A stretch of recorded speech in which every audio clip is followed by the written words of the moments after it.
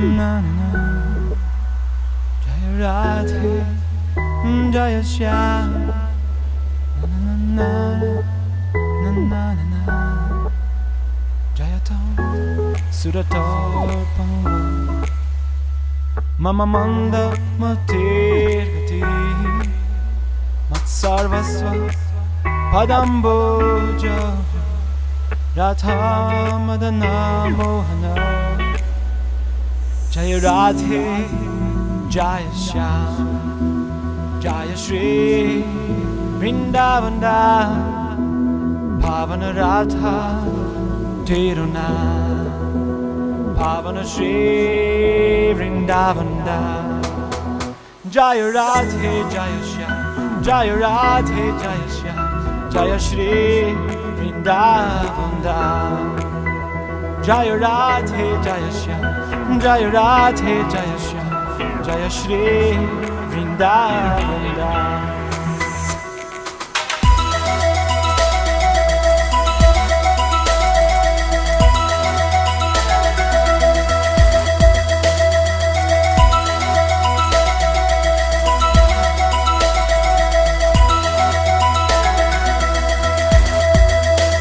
Hey Krishna, Karuna Sindhu, Dinabandhu, Jagatpati.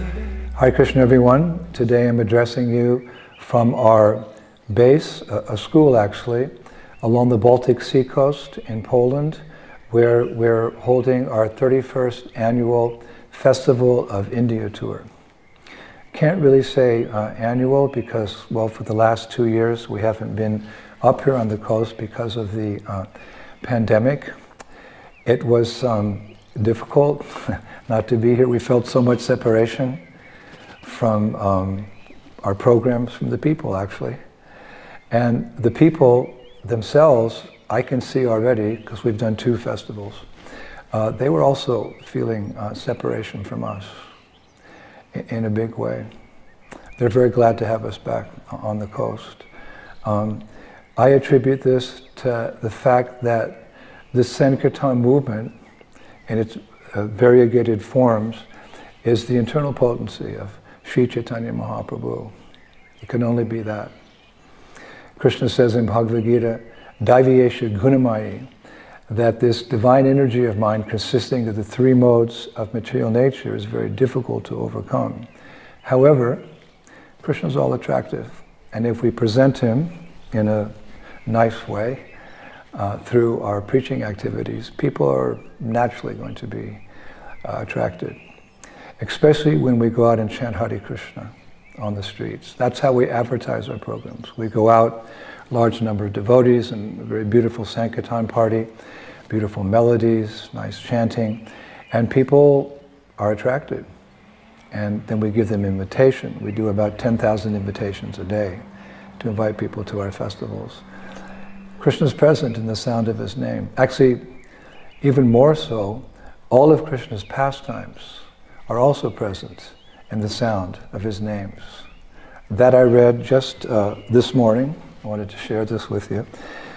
It's a verse by Srila Bhaktivinoda Thakur in his Harinam Chintamani 231. He writes, Krishnara Samagra Lila Name Vidyamana Namase Parama Tattva Tamara Vidhana.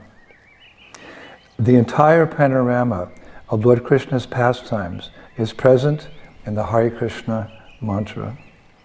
Lord Chaitanya has personally declared the Hare Krishna Maha Mantra to be the highest absolute truth. So no wonder people are attracted to Harinam. Actually, I was the first festival that we held in a town called Nihozhev. We came back from Harinam, and people were already assembling at the festival. And I went to the restaurant, and there was one lady there, and she kind of grabbed me, and she said, "Sir, I remember you. I want you to know that I have been waiting anxiously 2 years for you to come back." That was the first festival. I thought this was going to be an auspicious summer. And when I gave my lecture that evening, amongst the many shows that we have on stage. I give a lecture for about 40 minutes on Bhagavad Gita.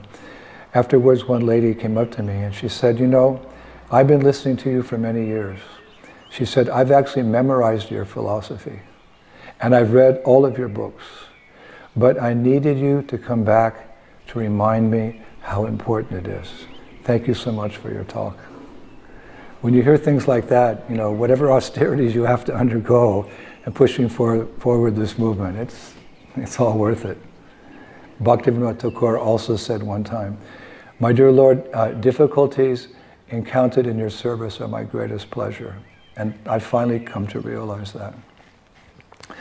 That first festival, I also met a family who was very eager to take a photo with me, like really eager. And I said, okay, I was busy, but I said, okay, I took the time. And then afterwards, they pulled out a photo, they say, which they keep on a table in their living room of me with them 15 years ago. And they said, we wanted an update, but we had to wait 2 years. I also met a lady who told me she's been coming for 30 years. Like, wow, 30 years to our event. And she said that she went through an extremely difficult time during the pandemic and she needed help, but she realized she needed spiritual help. So she was lamenting. She said, I never bought that book that you always show during your lecture. I never bought that book. Now I want to buy that book. I'm sure that will help me. She said, I walked all the way from my village. I'm a poor lady, but I've saved enough money to buy that book. So this is all the internal potency of Chaitanya Mahaprabhu.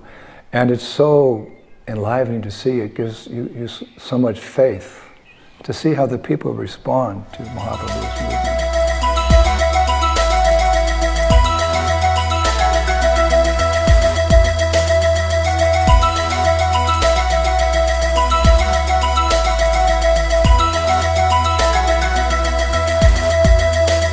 Hey Krishna, Karuna Sindhu, Dinabandhu, Jagatpati, Gopesha, Gopika Kanta, Radha Kanta, Namastuti, Tapta Kanchana, Gorangi, Radhe, Vrindavan Eshwari, Vrishabhanu, Sute Devi, Pranamami, Hare Priye, Hare Krishna, Krishna Krishna, Hare Hare, Hare Rama, Rama Rama, Hare Hare, Jaya Radhe, Jaya Shri, Jaya Radhe, Jaya Shri, Jaya Shri Vrindavan Dham. Jaya Radhe, Jaya Shri, Jaya Radhe, Jaya Shri, Jaya Shri Vrindavan Dham.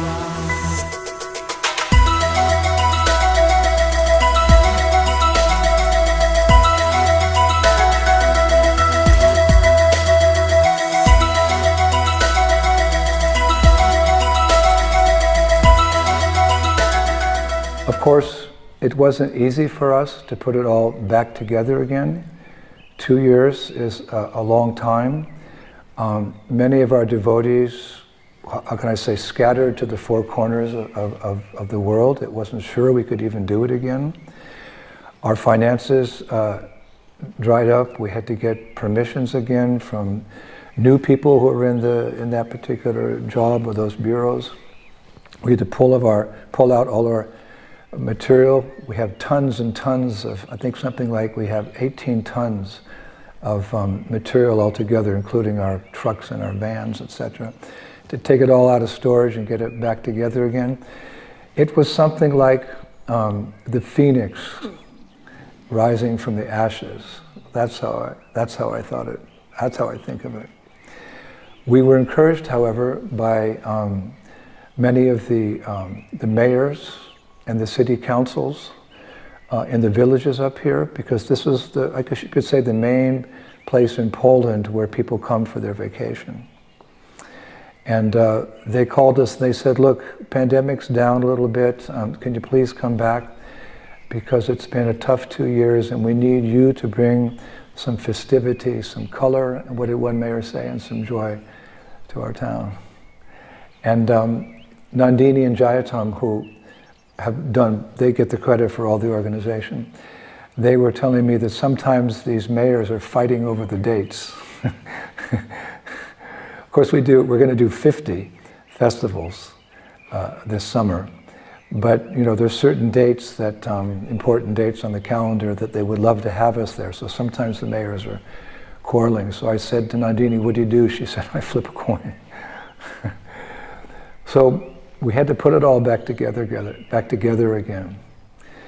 Not easy, and it's not exactly like it was before, in the sense that, because of what's happening in the world, what's happening here in Europe, especially, our manpower is down 50%. Usually we require about 250 devotees to do this event, and we have 110 now.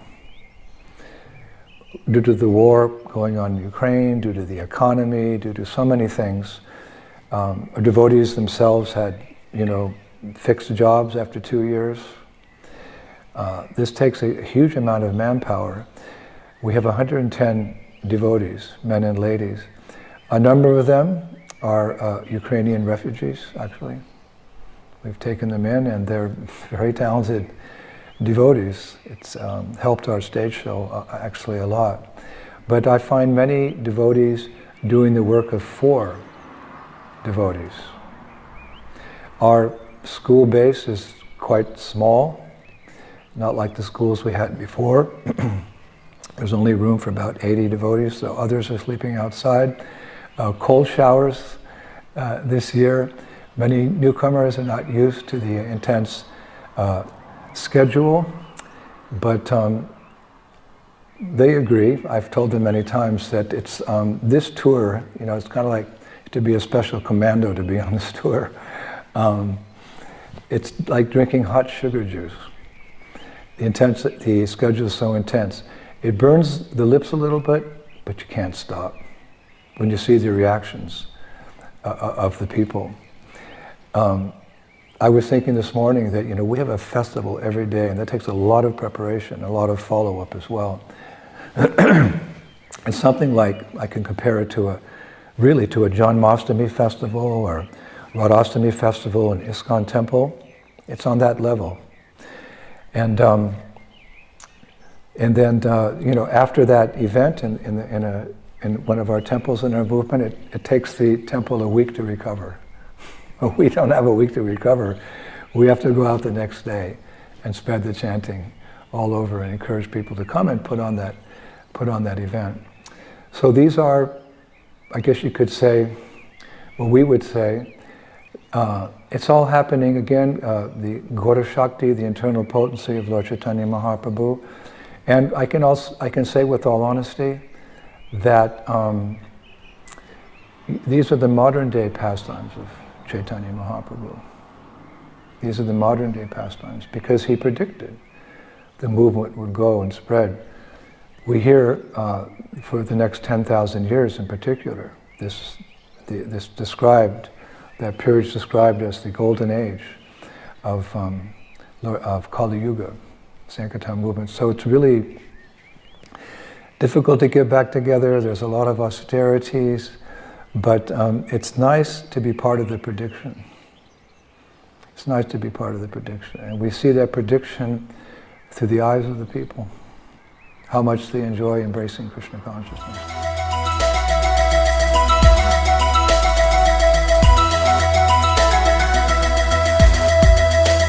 Hey Krishna, Karuna Sindhu, Dinabandhu, Jagatpati, Gopesha, Gopika Kanta, Radha Kanta, Namastuti, Tapta Kanchana, Gaurangi, Radhe, Vrindavan Ishwari, Vrishabhanu, Sute Devi, pranamami Hare Priye. Hare Krishna, Krishna Krishna, Hare Hare, Hare Rama, Rama Rama, Hare Hare. Jaya Radhe Jaya Shyam, Jaya Radhe Jaya Shyam, Jaya Shri Vrindavan Dham. Jaya Radhe Jaya Shyam, Jaya Radhe Jaya Shyam, Jaya Shri Vrindavan Dham.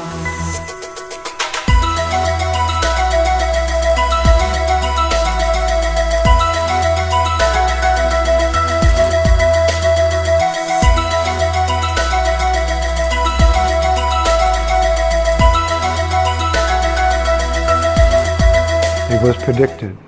One of my favorite verses is by Sarvabhauma Bhattacharya in his book Sri Gauranga Mahima. He has written, this is verse 62, and this is speaking about all the members of the International Society for Krishna Consciousness who, in their own ways, Sankirtan means the complete glorification of the Lord. So every devotee in this movement is contributing in some way that makes it complete and makes it potent and spreads the Sankirtan movement. So all of you get the credit. And here's a prediction of everything that we're all doing for under Srila Prabhupada's guidance, the Sankirtan movement. He writes, "From the time that the holy name of Hari became manifest on the earth, the Vaishnava folk became everywhere. Adorned with faultless tilak and neck beads, equipped with the Maha Mantra, in this manner they became present in the very midst of the age of Kali, where they purified the atmosphere, chanting Hari, Hari." So it's so wonderful to be, a privilege to be part of this movement, and the real reward, again, for us is to see the people coming forward and not only liking but loving Krishna consciousness. One of the things that inspired me to, make the phoenix come out of the ashes this year was remembering just a few years ago after one of our puppet shows for the children, because we actually make this an event for the family. It's a family affair. There has to be something for the children, for the young adults, for the parents, and even for the grandparents. There's something for everyone. I remember when one of our theater was finished, puppet show for children, there was this, everyone applauded, there was a big applause, and there was kind of a moment of silence waiting. They were waiting for what happened next before the master of ceremonies came on the stage.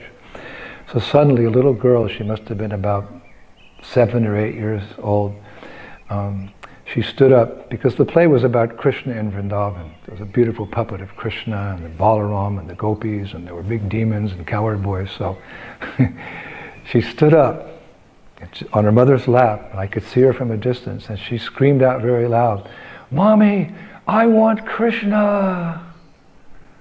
For me, that was worth all the tapasya I've done through these decades in organizing and putting on this festival. "Mommy, I want Krishna!"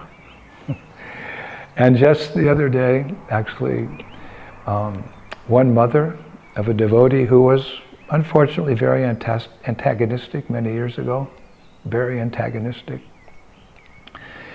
Finally, after so many years, I think it's like 20 years, her daughter, who's my disciple, brought her to the festival.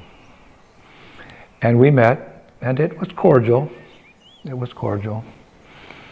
But she sat through my lecture, and at the end she said to her daughter, "That was wonderful," she said.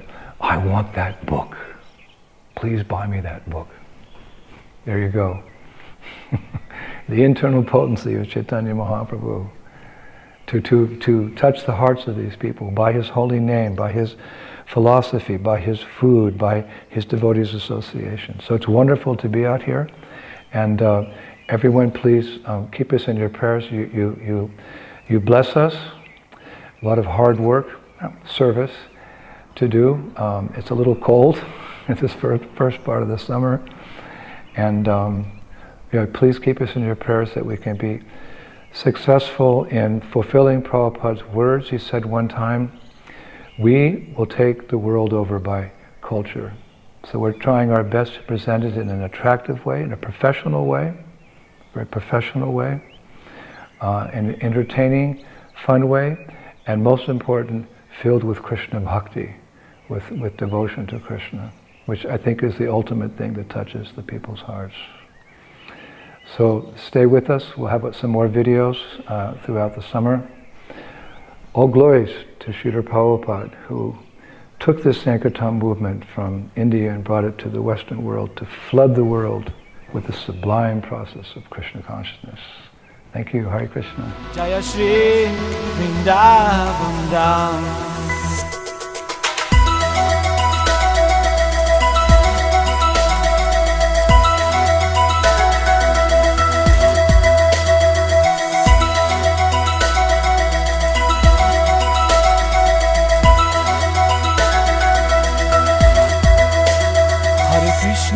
Hare Krishna, Krishna Krishna, Hare Hare, Hare Rama, Hare Rama, Rama Rama, Hare Hare, Hare Krishna, Hare Krishna, Krishna Krishna, Hare Hare, Hare Rama, Hare Rama, Rama Rama, Hare Hare.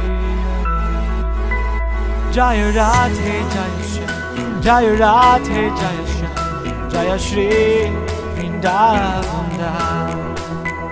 Jaya Radhe Jaya Shyam, Jaya Radhe Jaya Shyam, Jaya Radhe Jaya Shyam.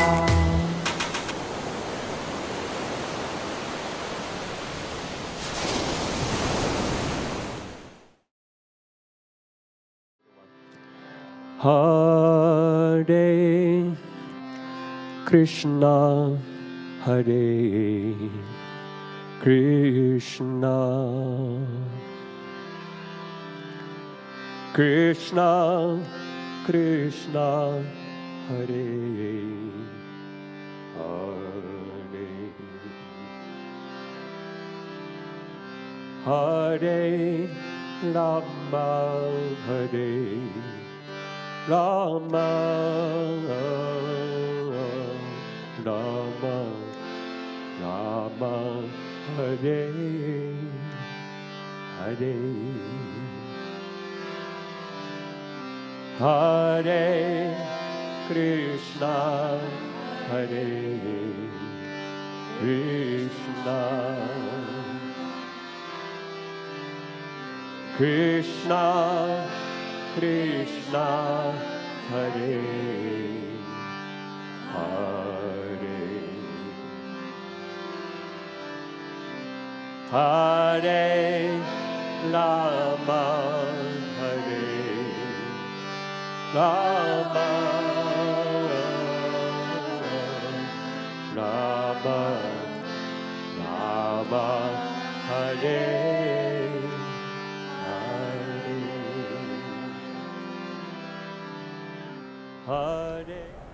I wish you were here with us right now.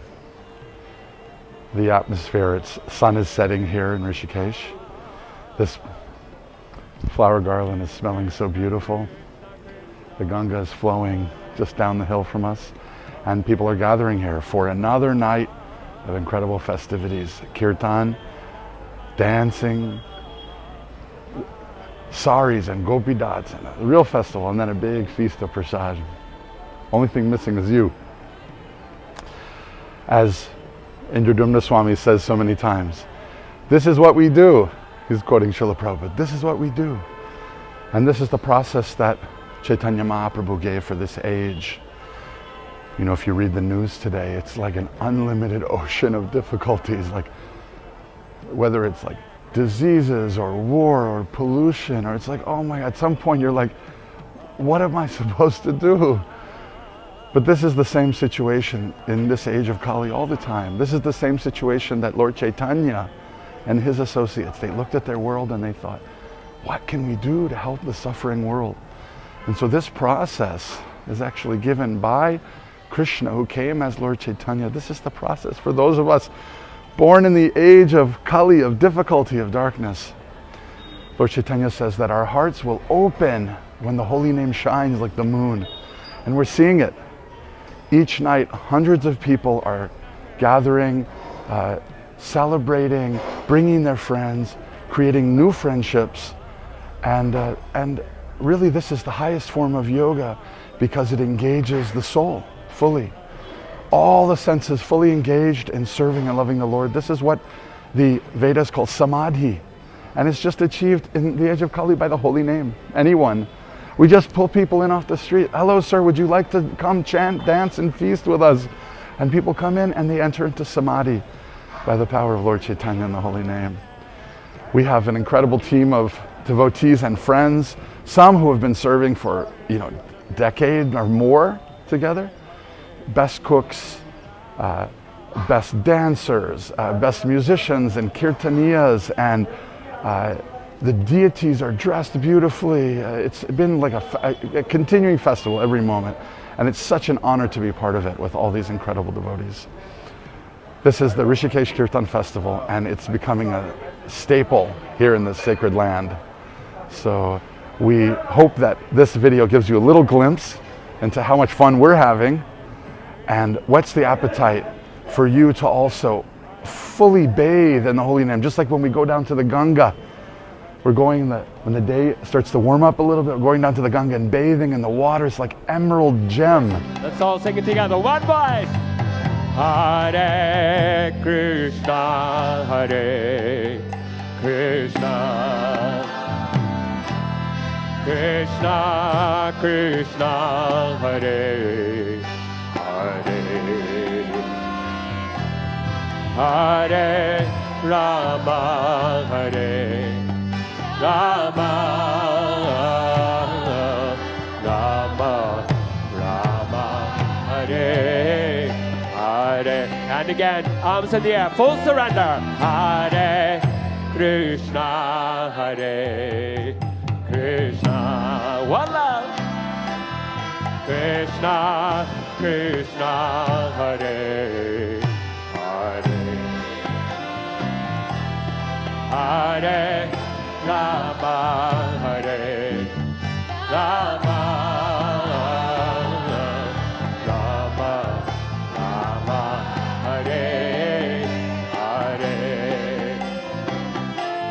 Hare. Hi, my name's Nikita. I'm from London. I'm here in Rishikesh. This is my second day. I didn't know about the Hare Krishna festival taking place. I heard about it through the grapevine, and I'm so happy I came here. It's just such a beautiful and a warm and united experience. So many people from all over the world, and everybody's dressed in their saris and got their face painting done, and it's just really beautiful and wholesome. The dancing was lovely, the chanting was beautiful.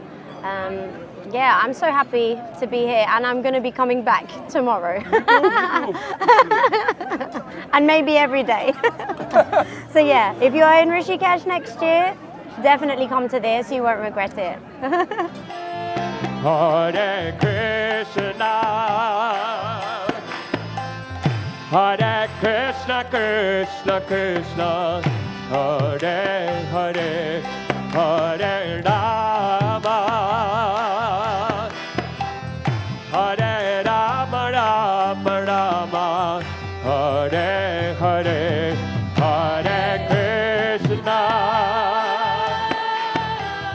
Hare Krishna, Krishna Krishna, Hare Hare, Hare Rama, Hare Rama, Rama Rama, Hare Krishna, Hare Krishna, Krishna Krishna, Hare Hare, Hare Rama, Hare Krishna, my name is Madhava. I was born on an island called Mauritius, and since I was 5 years old, my parents gave me this wonderful drum. It's called the mridanga, and I grew up playing this drum, basically being in touch with kirtan since I was 5 years old. And when I was 18, I decided to go to the holy land of Vrindavan and join the 24-hour kirtan there. And I had this amazing training under my kirtan guru, Indradyumna. My seva, my service was to do 6 hours of kirtan every day for 6 years. And he taught me a lot of little tips and little secrets about kirtan, especially, how to try and be humble. Because by being humble, we attract the heart of the Lord. This is the mood of chanting. And one of his last instructions, he told me, wherever you go, chant the holy names of the Lord, even if you have to chant to the four walls. So I've been trying to follow his instructions, and now we travel 25 to 30 countries every year doing, these wonderful festivals, trying to purify my own heart by chanting the holy names of the Lord, and trying to give this love, share this love with the people. Hare Krishna, my name is Premanjali. I am 22 and I grew up in a beautiful community known as New Govardhan in Australia. From a very young age I loved singing, and I started to learn kirtan from as early as 5 years old, but I never took it too seriously, and actually, to be honest, I was not much of a singer. Even though I loved it, my teacher used to take me out of the class and make me sing on my own because I could never follow with a group. But somehow I felt determined, and I felt so inspired to try and keep chanting and singing. And really, as I grew older, I found that kirtan was really what gave me the purpose to sharing my voice and to being able to sing. And it connected me with so many wonderful individuals. So I continued to sing and chant, and when I was a teenager I started traveling the world more and connecting with this international kirtan community, and it really changed my life. It made me the person I am, and it's taken me from point A to point B in so many ways. So I'm so grateful for that, and so happy to be here and to be chanting with everyone. Hare Krishna, my name is Hari Kirtan Das. I'm from Germany, and I've been a musician all my life. I've grown up as a devotee of Lord Krishna in Bhakti tradition, and being a musician, I've tried to explore many different types of music, but in all honesty, kirtan is the most satisfying place to be for me as a musician, and anything I've learned as a musician I've been able to offer in kirtan for the pleasure of all of you and for the pleasure of the Lord.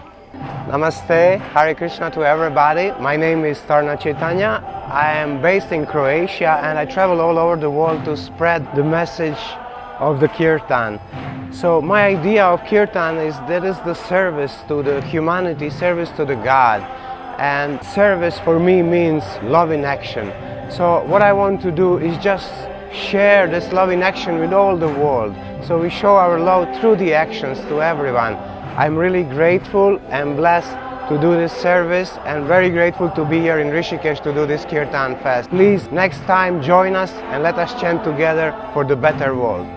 Hare Krishna, Namaste. I'm Sri Prahlad and I'm here at Kirtan Fest in Rishikesh, and I have had the honor and privilege of sharing Kirtan with people over the past many days, and I do this because it brings me the greatest satisfaction and fulfillment when I see other people happy taking the holy name, and there are hundreds and hundreds coming each day, and we can see how their hearts are moved, and that just gives my life fulfillment and a sense of purpose.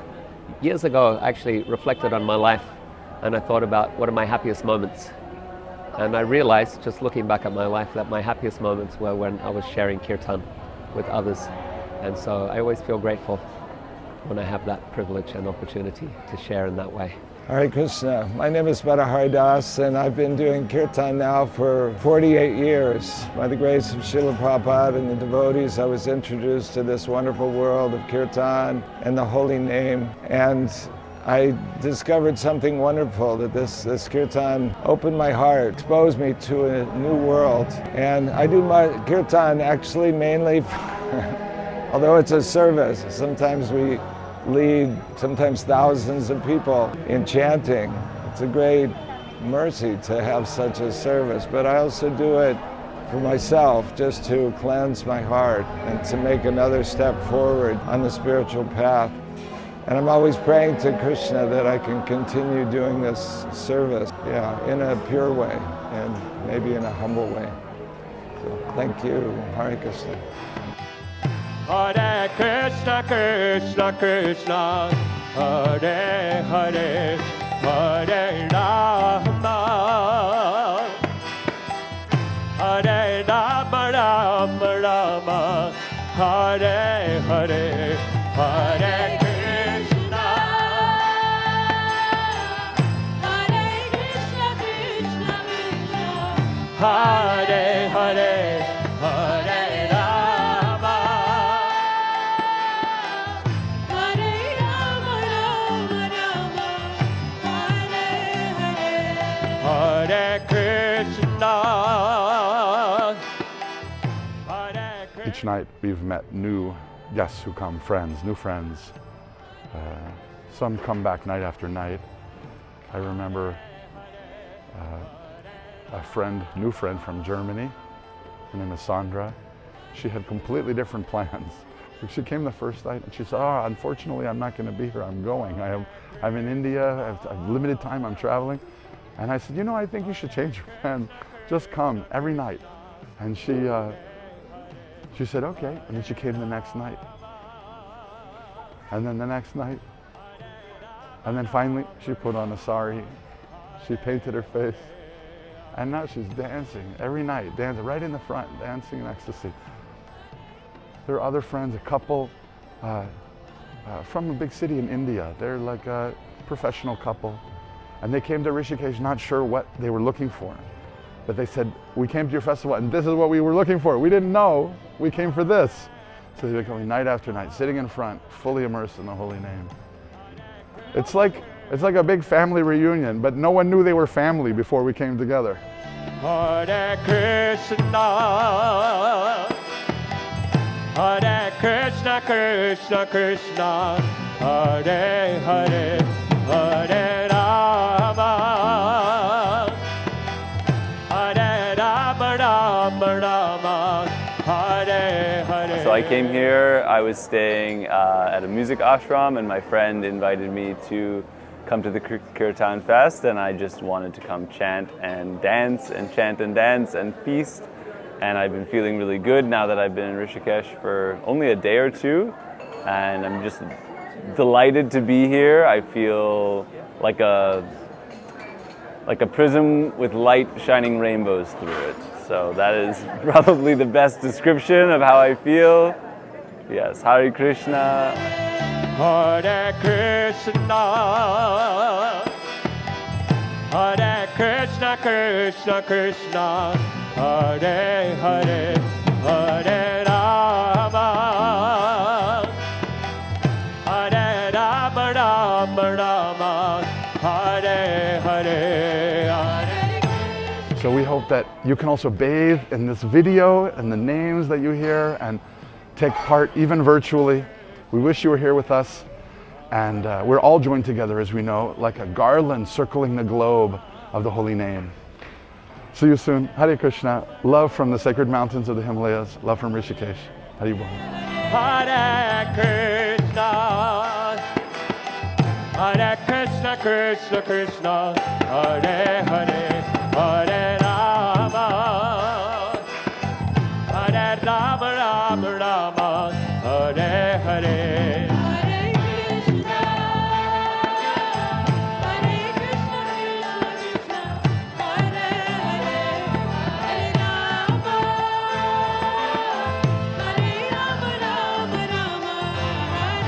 Hare Krishna,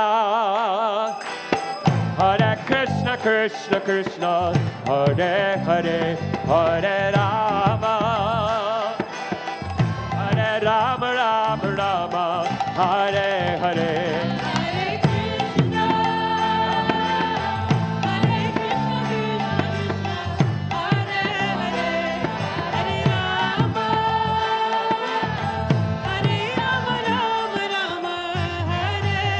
Hare Krishna, Hare Krishna, Krishna Krishna, Hare Hare, Hare Rama, Hare Rama, Rama Rama. Hare.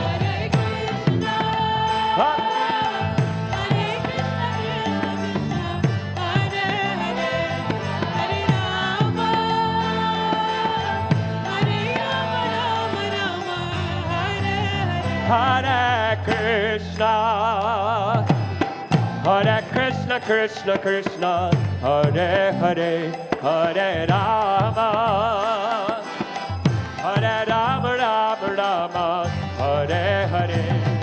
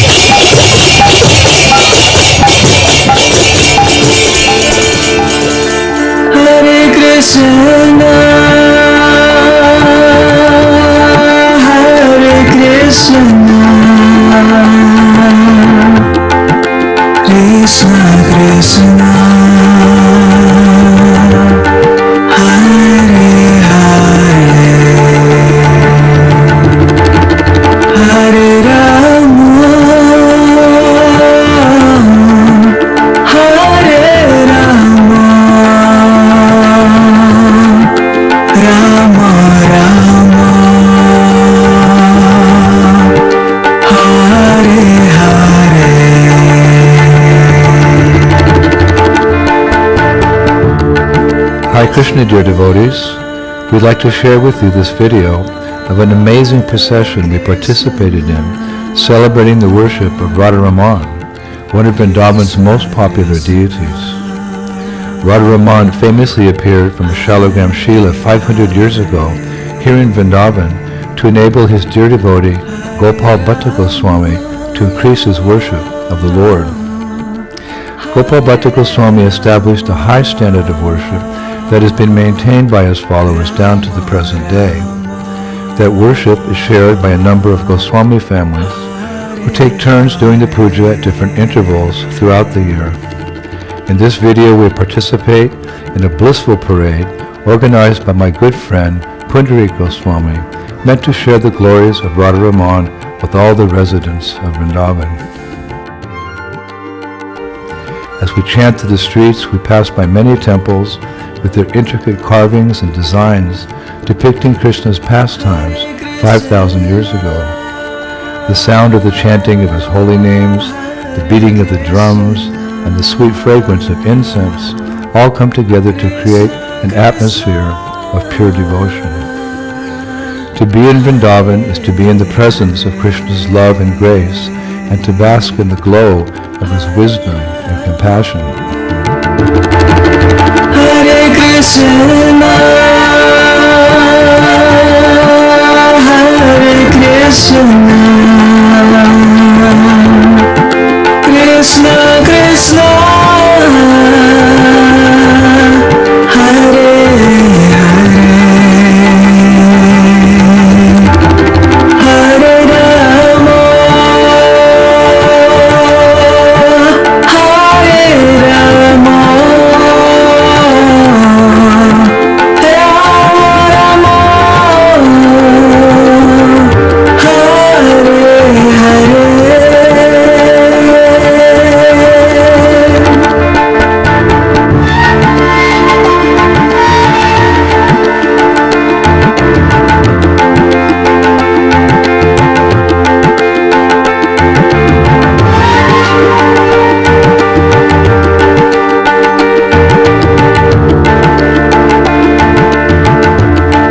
Hare Krishna,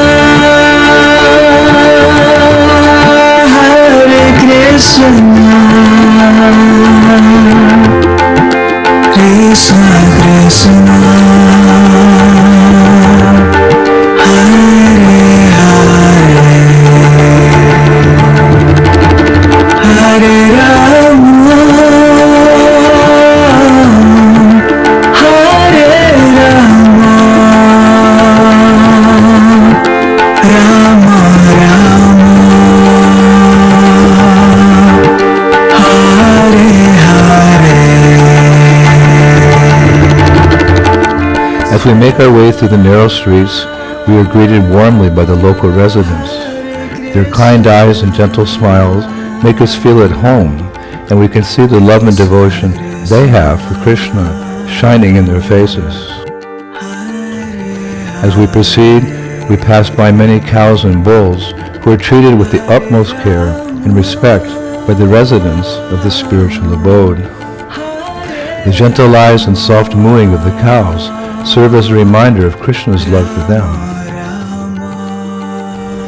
Continuing our walk, we chant the Hare Krishna mantra, feeling the presence of Lord Krishna all around us.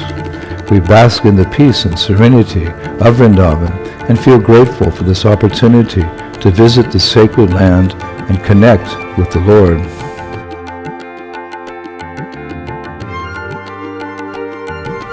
In conclusion, our journey through the streets of Sri Vrindavan Dham fills our hearts with love and devotion for Lord Krishna. The many temples and the sound of the chanting of Krishna's holy names create an atmosphere of pure devotion. The warm greetings from the local residents and the sight of their love and devotion for Lord Krishna reinforce our own love and connection with Him. Will always hold a special place in our hearts as an opportunity to share the glories of Radharaman and Gopal Bhattacharya Swami, not only with the Brajabasis, the residents of Vrindavan, but with all of you as well. All glories to Srila Prabhupada. Hare Krishna, Hare Krishna, Krishna Krishna, Hare Hare, Hare Rama,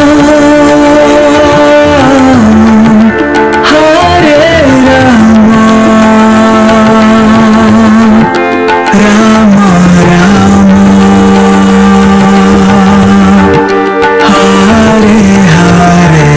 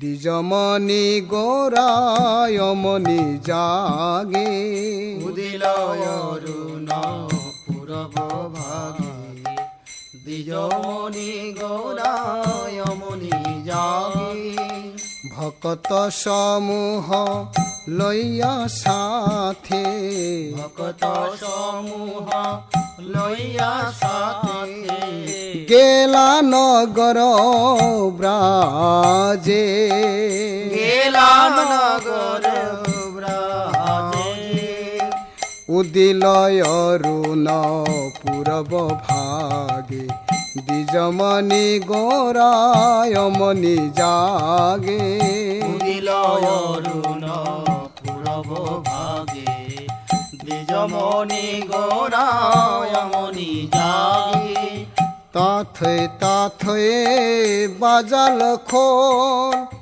ঘন ঘন তাহে So this place, Mayapur, is a transcendental abode. If we had the eyes to see, Premanjani Chariti Bhakti Vilochenana, if we had spiritual eyes to see, we would see Mahaprabhu going by with his kirtan party, with Nitai and Gadadhar and Srivasit, Nitai, they would all be there. We don't have that vision, but we should accept that fact on the basis of Guru, Shastra and Sadhu. This is a transcendental abode. Unfortunately, it's Kali Yuga, and the abodes become covered. Of course, you can never cover, matter can never cover spirit, but according to our vision, the Dham is covered by improper activity and so forth and so on. So it needs to be purified. And Prabhupada told my dear godbrother Bhakti Churu Maharaj that he had gone to the West to fulfill the order of his spiritual master, Srila Bhakti Siddhanta Saraswati Thakur Prabhupada, to spread Krishna consciousness in the English-speaking language, which really meant the whole world, because English is a common language all over the world. So that meant everywhere, actually. And Prabhupada did that. He planted the seed, and if you plant a seed in fertile soil, that seed has to grow by nature's law. So Prabhupada planted the seed of Lord Chaitanya's desire that the Sankirtan movement go to every town and village. And just as a seed is meant to grow, this movement will grow because it's the desire of Mahaprabhu. He said he wanted his name heard in every town and village of the world. So if God says something, it's not like an ordinary man. He says something, maybe it'll happen, maybe it won't. If God says it, in time it will come to pass. So it's only a matter of time till the whole world becomes Krishna conscious. That sounds like inexplicable to all of us, but we have to have faith. The movement will spread. And Prabhupada did that, but then Prabhupada told Bhakti Churu Maharaj, who told me this in confidence, that Prabhupada said to him, now that I've planted the seeds of Krishna consciousness all over the world, I've come back to Bengal to revive Krishna consciousness in the land of Gauranga. Haribo! So this was a desire. He said, this is my desire. Because Prabhupada was born in Bengal. He said, I'm a Calcutta boy. He grew up on the streets of Calcutta. So he had special affection. That's why we see when a very qualified person like Bhakti Churu Maharaj came forward, Prabhupada gave him first initiation, second initiation, sannyas very quickly. Because he saw, here's a capable boy, and Prabhupada wanted to revive Krishna consciousness, Gauranga consciousness in Bengal, because like everywhere else in the world, in many ways, it's gone to hell. This is the land of Gauranga. Everyone should have Vaishnav Tilak, Kanti Mala, they should be chanting the holy names of the Lord, reading Chaitanya Charitamrita. It's not happening. So those of you who are here preaching, going out and doing festivals, going out and doing book distribution, going out and speaking about Krishna to the people, you're fulfilling a personal desire of Prabhupada. His Guru Maharaj's desire was to go all over the world. That was also Prabhupada's desire, but I'm just saying, here's a very intimate service for all of you, to build this Mayapur community. And that means, well, so much, we could go on for hours, to build the TOVP, to prepare the world to come and see such a magnificent structure. This is not built for us, this is built for the world to see and become inspired in Krishna consciousness. So you have a very intimate service. You have to take away that veil of illusion that's come here in the form of greed and so forth and so on. People come to Bengal to make money or become famous. You just want to serve Prabhupada's personal desire to revive Krishna consciousness in the land of Gauranga. You are blessed just to be here, whether you're born here or whether you've adopted Bengal as your Prabhu.desh, your place of service. You can be Australian, American, Chinese, Russian, whatever. If you make this your mission here, you'll get Prabhupada's personal blessings. You have no reason, no excuse not for going back to Godhead in this lifetime. You have a lot of kripa here, Prabhupada wanted us, he said every year he told us, Sankirtan devotees, come to Mayapur every year. The GBC said, but Prabhupada, how will the Sankirtan movement go on? There'll be no money. Prabhupada said, they should all come every year to Mayapur for the festival. He wanted devotees to come, and he wanted non-devotees to come. Not just Bengali non-devotees. He wanted Chinese. He wanted New Zealand. He wanted Canadians. He wanted Eskimos. He wanted everyone to come to Mayapur, the birthplace of Mahaprabhu. So you have to create that by going out and preaching. You're blessed. To be a preacher here in Mayapur, oh my gosh, you're going to get so much mercy. Prabhupada wanted to revive Gauranga's movement here in Bengal. So these Sankirtan vans, they're a perfect way to do it. These are like Vaikuntha chariots. You know, they're going out and picking up people and taking them back to the spiritual world. So Prabhupada wanted every town and village, including Bengal.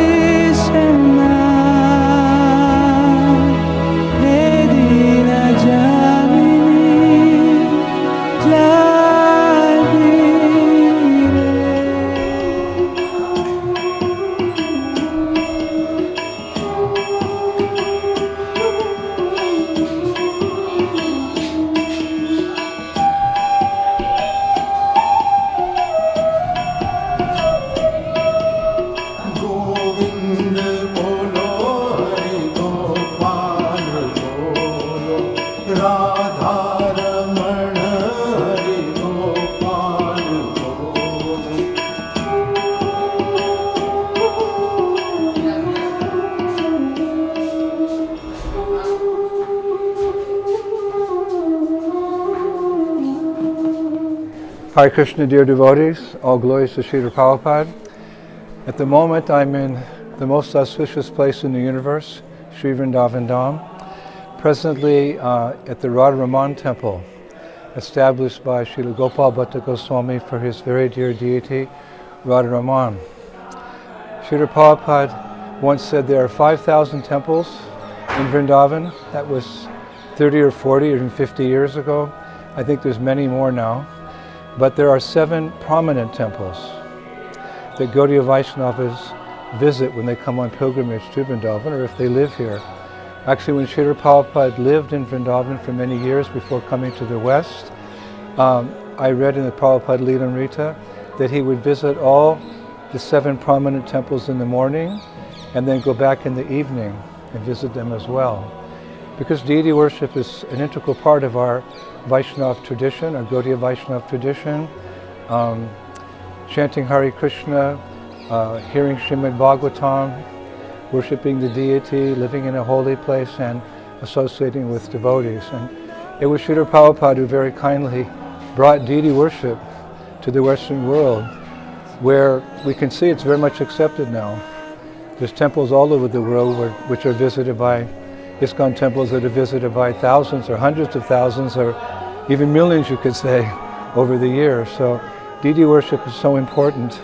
And this particular temple, Radharaman temple, Srila Prabhupada said one time that we could come here to learn the process of deity worship. Apparently, with his association with this temple and the Goswamis who run this temple or oversee this temple, Prabhupada was impressed with their puja, which was of course established by Srila Gopal Bhatta Goswami. So he encouraged us to visit here and to learn about the deity worship, not only the rituals but the mood, the bhav. So I've taken that very seriously. I love to do deity worship. I've done deity worship most of my career. Even as a traveling sannyasi, I've always traveled with deities. So in my association with the temple here and the personalities who worship in this temple, I came in contact with one of the Goswamis. There's actually many Goswami families that do the worship here at different intervals during the year. Many families actually. I think each Goswami family gets 1 week. And I came in contact with now a very good friend of mine, Pundarik Goswami, and his family. We've spent a lot of time together. He actually came to my Polish festival tour, Festival of India on the Baltic Sea coast with his family. He spent 2 weeks with us. He went out on Harinam Sankirtan with us every day. He attended the festivals, sat in the audience and heard my humble self lecture when he's a well-known speaker on the Bhagavatam and Gaudiya Vaishnava philosophy. But somehow or other we became very close friends. So when it comes time for his 1 week service at the Radharaman temple, he becomes very excited about that. His whole family, his whole entourage, he has many friends, etc., helpers. He's invited us to participate. Just like yesterday, it was his first day for his seva to Radharamanji. So the ceremony is that, when it comes time for a Goswami to do his worship to the deity, he comes to the temple, and the last Goswami who was doing that worship, it's a whole ceremony. They bring the keys to the altar. It's going back to the time of Gopal Bhatta Goswami, established the standard of worship here. So we were present. He invited me to be there with him. There was a crowd of, 800 people in the temple. Somehow or other, people fit in. There's so many. This is a very popular temple. So thousands of people come, but we were there and he received the keys, and he was very kind. He was touching the keys to the heads of different people who are, in the temple. I also got the keys around my neck like that. So it's great mercy. There's a lot of mercy. One can get a lot of mercy here in Sri Vrindavan Dham. And we did this, we were part of his worship last year as well.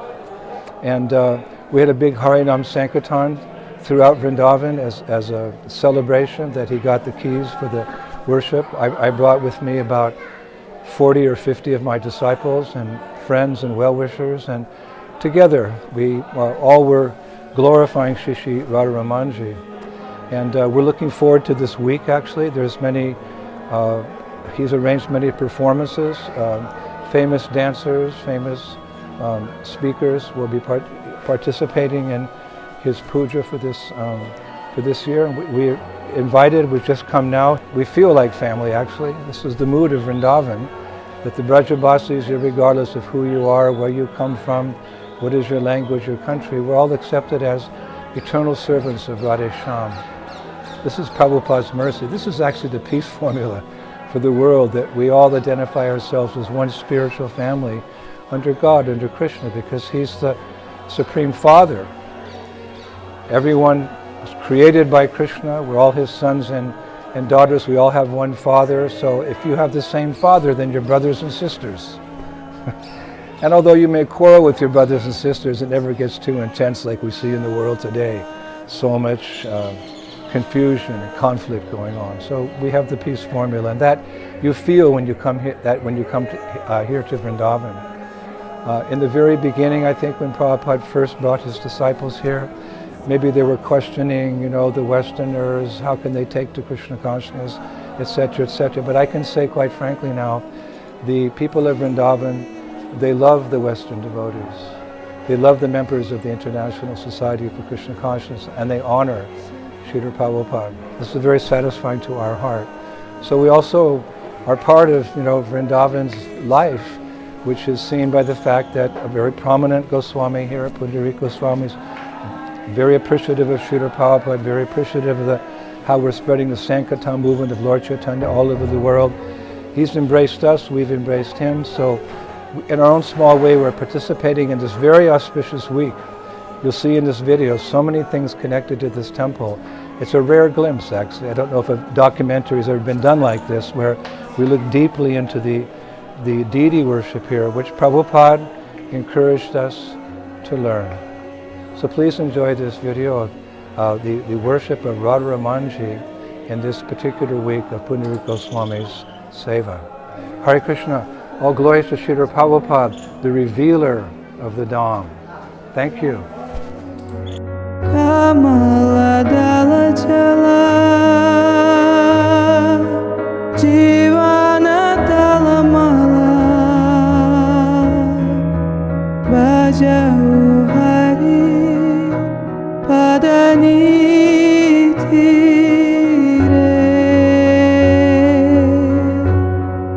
Smarana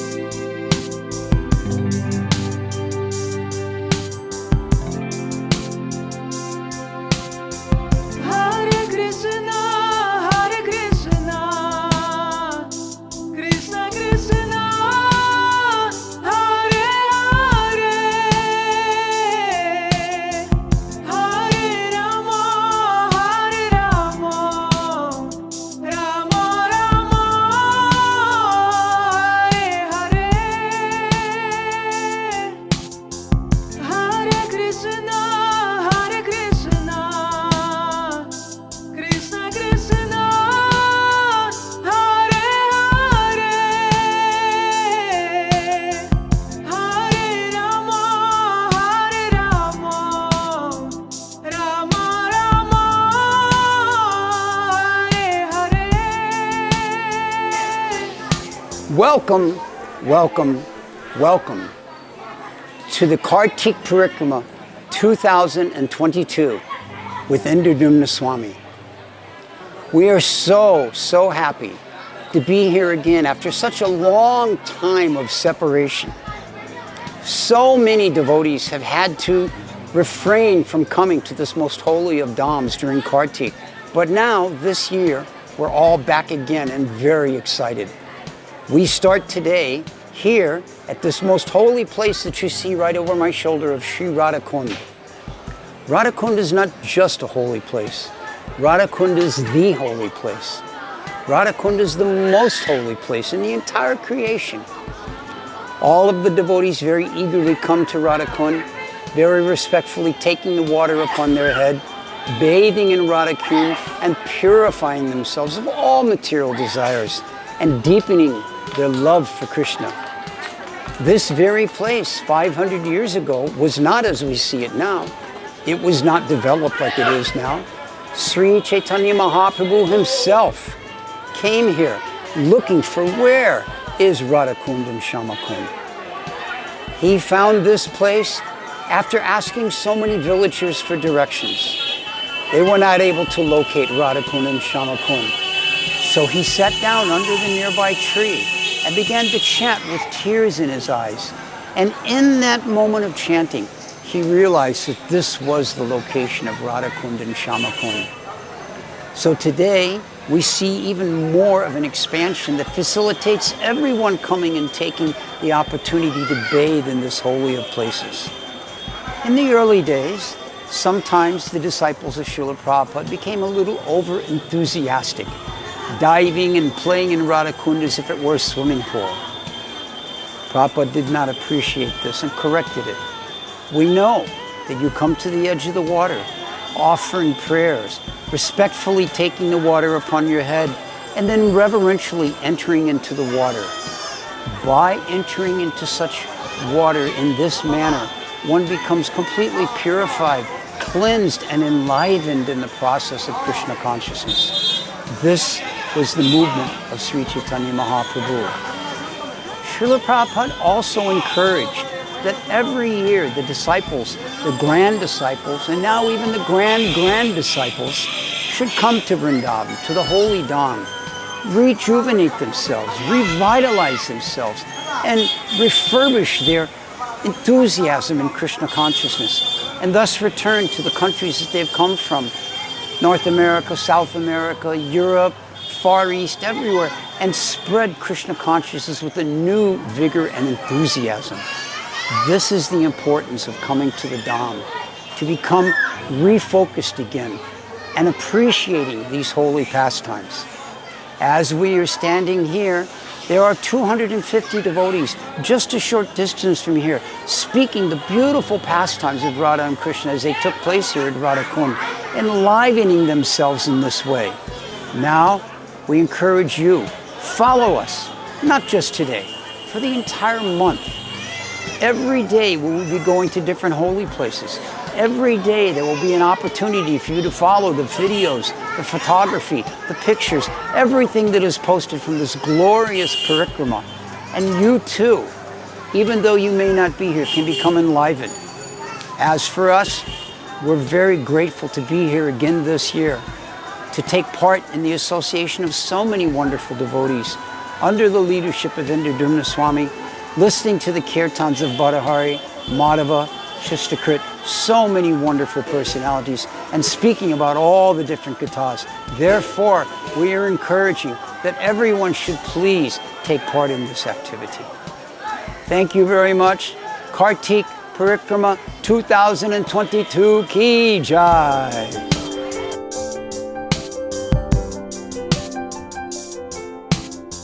Hare Krishna, Krishna Krishna,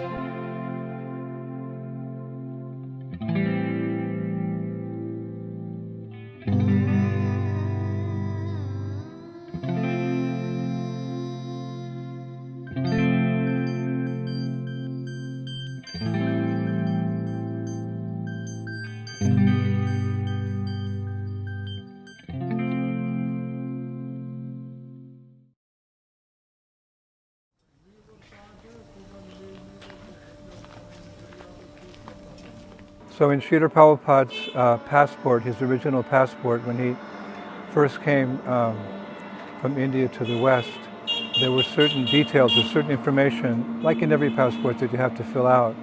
And when it asked the question, what is your occupation? Prabhupada said, servant of Srila Bhakti Siddhanta Saraswati Thakur. That's the occupation. And the next line was, what is your home address? And he wrote Vrindavan, UP, India. So we are followers of Srila Prabhupada. He's the founder Acharya of the International Society for Krishna Consciousness. He's the Acharya, one who teaches by his deeds and by his words. He's our eternal spiritual father.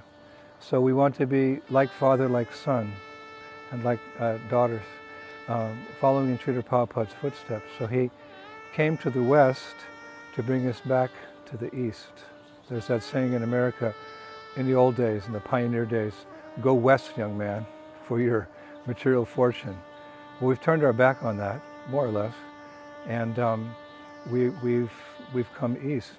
We've come to India, to Bharat. One of the original names of India was Bharat, and one translation of Bharat is light. So light in the sense of being enlightened by transcendental knowledge, coming from our beloved spiritual master Srila Prabhupada. So as Prabhupada went to the West, he came back to India. At one point, he came back to India to revive Vedic culture, more specifically Krishna consciousness in this country. And he considered that Vrindavan was like his home. So we also think like that. So we've come back from the West also.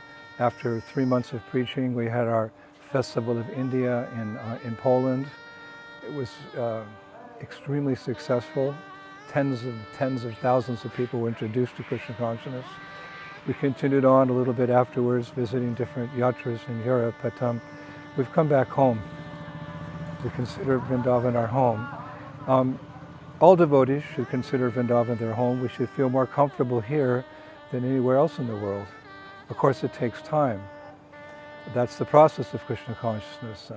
We become purified of all unwanted things in the heart, all unwanted attachments, identities. I'm American, I'm Russian, I'm German, I'm French, I'm Australian. Those are all material designations. We don't feel comfortable with those designations, actually. So we have to learn to become Brajabasis. We have to practice becoming Brajabasis. Because when we go back to the spiritual world, we'll be eternally Brajabasis. So as quickly as possible. So it's good to come to Vrindavan, if possible, from time to time. Everything done here, it's extremely purifying and uplifting, devotionally uplifting. So I consider it my great fortune as a sannyasi to be able to travel. And on my travels, of course I travel in the order of my spiritual master. Prabhupada said to me, preach boldly and have faith in the holy names. But like a magnet, I always come back to Braj, because this is the lap of Krishna. Prabhupada also described at one time, Vrindavan is the playground of God. So we come here and we get accustomed to being Brajabasis. We're not foreigners. No one is a foreigner to Krishna consciousness. Like George Harrison said one time, everyone's a devotee of Krishna.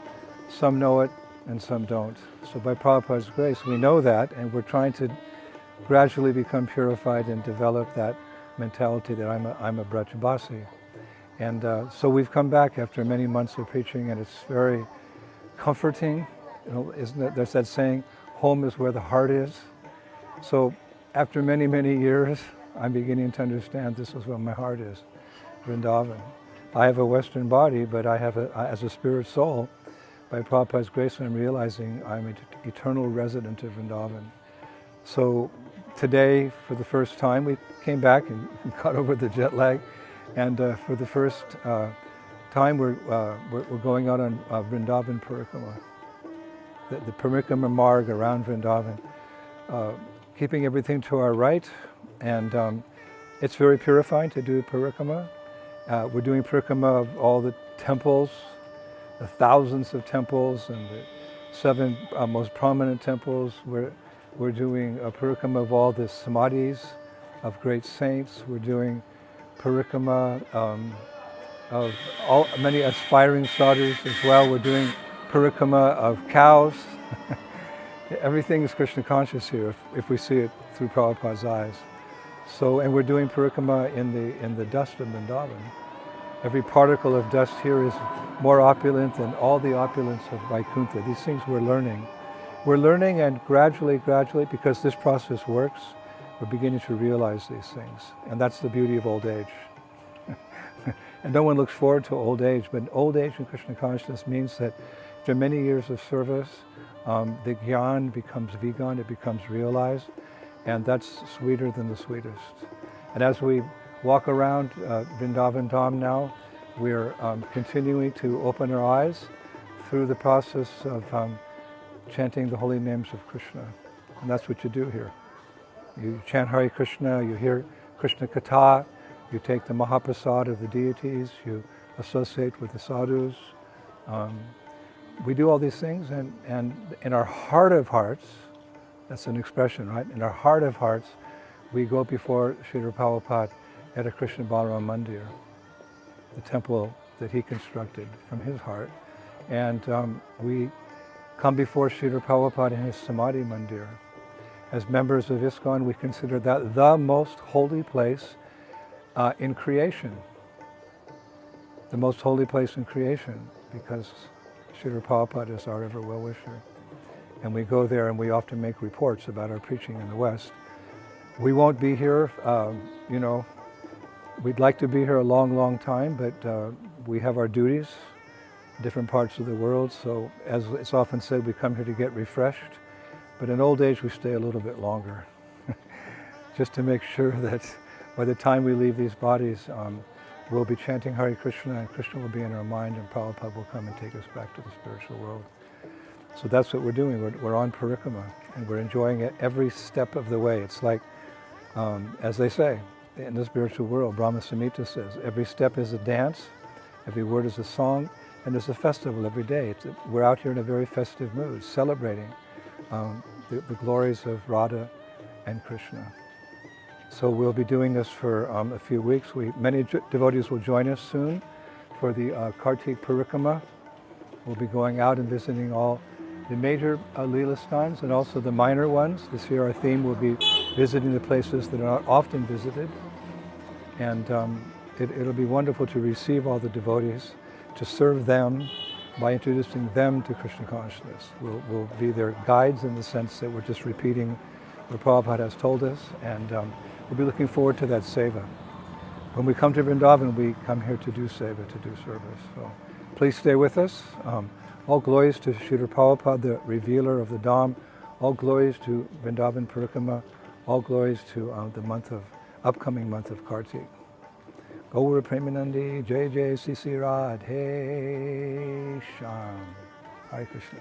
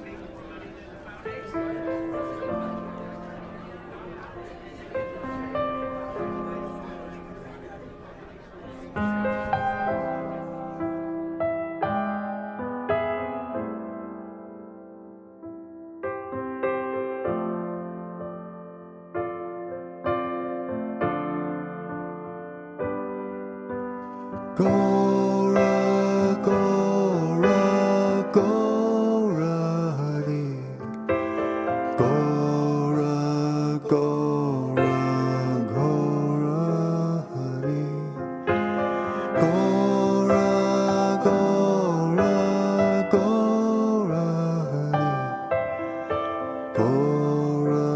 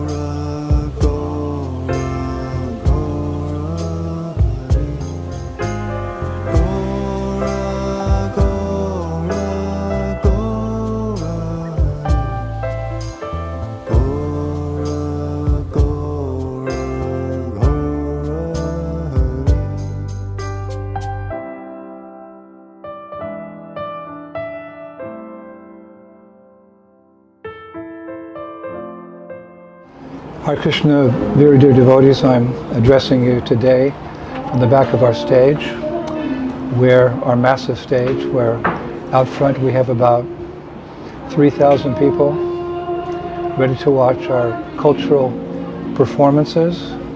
Very satisfying for the hearts of the Vaishnavas to see so many people coming forward. Srila Prabhupada said one time that we will take the world over by culture. And when you think of culture, what do you think about? Well, you think about music, theater, dance, philosophy, good food. And we have the best of all of that in our Krishna conscious movement, in our Gaudiya Vaishnava tradition. And here along the Baltic Sea coast for the last 35 years, we're doing our best to present that culture as it is. My experience is that the cultural aspects of Krishna consciousness really touch the people's hearts and bring forth bhakti, spiritual emotions. They may not realize who's the Supreme Personality of Godhead, but they love the food. The theaters are very attractive, they're well rehearsed, they're professional, and they're devotional. Many of our acts bring forth that feeling of Krishna consciousness in the hearts of the people. So it's so nice presenting Krishna consciousness in this way. The Sankirtan movement means, I've explained this before, Sam means complete and Kirtan means to glorify the Lord. So Sankirtan is the complete glorification of the Lord. It means that everyone in this movement has something to offer the Sankirtan movement. And Prabhupada liked this cultural approach. It was more simple in the early days. I think the pioneers who get the credit for this cultural approach was the Vaikuntha players. Prajapati Prabhu headed that up in the 1970s, and Prabhupada would attend those little dramas, those little theaters, and he appreciated it. I remember after one theater, I saw it online, he joked about Mr. Hiranyakashipu, how he was performing. So Prabhupada encouraged the Vaikuntha players to continue like that, so we're taking up where they left off. We have a group of about maybe 50 or 60 actors and performers for all different aspects of our show. And I was thinking the other day that it's a miracle, because there was one writer, one poet, Rudyard Kipling. He once said, "East is east and west is west, and never the twain shall meet. Never the two shall meet." We could understand that in the 19th century, how the world was. It wasn't possible. But Srila Prabhupada proved him wrong by leaving India and coming to the West and transplanting, you could say, Vedic culture, more specifically our Gaudiya Vaishnava tradition, the movement of Sri Chaitanya Mahaprabhu in the Western countries. You could say he synthesized the East and the West, because our performance here, you could say it's not strictly Vedic. Like Prabhupada was very innovative in his preaching. We know that when he came to the West, he allowed ladies to live in the temple. That wasn't happening in India during those days, ever before. Ladies would go out and preach Krishna consciousness on the street. They received Gayatri mantra. Sannyasis could dress in Western clothes to preach in certain places of the world where it wouldn't be applicable to wear sannyas dress. In so many ways, Prabhupada was innovative. We also have to be innovative without sacrificing our core tradition. This is the art of preaching. As every epoch, as the ages change, we have to adapt Krishna consciousness so that the general public can be attracted. Again, without sacrificing our core values. Here on our tour, we're out on Sankirtan, dressed in dhotis and saris with tilak and neck beads and shaved heads and flower garlands, and we're chanting and dancing, and people come to our festival. We have different booths and different attractions. We teach yoga, we have a gift shop, we have a book shop, we have a face painting, we have cooking demonstrations. It's all just pure Krishna consciousness, but we found that on our stage programs, we adapt a little bit so that we get the attention of the people and they feel comfortable. One mayor in America, a couple of years, well, before the pandemic, when we were touring America with our show, he came and watched one of our theaters. I think it was the Ramayan. And afterwards he said to me, you know, Maharaj, your show is as good as Broadway.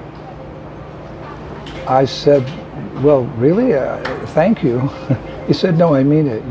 I can see you've rehearsed for probably many months, and your performers are, you know, I can see they've learned ballet, they've learned to sing, they've learned to dance and express themselves very professionally. He said, but your show's better than Broadway.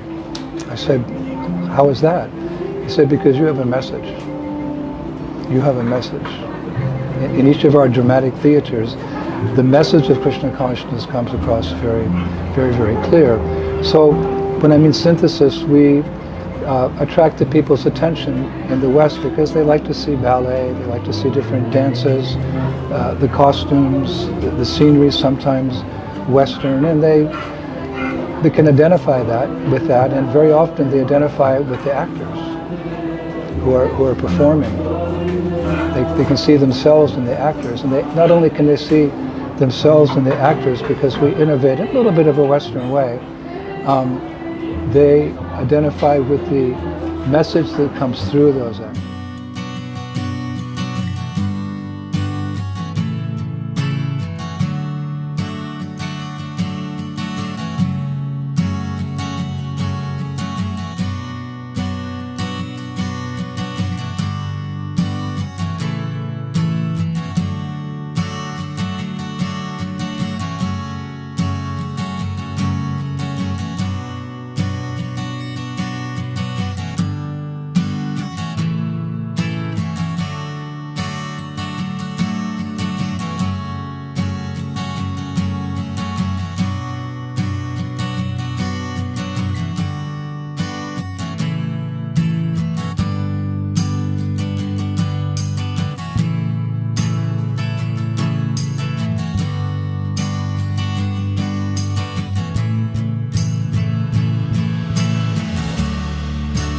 Hare Krishna,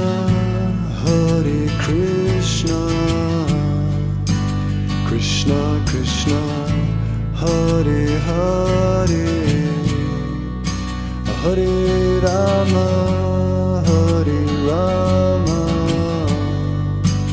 Rama Rama, Hare Hare, Hare Krishna, Hare Krishna, Krishna Krishna, Hare Hare, Hare Rama, Hare Rama, Rama Rama, Hare Hare.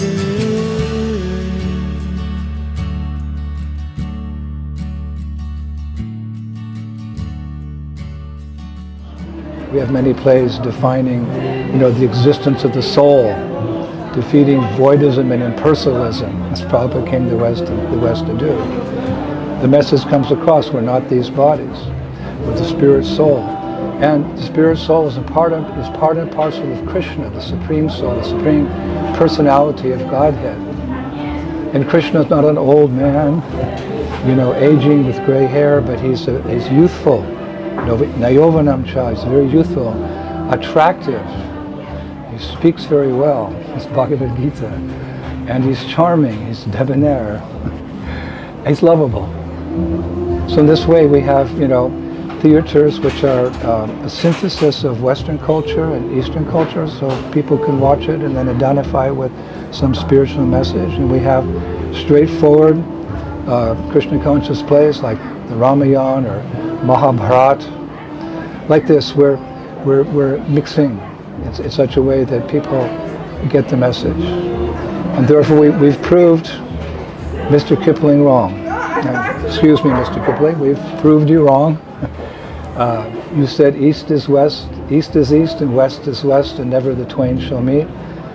Prabhupada had the courage to leave India and prove you wrong, because this movement is actually for the whole world. Although our culture appeared in India, it's not Indian. Our culture is the culture of the spiritual world. Even beyond Vaikuntha, our culture is the culture of Goloka Vrindavan. That's our culture. And that's the natural state of every living entity, to be Krishna conscious. So what we're doing is we're introducing the neither Eastern culture or Western culture. We're introducing the culture of the spiritual world. And if it's done in a very attractive, very colorful, very festive, professional and devotional way, people can identify with it. So therefore, during our programs, after our festival's over, I go to the book table and I ask how many books have been distributed. And every festival, between 25 and 50 Bhagavad Gitas have been sold. And I'm very busy throughout the festival actually writing a dedication and signing the books like this with the date, because I tell the people, you can. This is what you can take home from your summer vacation, something worthwhile that'll guide you through this life and on to the spiritual world. It's the most valuable thing you can bring home, more valuable than your tan, which will fade away in a few days. So we're very happy of trying to fulfill this particular prophecy of Srila Prabhupada that will take the world over by culture. Not only our stage show, but the whole atmosphere of the festival is just pregnant with Krishna consciousness. And we actually thank the people. We thank the people for coming, because what would Sankirtan be without the people? They're all our brothers and sisters. They're the lost sheep, the black sheep wandering in this world. But we see them as our brothers and our sisters, and we actually love the people. We truly do. During the pandemic, I missed many things in Krishna consciousness, but I really missed the people. One of our acharyas, I believe it was Baladev Vidyabhusana, he's written that the Sankirtan movement of Sri Chaitanya Mahaprabhu is even more attractive in the material world than it is in the spiritual world. In the spiritual world, there's a part of Goloka, Svetadweep, where Sri Chaitanya Mahaprabhu and his Sankirtan party, uncountable pure devotees of the Lord, are having kirtan and performing with Mahaprabhu and his pastimes. Some pure devotees I was reading, they have an identity in Krishna's pastimes there and also in Chaitanya Mahaprabhu's pastimes. It's quite deep and mystical. But even then, Baladev Vidyabhusana says the Sankirtan movement in the material world is even more attractive. Why? Because of the background of the darkness of ignorance in this world. What does that mean? Well, we learn that in theater. When we're doing a performance, we have a black backdrop so that the actors stand out in their beautiful outfits and costumes, very colorful costumes. If you have a colorful background and colorful artists, you get all kinds of merges. So this is one technique in theater. You have a dark background and silhouettes everything very nicely. So in that way, with the background of the darkness of ignorance in this world, Sri Chaitanya Mahaprabhu's pastimes are very attractive. And it's so satisfying to the heart to see the people of Kali Yuga, Kalo Subda Sambhavan, very, very fallen to various degrees, just to capture their attention and see this beautiful dance, this beautiful theater, this poem that we heard, or this lecture we heard, or this food that we tasted. It just opens our hearts like the lotus flower blossoming with the sun. With this experience, we see people actually awakening to Krishna consciousness. This is a miracle of Chaitanya Mahaprabhu.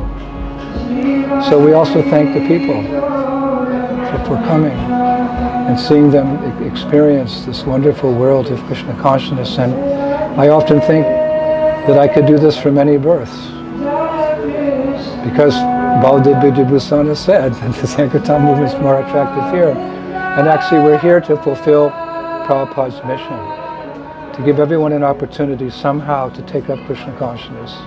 Rupa Goswami says that somehow or other,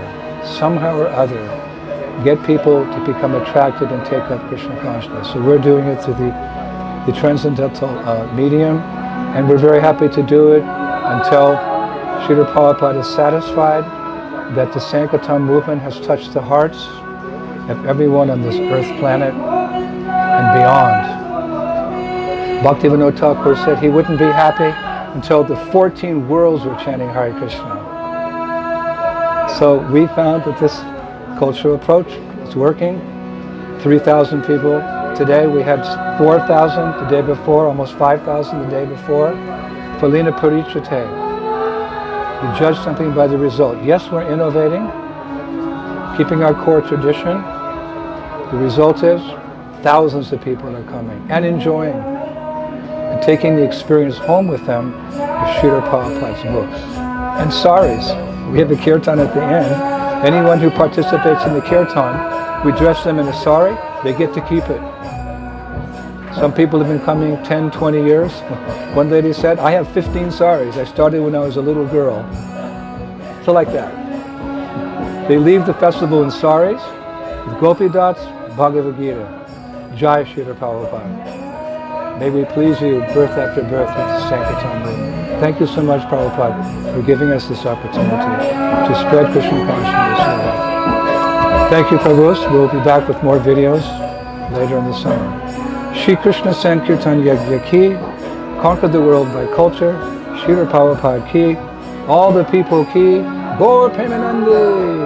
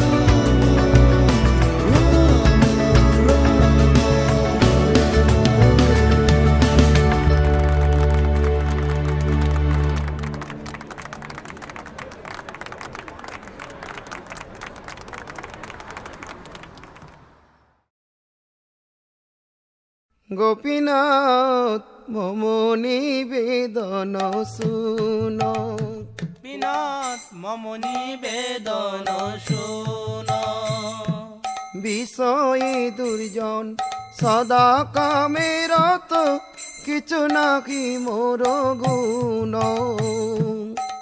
Bishoyi দুর্জন সদা কামরত কিছু নাহি মোর গুণ গোপীনাথ আমার ভরসা তুমি গোপীনাথ আমার ভরসা তুমি তোমার চরণে লইন শরণ তোমার কিঙ্কর আমি তোমার চরণে লইনু শরণ তোমার কিঙ্কর আমি গোপীনাথ কেমনে শোধিবে মোরে গোপীনাথ কেমনে শোধিবে মোরে না জানি ভকতি করবে জড়মতি পড়েছি সংসার ঘরে না জানি ভকতি কর্মে জড়মতি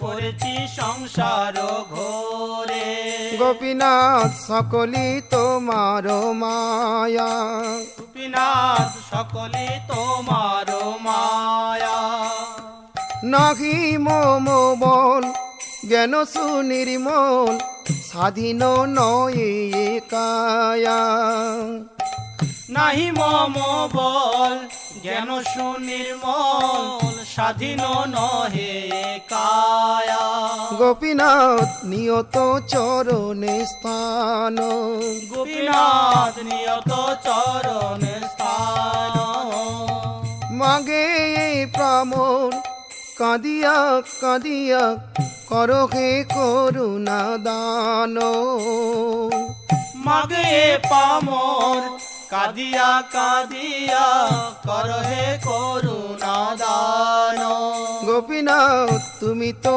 সকলি জানো গোপীনাথ তুমি তো সকলি জানো দুর্জনে তারিতে তোমার শকতি কে আছে পাপীর ইয়ারো দুর্জন তারিতে তোমার শকতি কে আছে পাপীর ইয়ারো গোপীনাথ তুমি কৃপা Krishna, as part of our Jaipur Parikrama this week, we've come to another very auspicious place.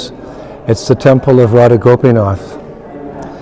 Gopinath was brought here around the same time as Govindaji and Madan Mohan, the three principal deities of Vrindavan, of course, after invaders attacked Vrindavan.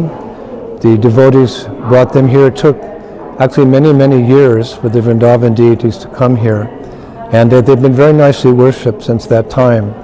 Generations of families have served these deities, Goswami families, and through the years by Prabhupada's mercy, I've become very close to the family here who worships Radha Gopinath. So when we come, devotees always get some special mercy.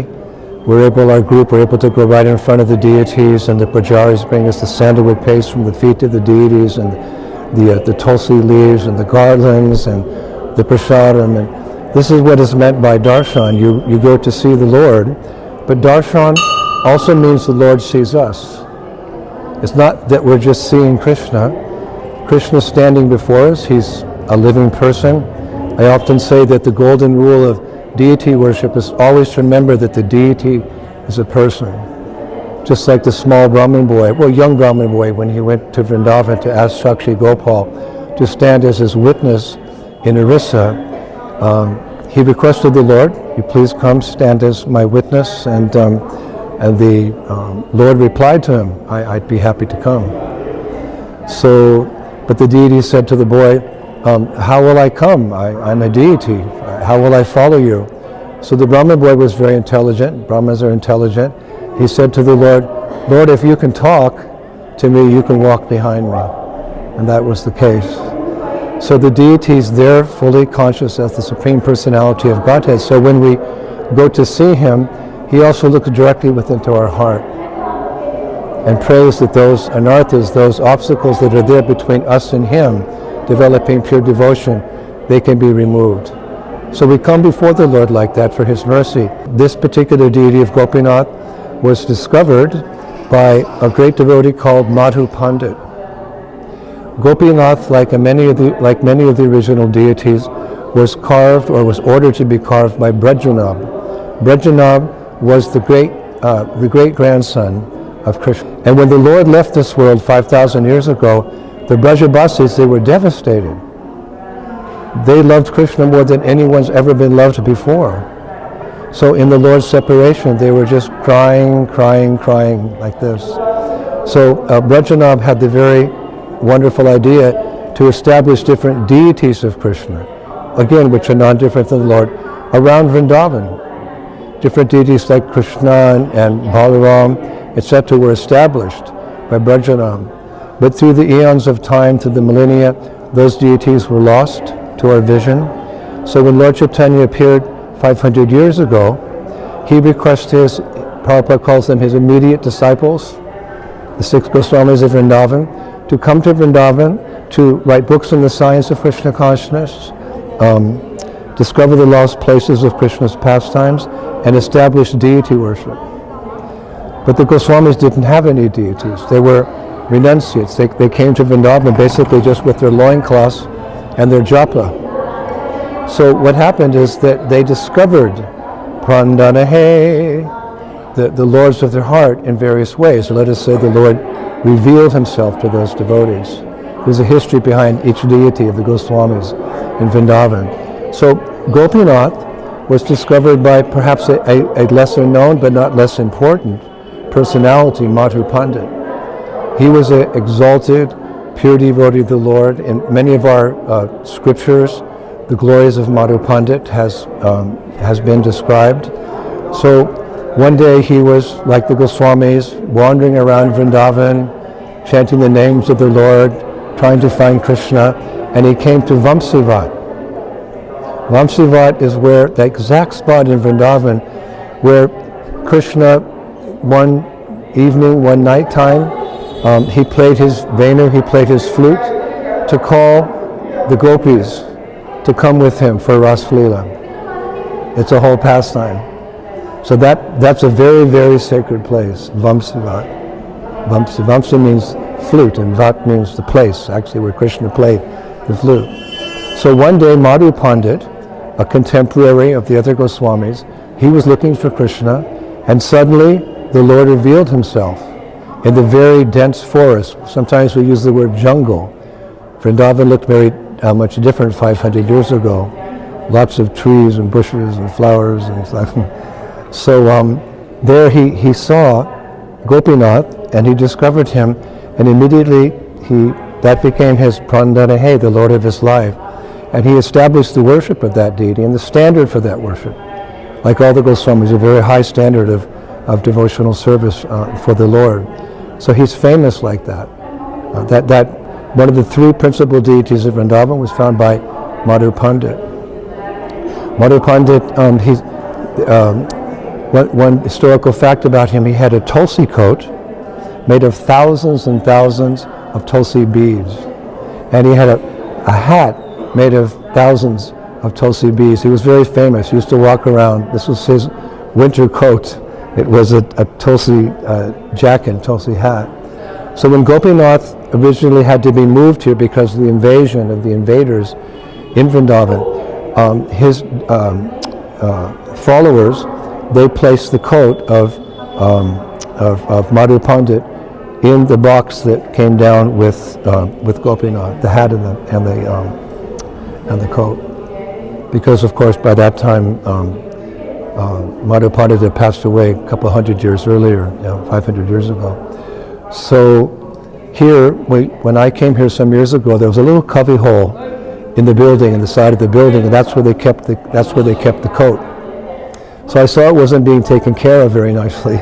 So I asked the Mahant here if I could serve the temple, serve Gopinath, serve Madhu Pandit by, establishing, let's say, a memorial for Madhu Pandit, because here I found out many people coming didn't know who Madhu Pandit was.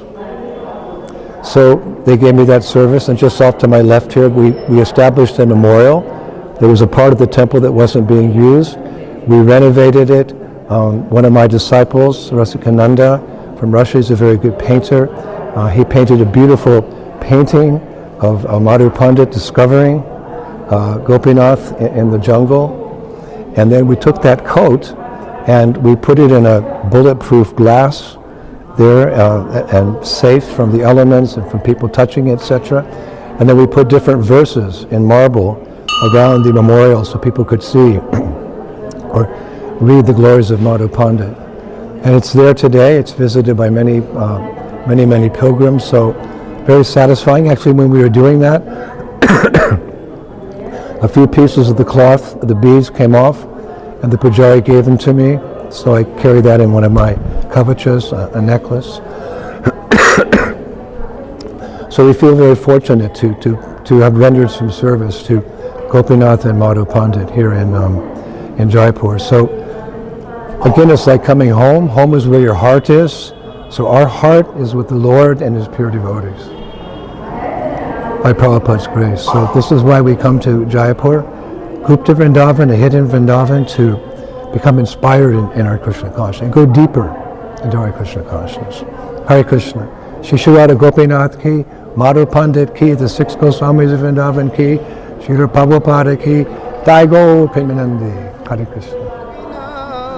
Momoni Vedana Suno Pinat Momoni Vedana Suno Bisoye Durjan Sada Kamerat Kichunaki Moro Guno Bishoyi Durjan Sada Kamerat Kichunahi Moro Guno Gopinath Amaro Bharosa Tumi Gopinath Amaro Bharosa Tumi Tomaro Charone Loino Saran Tomaro Kinkaro Yami Tomaro Charone Loino Saran Tomaro Kinkaro Ami Gopinath Kamone Sodibe More Gopinath Kamone Sodibe More Na jani bhakoti Korme jaro moti Porechi sangsaro ghore Na jani bhakoti Korme jaro moti Porechi sangsaro ghore Gopinath sakoli tomaro maya Gopinath sakoli tomaro maya Nahi momo bol Gyano sunirmol Sadhino noye kaya Nahi momo bol Gyano sunirmol Sadhino nohe kaya Gopinath niyoto chorone sthano Gopinath niyoto chorone sthano Mage pramon Kadiya kadiya Karohe koruna dano Mage pamor Kadiya kadiya Karohe koruna dano Gopinath tumi to sakoli jano Gopinath tumi to sakoli jano Durjane tarite Tomaro sakoti Ke ache papiro yaro Durjane tarite Tomaro sakoti Ke ache papiro yaro Gopinath tumi kripa parabaro Gopinath tumi kripa parabaro Jivero karone Asiya propanche Nila koila subistaro Jibero karone Ashiya propanche Lila koila subistaro Gopinath ami ki dosero dosi Gopinath ami ki dosero doshi Osuro সকল pile চরণ বিনোদ থাকিল বসি অসুর সকল pile চরণ Hare Krishna, Hare Krishna, Krishna Krishna, Hare Hare, Hare Rama, Hare Rama, Rama Rama, Hare Hare. Hare Krishna, Hare Krishna, Krishna Krishna, Hare Hare, Hare Rama, Hare Rama, Rama Rama,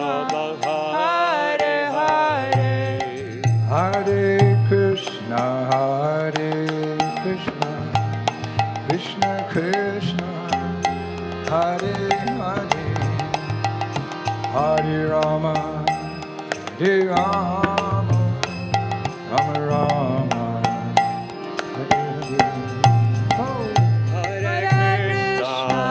Hare Krishna, Krishna Krishna, Hare Hare, Hare Rama, Hare Rama, Rama Rama, Hare Hare.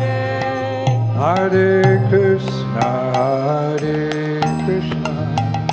Krishna Krishna, Hare Hare, Hare Rama, Hare Rama, Rama Rama,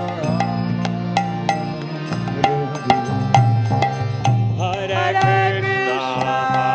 Hare Krishna, Krishna Krishna, Hare Hare, Hare Rama, Hare Rama, Rama Rama, Hare Hare. So for the last few weeks, actually 20 days, we've been holding our Rishikesh Kirtan Fest on the banks of the River Ganges here in India.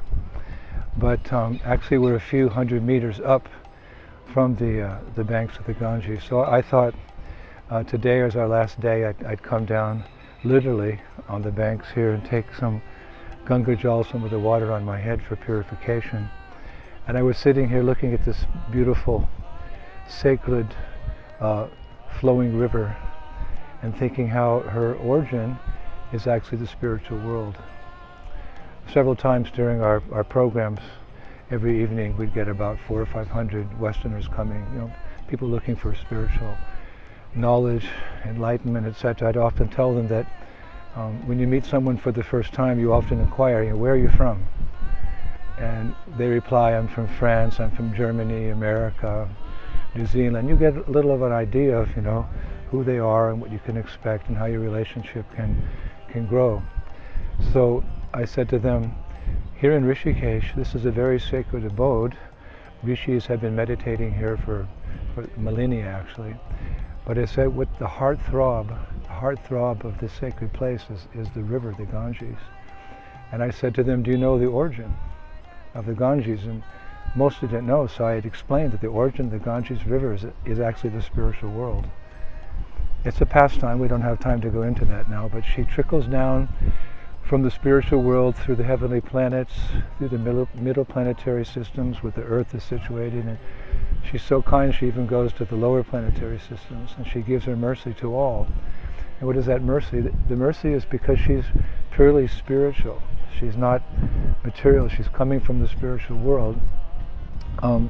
She purifies us in our impure condition in this world. She washes, if we bathe in her or just gaze upon her, then all the impurities in our heart go away. Those obstacles in the path of loving devotion to Radha and Krishna, they go away. And what are those obstacles?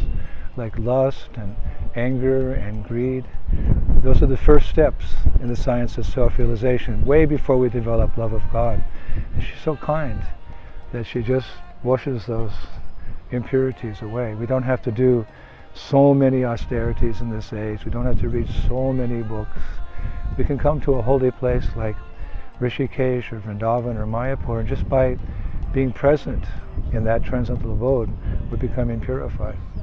Prabhupada mentions in Nectar of Devotion that if someone comes to Mathura, just a traveler, not necessarily a spiritual seeker, just comes to Mathura and spends 14 days there, their hearts are greatly purified by that Dham, that holy Dham. And Prabhupada said they can sense it.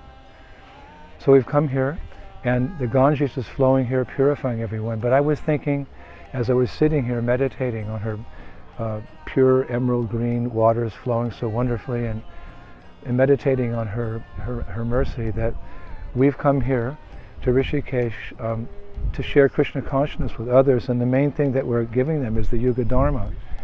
The Yuga Dharma. And that Yuga Dharma is the chanting of Hare Krishna. So I was thinking, it's also purifying. In fact, chanting Hare Krishna can give us the highest goal of life, which is pure devotional service to Radha and Krishna. And as you can see in these videos, you know, the people they're just jumping and twirling and laughing and embracing each other. You know, it's like a flowing river of nectar. So for the past, you know, month here, almost a month, there's been 2 rivers flowing here through Rishikesh.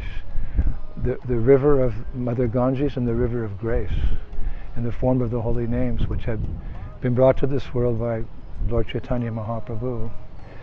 So we're going to miss it. We're going to miss Rishikesh. We're going to miss Mother Ganges, her mercy, her beauty, etc. We're going to miss the other river too, which is the flowing grace of the Maha Mantra. Of course, we're going to go other places. This is what we do. This is our life, sharing the river of grace or the Maha Mantra with the world. But it's been especially sweet. It's been especially purifying for us as aspiring devotees to perform this yajna, the Sankirtan yajna, in Rishikesh. We just got some special mercy. Of course, devotees always feel they're getting special mercy, but to be here in India and Bharat, to be in a place like Rishikesh, where many saintly persons have lived, who have left this world back to the spiritual world, where our own spiritual master, Srila Prabhupada, came. Towards the end of his life, Prabhupada accepted the devotees' invitation to come to Rishikesh, just to rest. You know, he'd been traveling for 12 years around the world, and he was getting older, and obviously soon after he would depart, but he came here. Prabhupada came to Rishikesh. We actually, on Harinam, the other day, we passed by the house which Srila Prabhupada stayed in while he was here on his last visit here to Rishikesh. I was thinking ISKCON should purchase that home. But, you know, our spiritual masters come here. He spent time. There's a beautiful video of him, you know, floating on a boat down the Ganges. He's smiling. He looks so peaceful, so relaxed. So we're following in the footsteps of our spiritual master, coming to Rishikesh with the extra blessing that we're sharing this flood of grace in the form of the Maha Mantra with all the wonderful people who've come from all 4 corners of the world, and they've been touched, just like they don't know it, but when they touch the Ganges, there's purification. But when they were chanting with us, they felt the touch of the Maha Mantra. They felt the ecstasy that comes from Krishna, who's present in the sound of his holy name, and Krishna is the reservoir of all pleasure. So this is our last day. It's going to be hard to leave, but we have many adventures ahead of us in the Sankirtan movement of Lord Chaitanya Mahaprabhu. But I finally made it to the banks. I was always telling him, we're on the banks. We're a couple hundred meters away. Finally, I've come to the bank after 20 days. You know, many devotees, they were able to come down every day and bathe here, but I was so busy. So now I've come down and I've taken her blessings, asking her permission to leave Mother Ganges, and asking her mercy to come back again with the second river, this flood of grace in the form of the Hare Krishna mantra. Hare Krishna, Krishna Krishna, Hare Hare, Hare Rama, Rama Rama Hare. All glories to Srila Prabhupada, the revealer of the dawn. Hare Krishna, chant dance, chant Krishna Krishna, Hare Hare, Hare Rama, Hare Rama, Rama Rama, Hare Hare. Hare Krishna, Hare Krishna, Krishna Krishna, Hare Hare,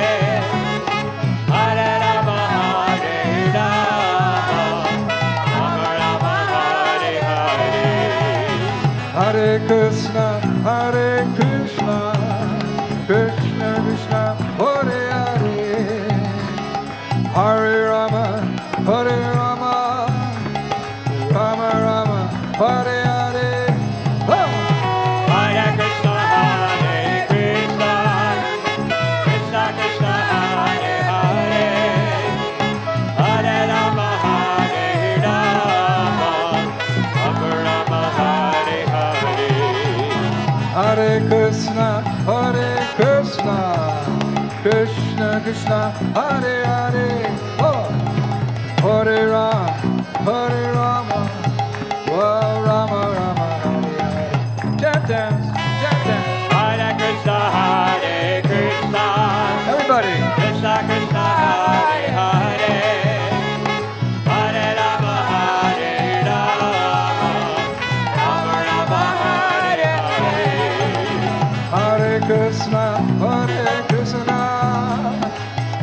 Krishna, Hare Hare, Hare Rama,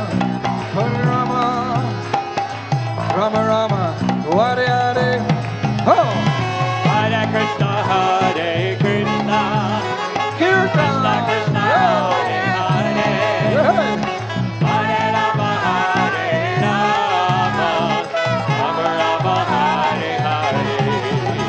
Hare Krishna, Hare Krishna, Krishna Krishna, Hare Hare, Hare Rama, Ram Ram, Hare Hare. Yo! Hare Krishna, Hare Krishna, Krishna Krishna,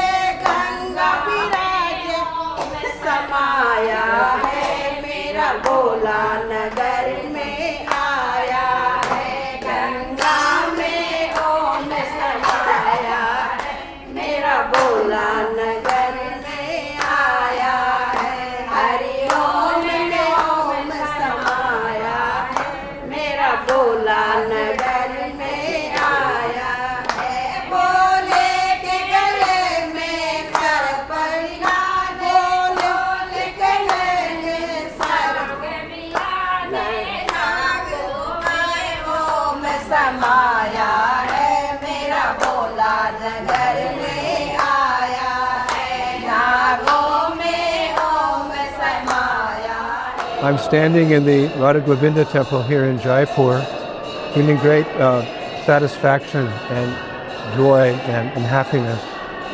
When we come to Krishna consciousness, we lose our long-held material designations, like I am the body, I'm American, French, German, Russian, Australian, man, woman, black, white, yellow, this family, that family. That's all cast to the side by the instructions of our spiritual masters. I remember when Prabhupada first came to Detroit in 1971 or 1972, he gave a darshan at the airport, and we were all young boys and girls at that time, and we sat at his lotus feet in the airport. He was sitting on a Vyasasan.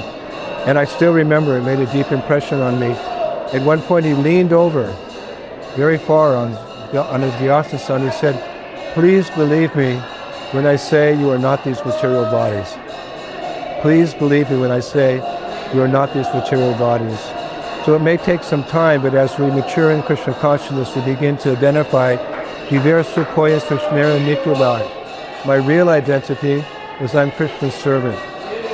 Just like George Harrison famously said, everyone's a devotee of Krishna, some know it and some don't. So through the years we've come to realize actually we are eternal servants of Krishna, and we take on different designations. We'd like to be known as Prabhupada's men, Prabhupada's women. That's our first identity. We're servants of our spiritual master because he's our connection with everything Krishna consciousness. We begin to understand other things as well. For example, we're Rupanugas. Rupanugas means that we're followers in the footsteps of Srila Rupa Goswami, who's one of the 6 Goswamis, of course. And that's a very nice designation to have. We can be embarrassed by our material designations, but you could say we could dovetail pride in Krishna consciousness, just being proud that we're Prabhupada's servants and we're followers of the 6 Goswamis. headed by Rupa Goswami, because he's the Rasa Acharya. He's taking us to the highest level of Krishna consciousness to understand that we're one day, by Prabhupada's grace, we'll be in the spiritual world, beyond all the Vaikuntha planets, to Goloka Vrindavan, where we'll have, by grace, by mercy, or have revived our eternal relationship with Krishna, or one of different rasas. So we identify ourselves as followers of Srila Rupa Goswami. We're Rupanugas. So this place, Jaipur, and particularly this temple here, Radha Govinda temple, is very dear to our heart. It resonates with our heart because the deities here are Radha Govinda. Govindaji is the deity of Srila Rupa Goswami. We've told the pastime many times how the 6 Goswamis came to Vrindavan they had various instructions from Lord Chaitanya, but one of them was to establish deity worship. For the Goswamis, they had no possessions, they had no money, they had nothing. So really what happened was the deities revealed themselves to the Goswamis. That's a very advanced stage. We're looking for Krishna now, but when we're qualified, Krishna will come to us. That's his kindness. So each of the Goswamis, they discovered, or Krishna discovered them, and they established the worship of those deities. Sanatana Goswami, Madan Mohan, Jiva Goswami, Dhammadar, Gopal Bhatta Goswami, Radharaman, like that.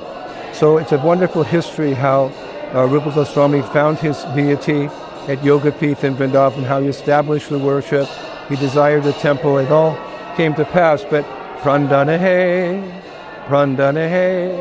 that means that the deity is the life and soul of that personality. So here we are at the temple of Radha Govinda, in front of the deity, doing parikrama around the deity which is most dear to the life and soul of Rupa Goswami. So because we're Rupanugas, trying to follow in his footsteps and reach that highest stage by Prabhupada's mercy, we feel very much at home here and very much enlivened, and we have hope that by his mercy we can achieve that exalted stage. Not only ourselves, but you can see here in this video, thousands and thousands of people come every morning and every evening to see Radha Govinda. This was one of my first experiences in Krishna consciousness when I came to India and I saw the bhakti, the devotion of these people for Govindaji here in Jaipur. And I understand that's why he never went back to Vrindavan. The Lord is controlled by the love of his devotees. Love is reciprocal. We love the Lord. He also loves the devotees, depending on our surrender to him. So the people of Jaipur, you can see they're very surrendered. This deity came hundreds of years ago, and he was supposed to go back to Vrindavan, as was Madan Mohan, as was Damodar and Gopinath, but they stayed because they're controlled by the love of the devotees. So love reigns supreme here in Jaipur, in this center, you could say this chakra. Some people like that word. This is where people come to reciprocate with the Lord, and he reciprocates with them. So we're very much at home here. We feel very happy, and we feel honored to be able to represent Srila Prabhupada and leave Jaipur, leave Vrindavan, leave Mayapur at some point, and go to the Western countries and share our good fortune and bring all the people here to see Radha Govinda Day and all the other deities of the Goswamis. So a very exhilarating experience, and I hope you enjoyed this video and you can get a taste of that bhakti that is here for this beautiful deity of Govindaji, its eternal consort, Vrindavaneshwari, Srimati Radharani. Hare Krishna.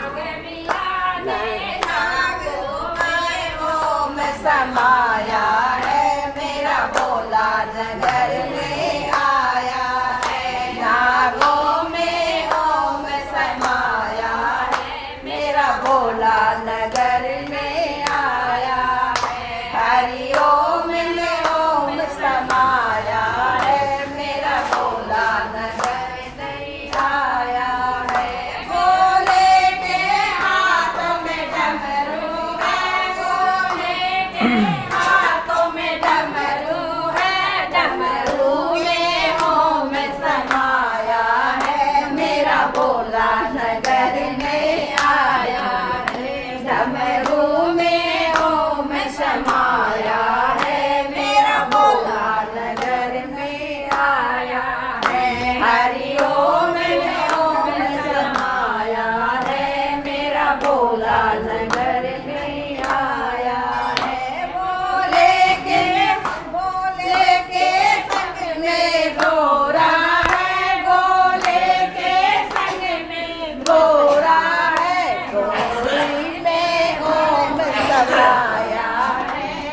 मेरा भोला नगर में आया है, गोदी में गण बसवाया है, मेरा भोला नगर में आया है, हरि ओम में ओम समाया है, मेरा भोला।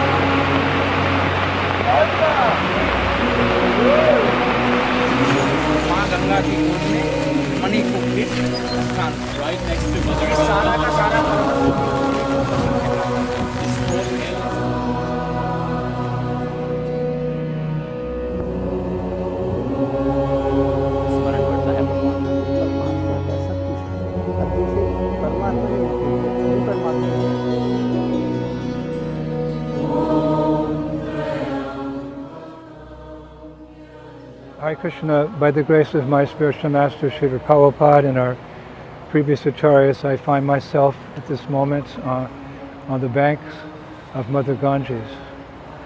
I've come with a wonderful group of devotees, a small group of devotees. We're planning to organize a festival up here in Rishikesh in March. That's the reason we've come here, but I think that Krishna's brought us here. Mother Ganges has brought us here. Otherwise, I can't understand our good fortune in being here on the banks of the sacred river. As we all know, this river, the origins of this river are the spiritual world. The pastime is there in the Srimad Bhagavatam, where Lord Vamanadev, he put his third step into the sky and it pierced the coverings of the universe, and the water of the spiritual world cascaded in through the heavenly planets, down here through the earth planet, and then even it goes down. Ganga Ma is so merciful, it goes down to the lower planetary systems. This is how it's described. Of course, an ordinary person, a materialistic person who just thinks with logic and reasoning, they'll say, how is that possible? It's just melted ice from the mountains. But actually no. To understand this transcendental subject matter, one has to practice transcendence.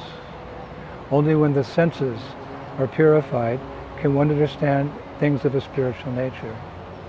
And if we can't realize it immediately, then we have to hear from Guru, Shastra and Sadhu, and they will enlighten us as to what is reality, what is truth.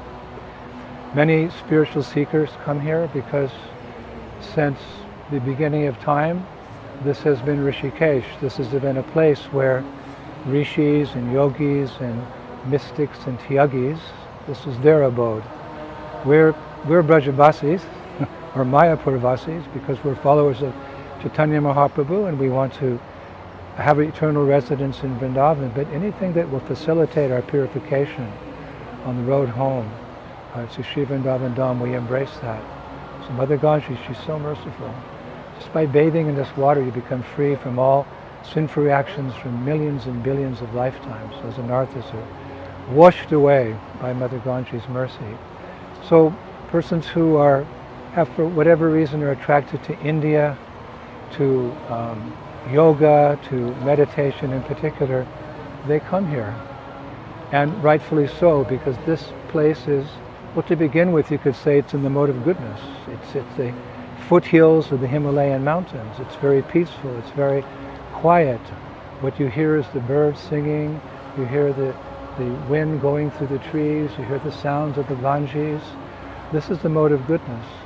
Yoga ultimately is meant to be practiced in such an environment, as Krishna says, because one can focus. So through the eons of time, saintly persons have come here. They've lived a life of austerity, most often solitude, as explained, when Krishna explains what is yoga in the Bhagavad Gita. There's many caves here. There's still wild animals. As we were driving in, there were signs, don't get out of your car and wander through the forest. There's tigers here. There's been incidences where people have been attacked by tigers.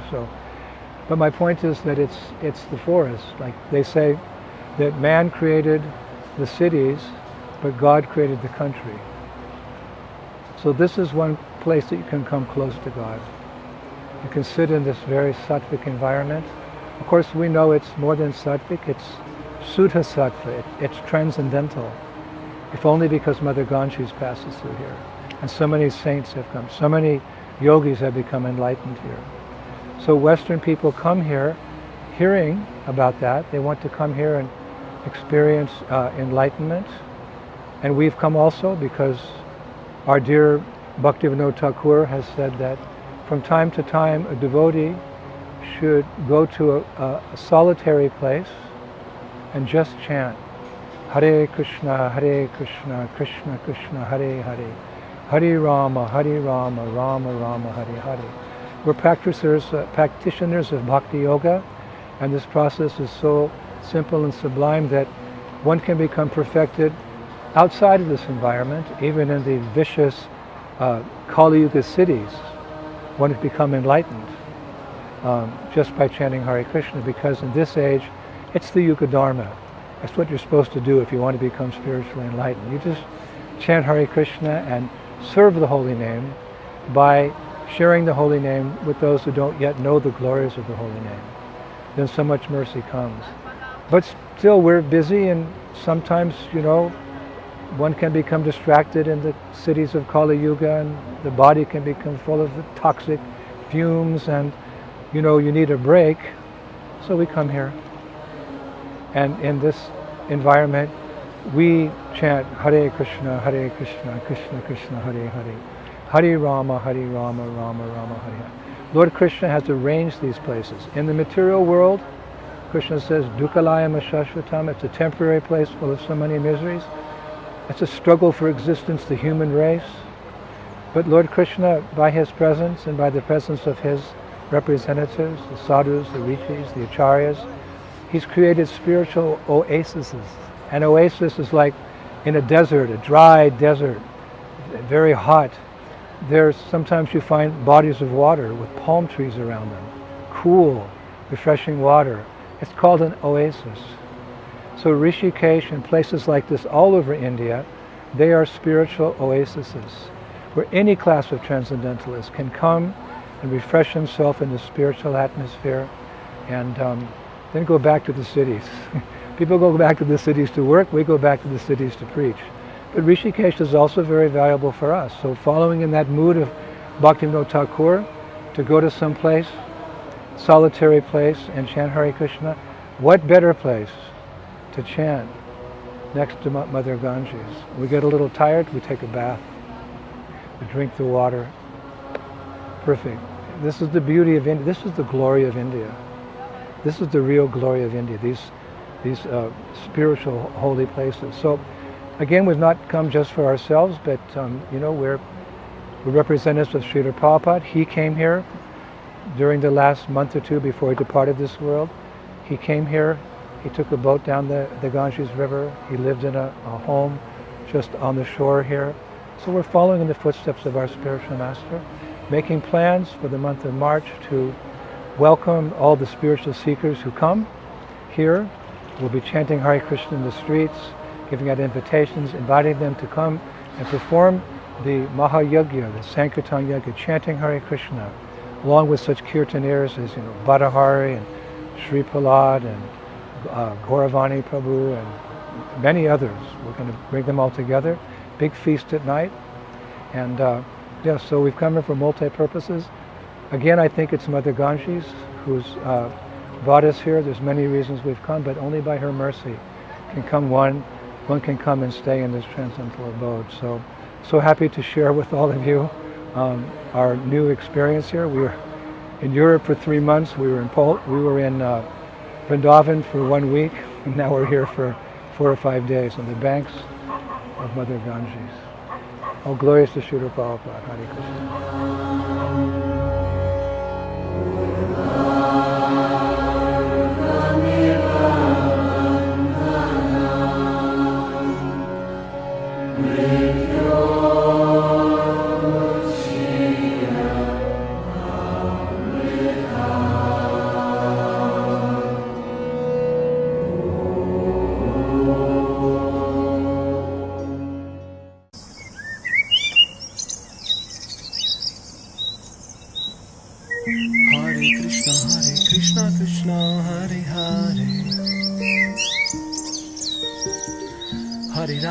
Hare Rama, Rama Hare Hare. Jai Radhe, Jai Shyam, Jai Shri Vrindavan Dham, Pavana Radha, Tero Nam, Pavana Shri Vrindavan Dham. Jai Radhe, Jai Shyam, Jai Shri Vrindavan Dham, Pavana Radha, Tero Nam, Pavana Shri Vrindavan Dham. Hare Krishna, Krishna Hare Hare, Hare Rama, Rama Hare Hare.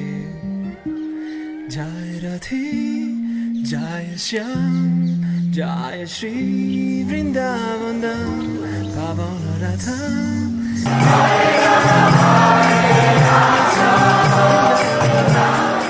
Jai Radhe, Jai Shyam, Jai Shri Vrindavan Dham, Pavana Radha. Hare Krishna. After spending almost 3 years in Vrindavan, India, due to the infamous pandemic, things have somewhat opened up around the world, and I've taken up my service again of traveling and preaching.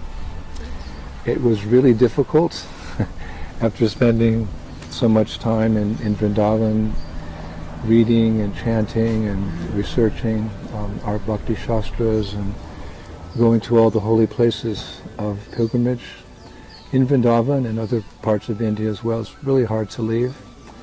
But as Prabhupada left Vrindavan to come to the West and preach, we are duty-bound to follow in his footsteps as his sons and daughters. So I've begun my journey here in Hungary at our new Brajadam community in the southern part of the country, near a very beautiful region of lakes.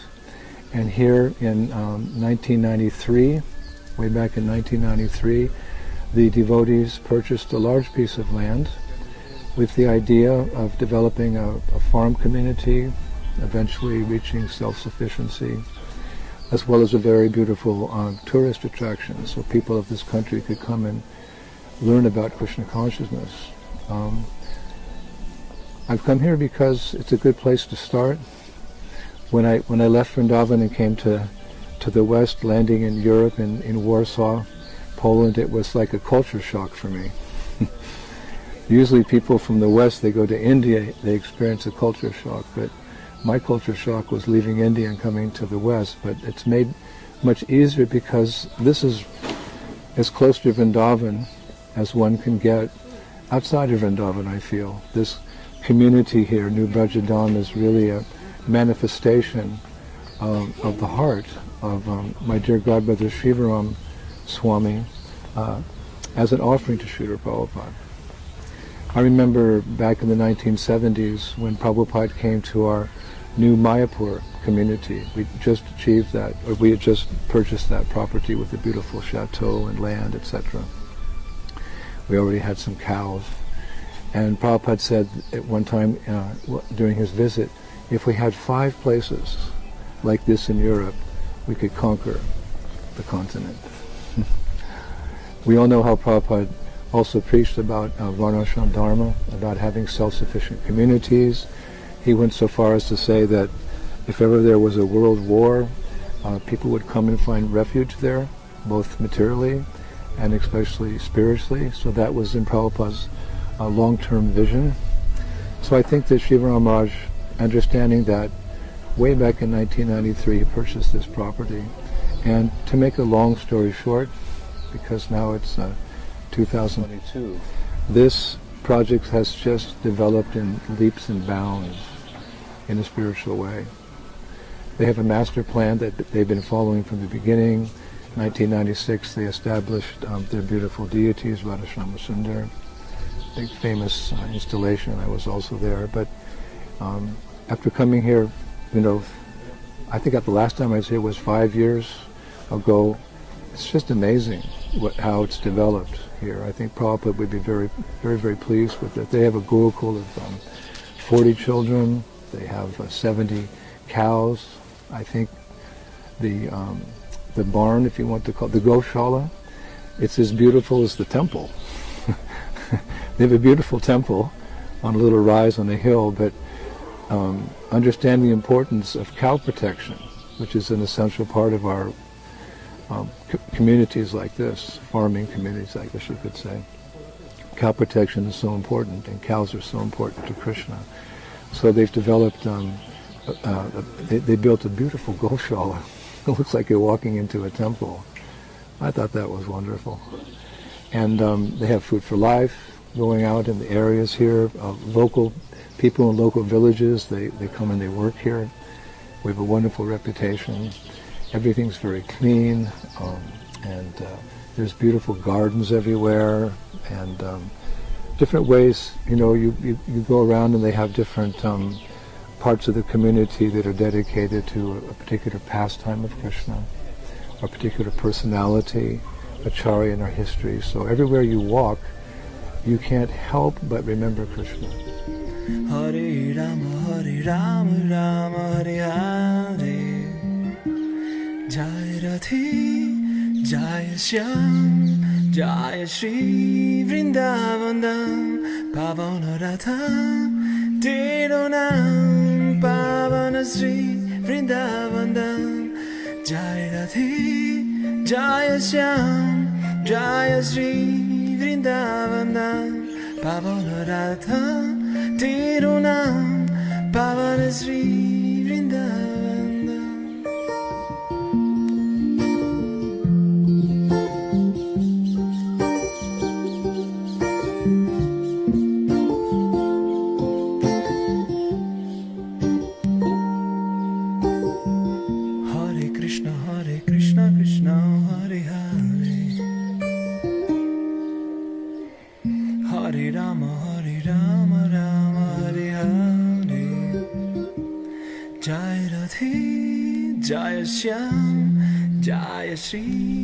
And if you're a guest, because they have many, many guests coming here, if you're a guest, you're immediately introduced to Krishna consciousness in a most perfect way. A most perfect way. And of course, 2.5 hours from here, there's the capital, there's Budapest. We also have a temple there. And devotees are very enthusiastic about distributing Srila Prabhupada's books. So you have the perfect combination of preaching, and after people learn about Krishna consciousness, they can come to New Brajadam and get an idea of what it's like to live in a Krishna conscious environment. It's a perfect combination. So I always like to come here. It was my first choice on the European tour to come to New Brajadam. I haven't seen my European disciples for years now, so many have come, 200 have come, and of course there's the Hungarian disciples as well. So we're just doing what devotees do. Shravanam, Kirtanam, Krishna Shmaranam. We're having classes about Krishna consciousness. We're having big kirtans and delicious prasadam. The deity worship here is, I would just say in one word, paka. Hindi word, paka. It's just Maharaj has perfected the deity worship here. Everything is so nice. So if ever you get a chance and you want to see, if you can't make it all the way to India, you can come as close to India as possible by coming here to New Brajadam in Hungary, my first stop on my European tour. From here I'm going to England, to London. Many preaching engagements have been established there for myself. And then I'm going to Cyprus. My dear friend Sri Prabhupada was his good wife Sri Gandharvika was getting her medical degree there, so she's graduating, so I'm going for that. And then up to the Baltic Sea coast in Poland, once again for our 31st, I'm going to say annual now, I hope there's no more, we don't have to miss any more years, our annual Festival of India along the Baltic Sea coast. And I've heard that the people are waiting for us. As we know, there's many difficulties in the world right now, so the only silver lining I can see in all of that, those great difficulties in the world, is that the silver lining is that people are more interested now, desperate for spiritual knowledge. So that's the whole purpose of that tour, to introduce people to the knowledge and the lifestyle of Krishna consciousness as well. It's kind of like a traveling temple. So it's good to be back on the road again.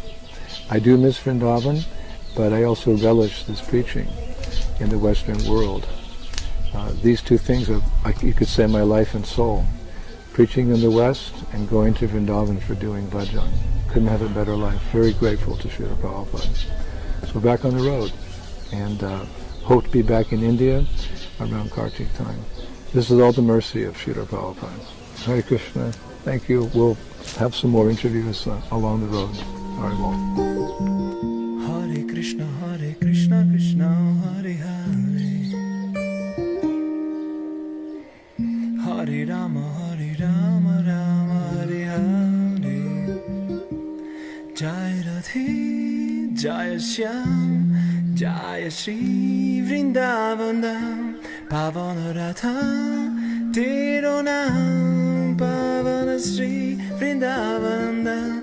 Jai Radhe, Jai Shyam, Jai Shri Vrindavan Dham, Pavana Radha, Tero Naam, Pavana Shri Vrindavan Dham, Vrindavan Dham.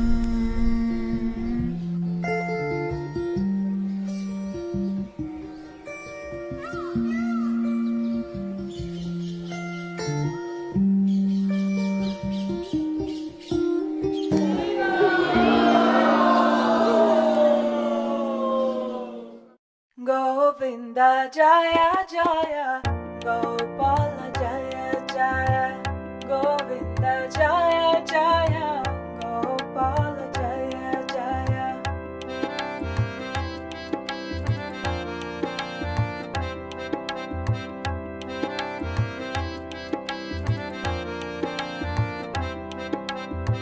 Radha Ramana Hari,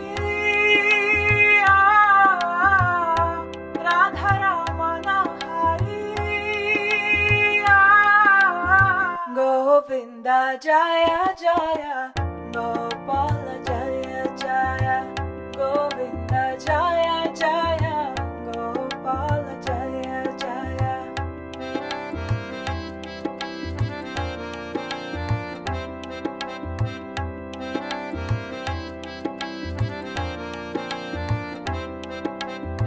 Govinda Jaya Jaya, Gopala Jaya Jaya, Govinda Jaya Jaya, Gopala Jaya Jaya, Govinda Jaya Jaya, Gopala Jaya Jaya, Govinda Jaya Jaya, Gopala Jaya Jaya.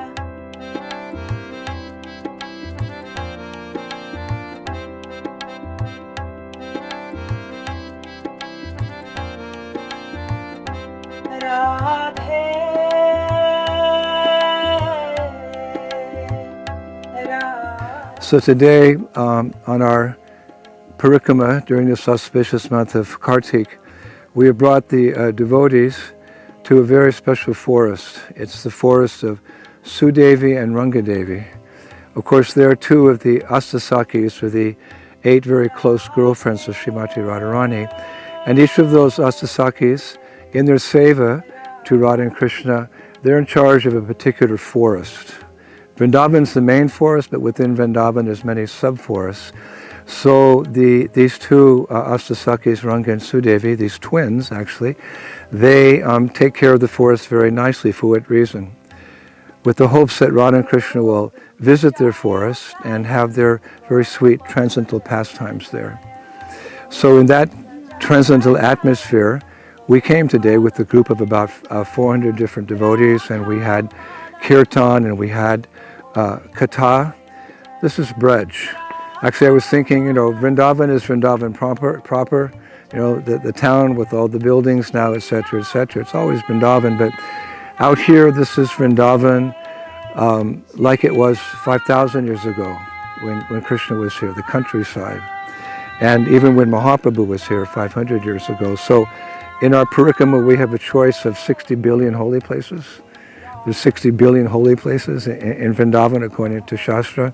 So we're taking to devotees, this year we're taking devotees to places that they've never been before. Different holy places where different pastimes take place. And I know a little bit about these pastimes because during the pandemic, Radharani slammed the door on my travels and I had to sit and study all day long and, as usual, share that knowledge with others. So we came to know about these very beautiful different places in Vrindavan. And on our way back, we met 2 cowherd men. Their cows are at the top of this hill here. And we were talking with them, and I noticed that they had these beautiful peacock feathers.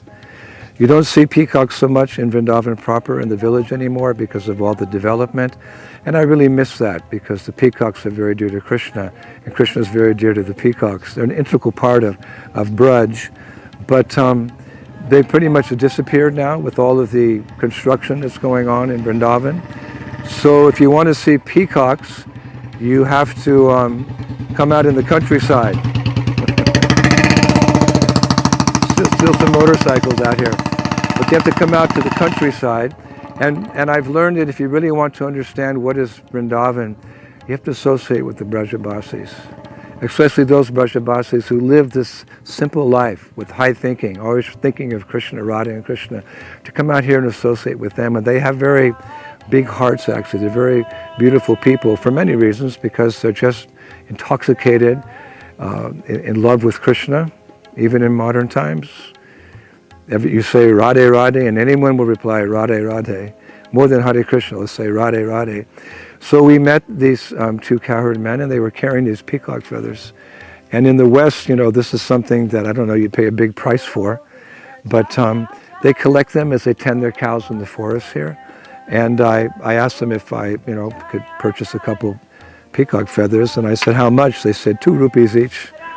So, it came up to about 50 rupees. But out of, appreciation for these Brajabasis, I gave them 500 rupees, which was probably 2 months' salary, So like that, so we're walking down, you walk down Fifth Avenue in New York, or you walk down Oxford Street in London, there's so many things you can buy and can do, but the real purpose of life is to fall in love with Radha and Krishna. What better place to do that than Vrindavan, which is the playground of God, and where everything here reminds you of Krishna.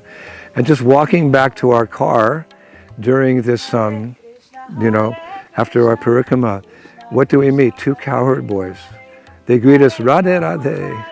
And I say, who are you? We're Gwalas. We're cowherd boys. They're older men, but they said we're cowherd boys.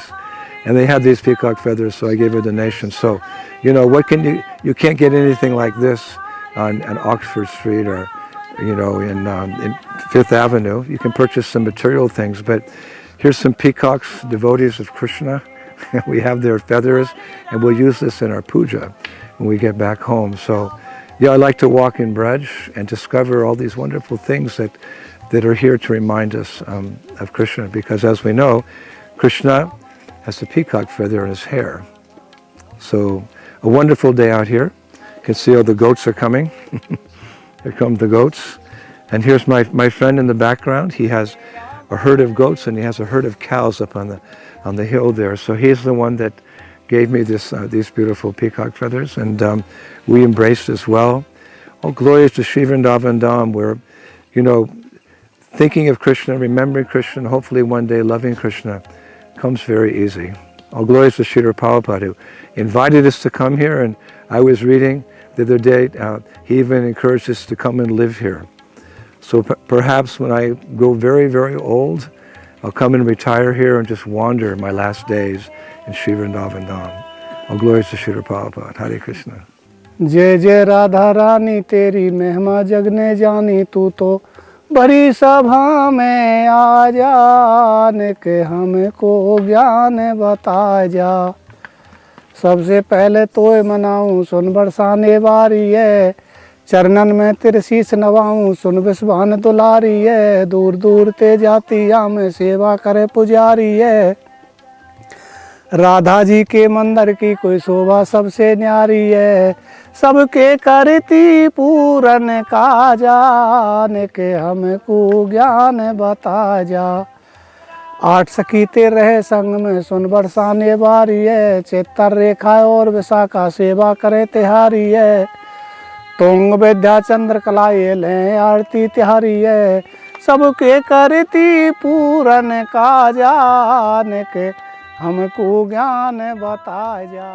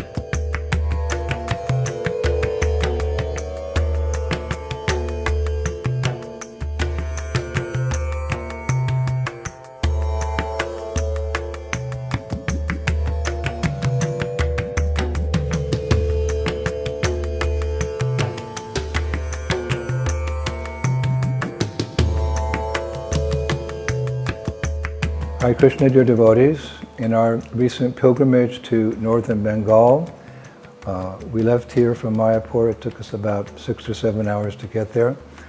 As many of you know, we visited Kanai Natashala, and at the same time we took advantage to visit a very famous place called Ramakeli, which will be the subject matter of this video. Actually, for many, many years I wanted to visit Ramakeli. So much connected to our Gaudiya Vaishnava history. During the times of Lord Chaitanya, Ramakeli was the seat of the kingdom of Nawab Hussain Shah, a Muslim ruler who resided in a large palace there that's now in ruins. He's actually mentioned in the Chaitanya Charitamrita. Of course, it's a formidable job to run such a large kingdom, which at that time extended through Bengal all the way to Orissa. As such, Nawab Hussain Shah was often away at war, conquering new areas and defending old ones. And one time he returned to Ramakeli from a big battle which he had won, and wanting to build a huge tower to commemorate his victory, as rulers sometimes did, he employed the best mason in Ramakeli to build this victory tower. Mason means one who works with bricks and cement, etc. Then one day, as this victory tower was nearing its completion, the Nawab came to inspect the work. And as he was walking with the mason at the top of this very high tower, it's still there, you can see it, he complimented the mason, saying, "You have done a very nice job." But the mason, trying to be humble and perhaps, encourage the Nawab to engage him to build something else, he said, "My lord, of course, I could do much better for you." But hearing that, Nawab Hussain Shah took it in a different way. He became very furious. And in a loud voice, he said, "You can do better? Why haven't you done your best? This must mean you're keeping your talent for another king." And he personally picked up that mace and threw him off the tall tower and fell down dead. But then realizing that now he had no mason to do the finishing touches on this victory tower, he called for his chief minister. And he said like this, "I want you to go quickly into Ram Keli." He didn't finish the sentence, because just at that moment, before he could finish the sentence, a messenger came and interrupted him with something very, very important. So he didn't complete what he was going to say. He just said, "Go into Ram Keli." So as the king kept talking with the messenger, the chief minister, he just was waiting. Well, what am I supposed to do in Ram Keli? He just waited there. And finally the chief minister thought, well, the king has ordered I go into town, but what am I supposed to do there? Well, I better get going, because if I don't, the king may throw me off the tower as well. So he quickly left, and he went into Ramakeli. And he was, just wandering around thinking, what am I doing here? So at one point, Sanatana Goswami, who along with Srila Rupa Goswami, and actually Anupam, their youngest brother, they were residing in Ramakeli at that time. And Sanatana Goswami saw the chief minister, and he came up to him and he said, "Sir, are you looking for a good mason?" And a little surprised, the chief minister replied, "Well, yes, I am looking for a mason." Now, actually, it wasn't surprising that Sanatana Goswami asked that question, though, because he lived in Ramakeli, which was famous for masons. And he assumed that if the chief minister is there, he must be on some mission, perhaps looking for a mason. So Sanatana Goswami gave some indication where such a mason could be found. And based on Sanatana Goswami's advice, the chief minister actually found a very good mason. And he returned to Nawab Hussain Shah's palace with this mason. However, when he introduced the mason to the king was surprised. And he said, "I told you to go to Ram Keli, but I didn't have time to tell you why. So how did you figure out what I was going to say? Who told you I wanted a mason?" So the chief minister said, "Well, a person named Sanatana Goswami came up and told me." So impressed that, Sanatana Goswami made such an observation, and that he knew Ramakeli so well, the king sent his soldiers to get Sanatana Goswami. And when he arrived, the king said, "You appear to be very intelligent, you're diplomatic, and I see that, I've heard of you, you're well organized, etc. like that. So I want you to be my prime minister. You know this town very well." But Sanatana Goswami, who was actually just pursuing his spiritual life in Ramakeli, he had no inclination to serve a Muslim ruler, so he politely refused. But the king, determined to have such a qualified person in his administration, threatened that if Sanatana Goswami didn't agree, he would make life miserable for all the Hindus in his kingdom. So, really miserable. He actually threatened to kill many Vaishnavas and Brahmins. So Sanatana Goswami was forced to agree, and he became the new chief minister. Just see how far sometimes Vaishnavas have to go in their service to the Lord. Basically, Sanatana Goswami wanted to protect the devotees. So when the Nawab heard about Sanatana's younger brother, Srila Rupa Goswami, he also forced him into his service. Sanatana Goswami became the chief minister, and Rupa Goswami was the treasurer. I think Anupam was in charge of minting new coins. So like this. And to seal the deal, you could say, the king made Sanatana, Rupa, and Anupam actually adopt Muslim culture, at least outwardly. They had to dress like Muslims. They were given new titles, not names. We often say that they got new names, but I've heard that these were titles. Sanatana Goswami became Shakara Malik, and Rupa Goswami became Dhabir Kas. Of course, this was terrible, but what made it worse was that the local Orthodox Brahmanas rejected Sanatan and Rupa Goswamis. Although both of them, they were brothers, along with Anupam, were born in a very high-class Brahmin family. So, and in order to protect the Hindu community, especially again the Vaishnavas and the Brahmins, from being harmed by the king, Rupa and Sanatan, now Shakira Malik and Dhabir Kas, were very good and attentive to the duties. Srila Prabhupada mentions in Chaitanya Charitamrita that the king was so confident in the ability of Sanatana Goswami, Shakara Malik, that he would go for months at a time to war, leaving him in charge of his whole kingdom. And actually he rewarded Shakara Malik and Dhabir Kas very handsomely for their services, giving them big salaries, actually lots of money and lots of gold, hoping to satisfy them. Of course, they weren't interested in such wealth. They were pure devotees of the Lord. So knowing this, the king, just to make sure that they would stay, historically, I was reading, he helped them, Rupa and Sanatan, create a Vrindavan as a residence in Ramkeli. He helped them dig a Radhakund and a Shamakund, and et cetera, et cetera. He even helped them build a Govardhan hill just to try to pacify them. Interesting twist in history. However, one night, Sanatana Goswami was on an errand for the king. He was in a palanquin. It was a very stormy, rainy night. And when the chariot driver stopped close to a residential house, because the rain had become too heavy, Sanatana Goswami overheard people in the house having a conversation about, the presence, his presence there, well, not his presence, but the fact that the chariot was there. So the wife was asking her husband, who could be outside in a chariot on such a stormy night?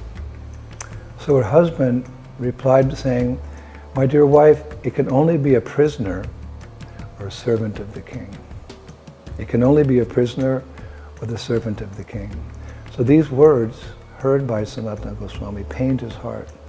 He thought, yes, as a prisoner is bound by chains in a jail, I am chained to the service of the king. The only difference is that my chains are golden chains, but they are nonetheless chains. So when he got back to his residence, he discussed with Rupa Goswami how entangled they were in the king's service, so much so that they were severely restricted in their seva to the Lord. And at this point, of course, they were well aware of the appearance of Lord Chaitanya, but they had actually not met him yet. Lord Chaitanya had only recently taken sannyas and was living in Jagannath Puri, and they were hearing through different sadhus about him. And just by hearing about him, they fell in love with him. Of course, we know in the spiritual world they're intimately connected to the Lord as manjaris, but that's something else.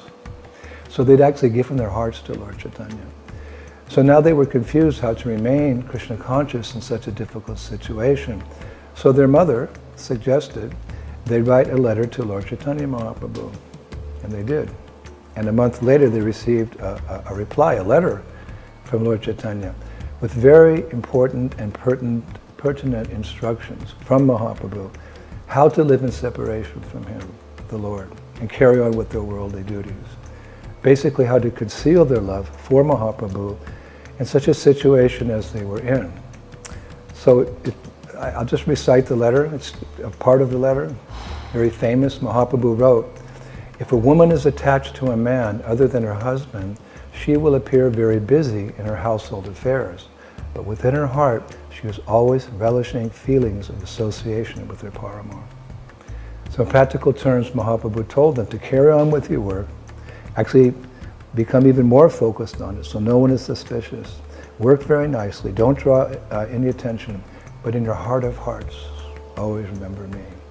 Good instruction for us. Eventually we know that Lord Chaitanya himself came to Ramakeli, and the two brothers were able to meet him. That's described in detail in Chaitanya Charitamrita. And after that visit, they became determined to leave Ramakeli and engage fully in the service of Chaitanya Mahaprabhu. So at one point, Rupa Goswami just left, but it wasn't so easy for Sanatana Goswami because he was chief minister. So at one point, he just retired from that service. He stayed home, and with a group of Brahmins, he studied Srimad Bhagavatam. And very upset that he wasn't doing his important service, the king, the Nawab, came and visited him. And the Nawab said, "You're supposed to be doing all these important services and you're studying your scriptures. I want to go to war. I need you to run my kingdom." But Sanatan adamantly refused. And so the Nawab had him thrown into prison. You can see the prison in this video. I was looking at it very carefully. The walls were 15 feet thick. And there he remained for 19 months.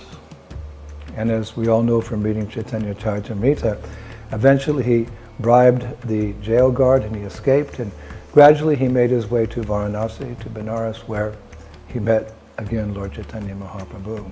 So many pastimes happened on the way, but we can discuss them at another time. But I hope that you've enjoyed this video where, you know, we were actually able to be there and see this this Ramkeli and prison and everything else that was there, and I'm very happy to share our experience with all of you. All glories to Srila Prabhupada. Hare Krishna.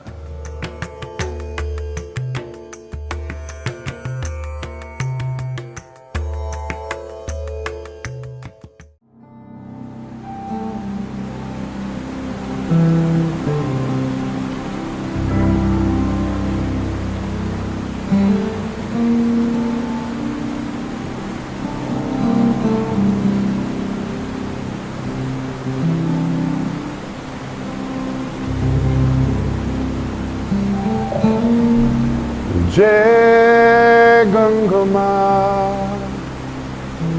Jai Gangama,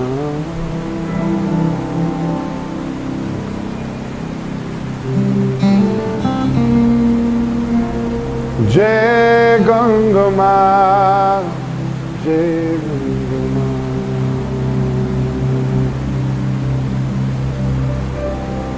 Gangama, Jai Gangama, Jai Gangama,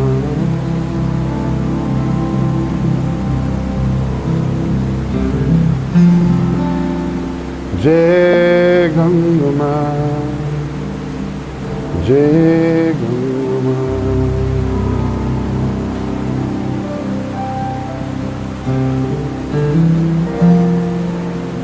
Jai Gangama, Jai Gangama. Hare Krishna, dear devotees.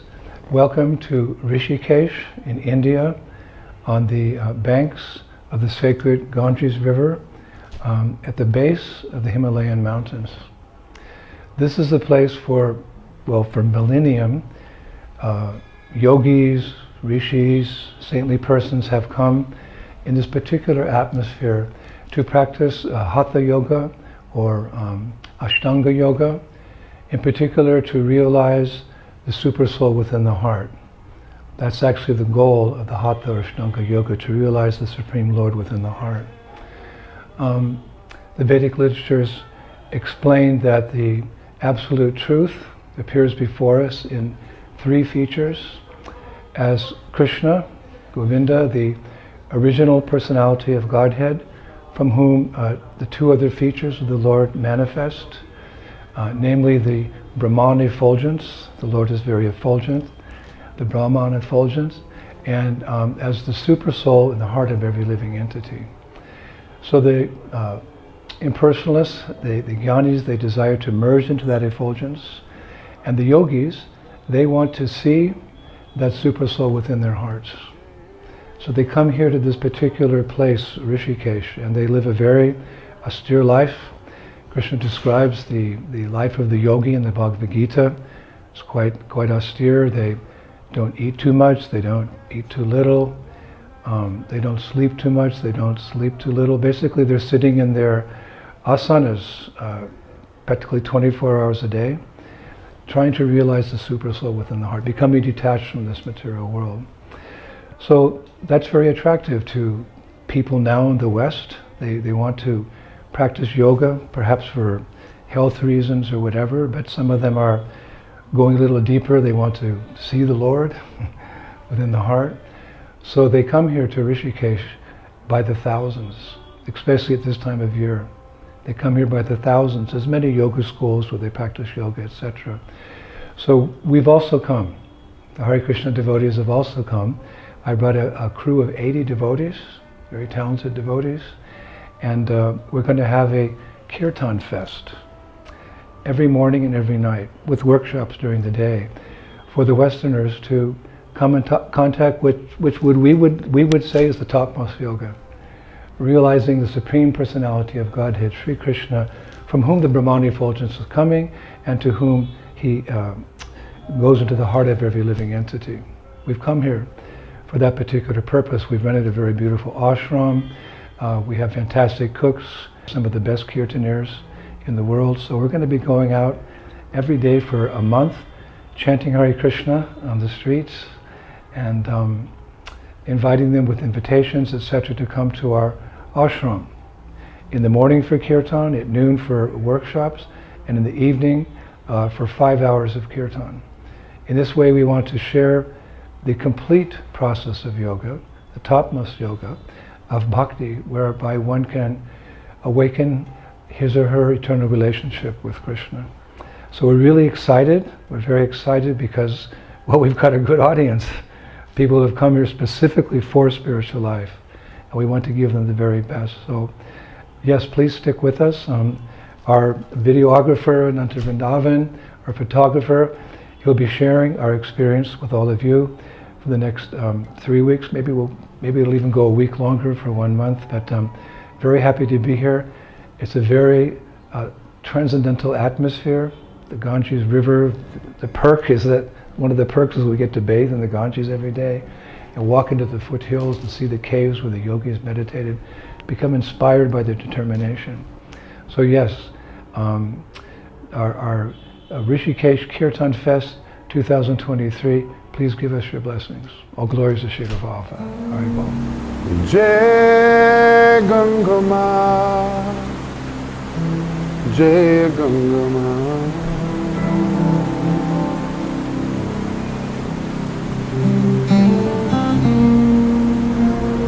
Jai Gangama, Jai Gangama.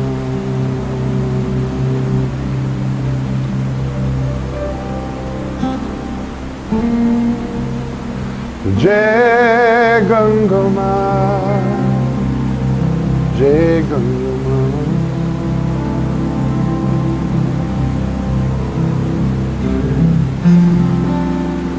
Jai Gangama, Jai Gangama.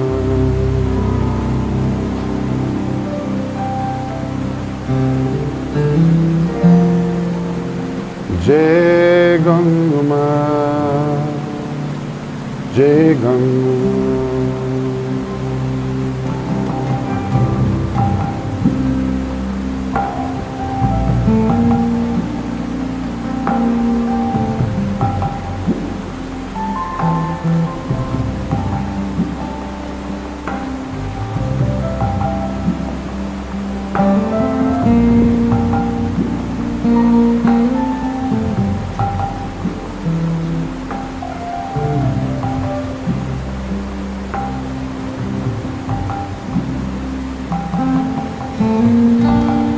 Jai Gangama, Jai Gangama.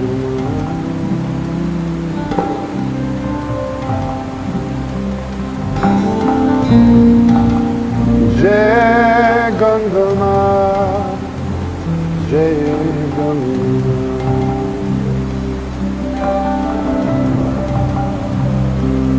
Oh, Jai Gangama, Jai Gangama.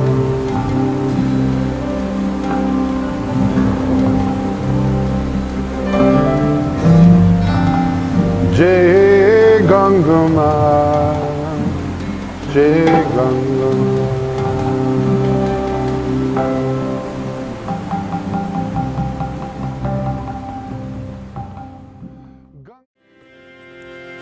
Radhe Radhe Govinda Govinda Radhe Radhe Radhe Govinda Govinda Radhe. Hare Krishna, everyone. With the auspicious month of Kartik, officially known as Damodar Mas, starting in 1 week, I thought to make a short video to prepare us all to take full advantage of this most auspicious of all months. Our setting for this video presentation, as you can see, is the most auspicious of all places in creation, Sri Radha Kund, the very bathing place of Vrindavaneshwari, Srimati Radharani. Why here? Because in Stavavali, Rupa Goswami describes Sri Radha as Kartika Devi, the goddess of Kartik. She is the goddess of Kartik because, well, there's many reasons, but one very important reason is that she fulfills the vratas or vows that devotees traditionally take during this auspicious month. The month of Kartik is famous as the month of Urja Vrata, special vows we take to increase our devotion. And Sri Radha herself is known as Urjeshwari, the Empress of all power and strength, who gives us the strength to complete our vows during this month, and by doing so, awaken our love for the divine couple. In Utkalika Valari, the Vine of Longings, verse 20, Sri Rupa Goswami praises this special mercy of Sri Radha during the month of Kartik. He writes, O Urjeshwari, Radhika, the goddess of the Kartik month, I pitifully pray to you for this benediction. May Bhakantaka, Krishna, the killer of Bakasura, be as merciful to me as you. Then in verse 11, he praises her, Sri Radha again. He writes, O Krishna, you delight the world with your flute by singing the glories of Kartik Devi Radha, the topmost form of pure love. So this is the month that devotees, in many ways, focus their attention on Srimati Radharani for being the greatest lover of Krishna. In being the greatest lover of Krishna, she's in charge of devotional service to Krishna. Srila Prabhupada once said that when Sri Radha sees a sincere, aspiring devotee, even a new devotee, she recommends that devotee to Krishna. Oh Krishna, there is a nice devotee trying his best to serve you. Please accept him. So we are going to Radhakund today to pray to Srimati Radharani for her special mercy during this month of Kartik. The month of Kartik is especially favorable for spiritual practices. Just as the hour before sunrise, Brahma Muhurta, is the most auspicious time of the day for spiritual practices, so in the yearly cycle of 12 months, the month of Kartik is the most favorable of all months for spiritual practices. This is confirmed, I was reading, in Hari Bhakti Vilas, which is quoting Skanda Purana. It says there, this is really interesting, there is no month equal to Kartik, no yuga equal to Satya Yuga, no Shastra equal to the Vedas, and no holy river equal to the Ganga. The Shastras also say that just as a result of giving 10,000 cows in charity can be obtained simply by offering one tulsi leaf to the lotus feet of Krishna, so the result of taking bath in all the holy places of creation can be achieved simply by taking one bath on one morning in the month of Kartik. And the Padma Purana also has something to say about the auspicious month of Kartik. It says, the Lord may offer liberation or even material happiness to a devotee, but once one has rendered devotional service in Vrindavan, particularly in the month of Kartik, such a devotee ends up hankering only for pure devotional service. All glories to the month of Kartik. By observing Kartik, devotees can purify themselves, first of all, of sinful reactions, and then mature in pure devotion, and eventually qualify themselves for returning back home, back to Godhead. Now, as we mentioned earlier, another name for the month of Kartik is the month of Damodar, Damodar Mas. This month is called Damodar actually for two reasons.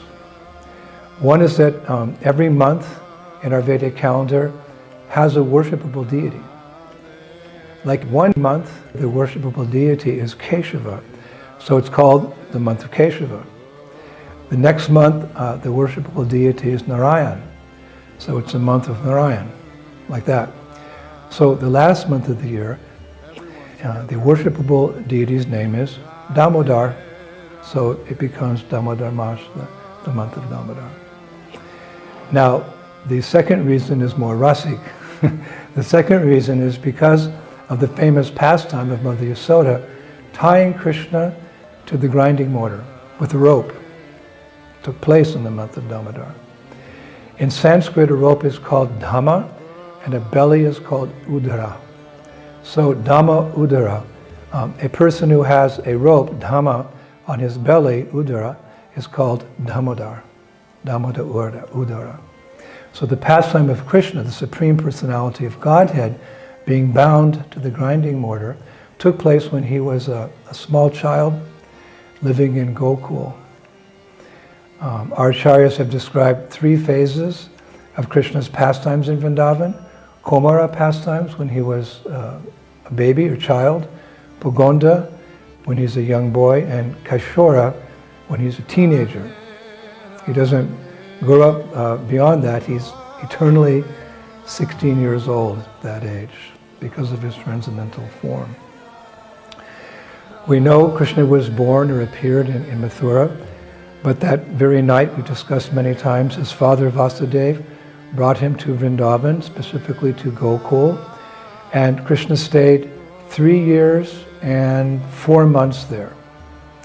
And while in Gokul as a baby, he demonstrated his, how would you say, full-fledged godhood by killing numerous demons like Putana, Trinivarta, the cart demon, etc. But one day, Krishna broke open the storehouse, the transcendental chest of transcendental love, by performing his famous pastime of being tied with the ropes of Mother Yashoda's affection. You could say it's the crest jewel pastime of Vatsalya Rasa, or the rasa of parenthood.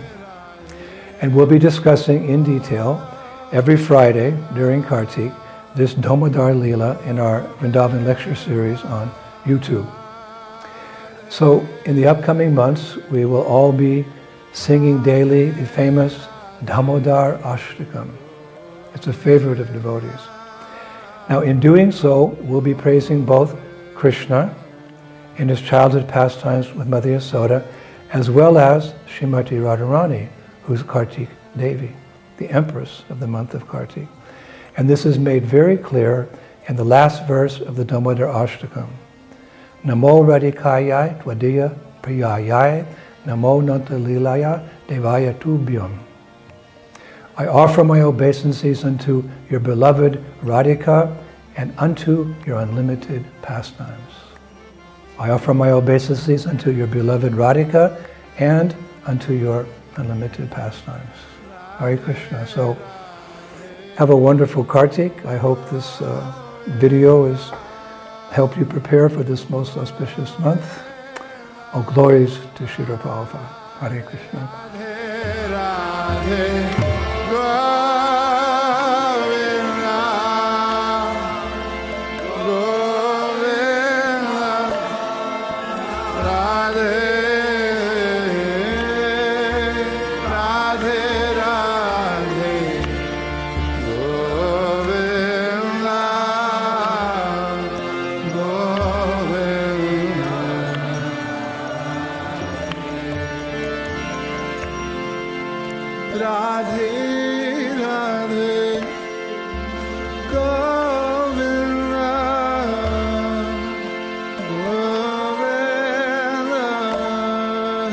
Radhe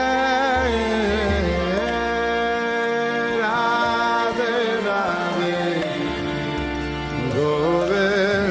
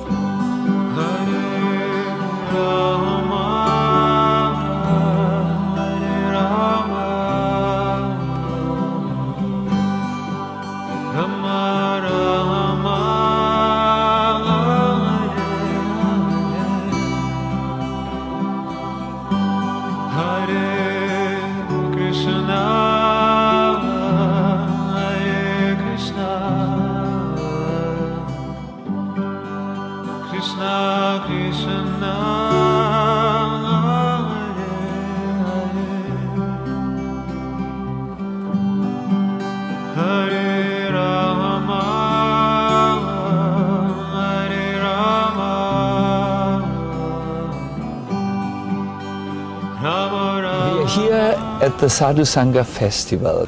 This festival, in a way, is a manifestation of the heart of His Holiness Indradyumna Maharaj.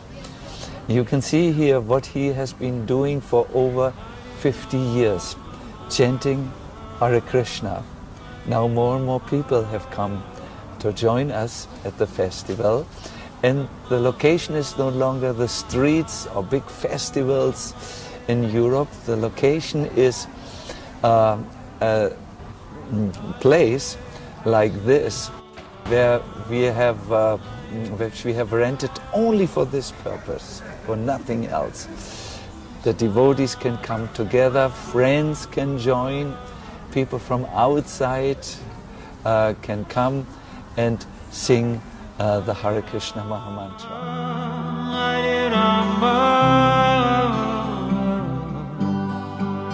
Rama Rama,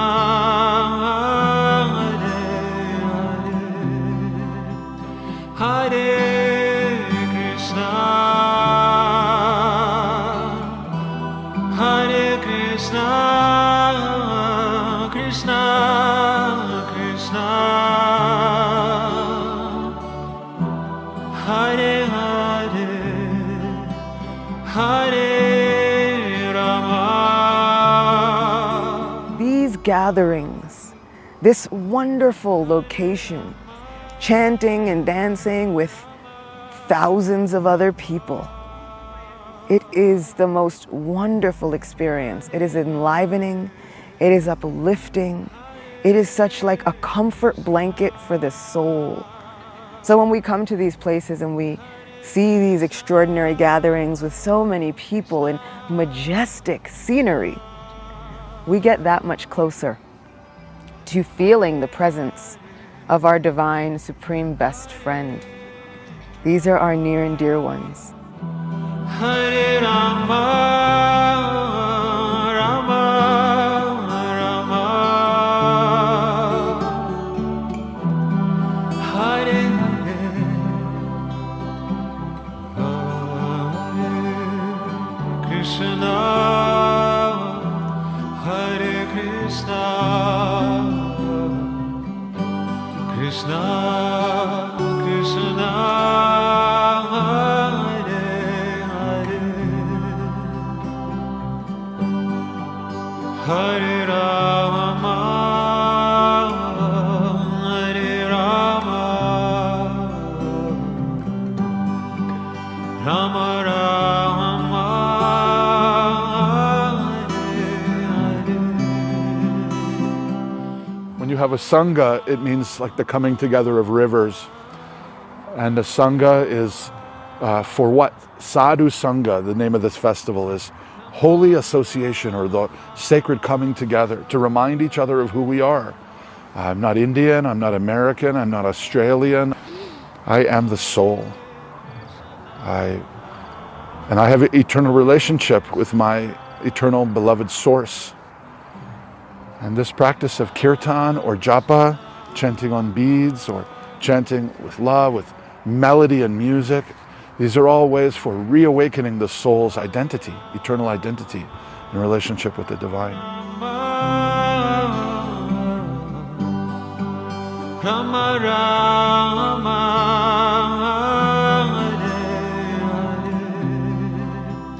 Hare Hare Krishna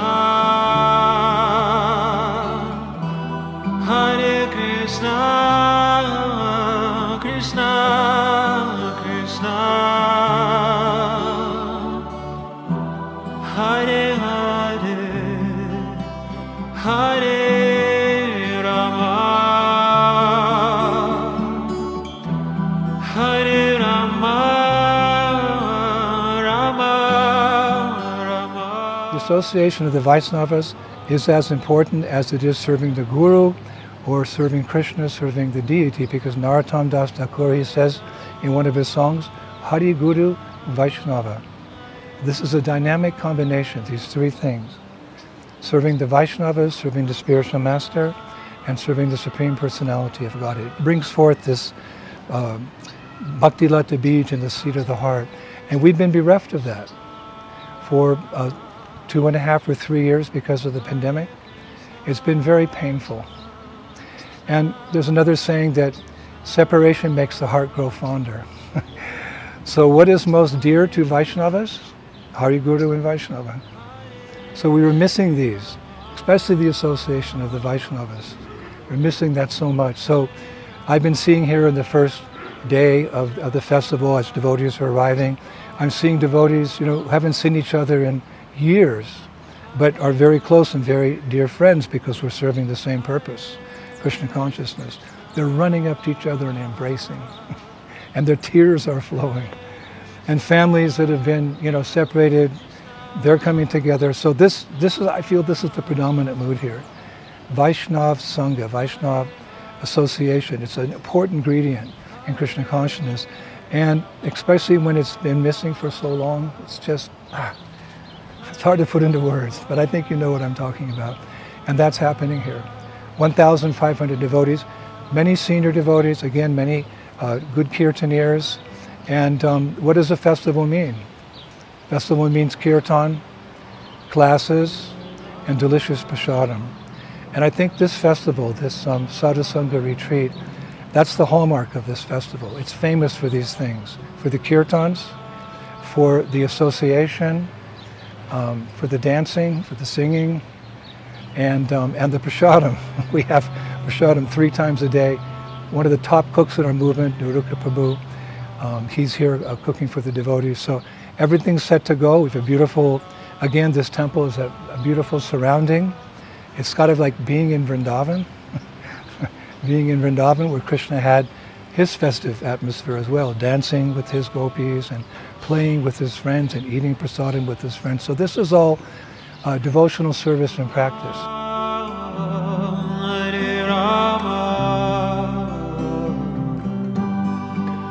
Rama Rama Hare Hare Hare Krishna Hare Krishna Krishna Krishna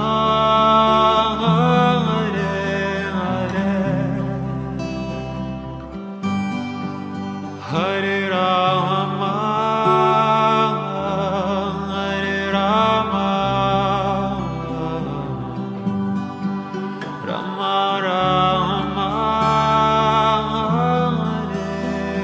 Hare.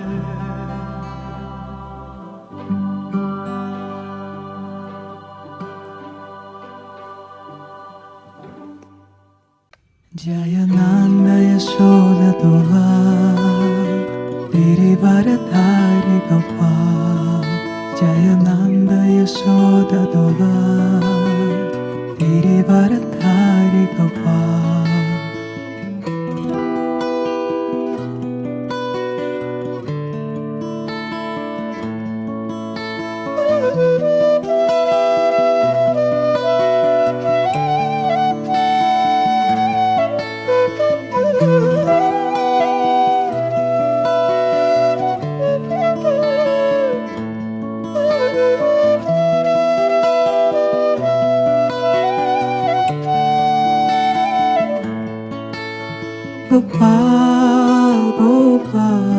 Today we've come to a very, very special place in Vrindavan. We've come to the part of Vrindavan called Gokul. Many wonderful pastimes took place here during Krishna's childhood. We know that Krishna originally appeared in the jailhouse of Kamsa, but for his protection, Vasudeva and Devaki transferred from there in Mathura to this part of Vrindavan, Gokul, where Krishna grew up. Well, he spent 3 years and 4 months here. And then because Kamsa was sending so many demons every day, Nanda and Yasoda moved to Nandagram. So many pastimes, Krishna killed many demons here. There's many different leelas that took place in Gokul. But Gokul is also famous, well, for another thing.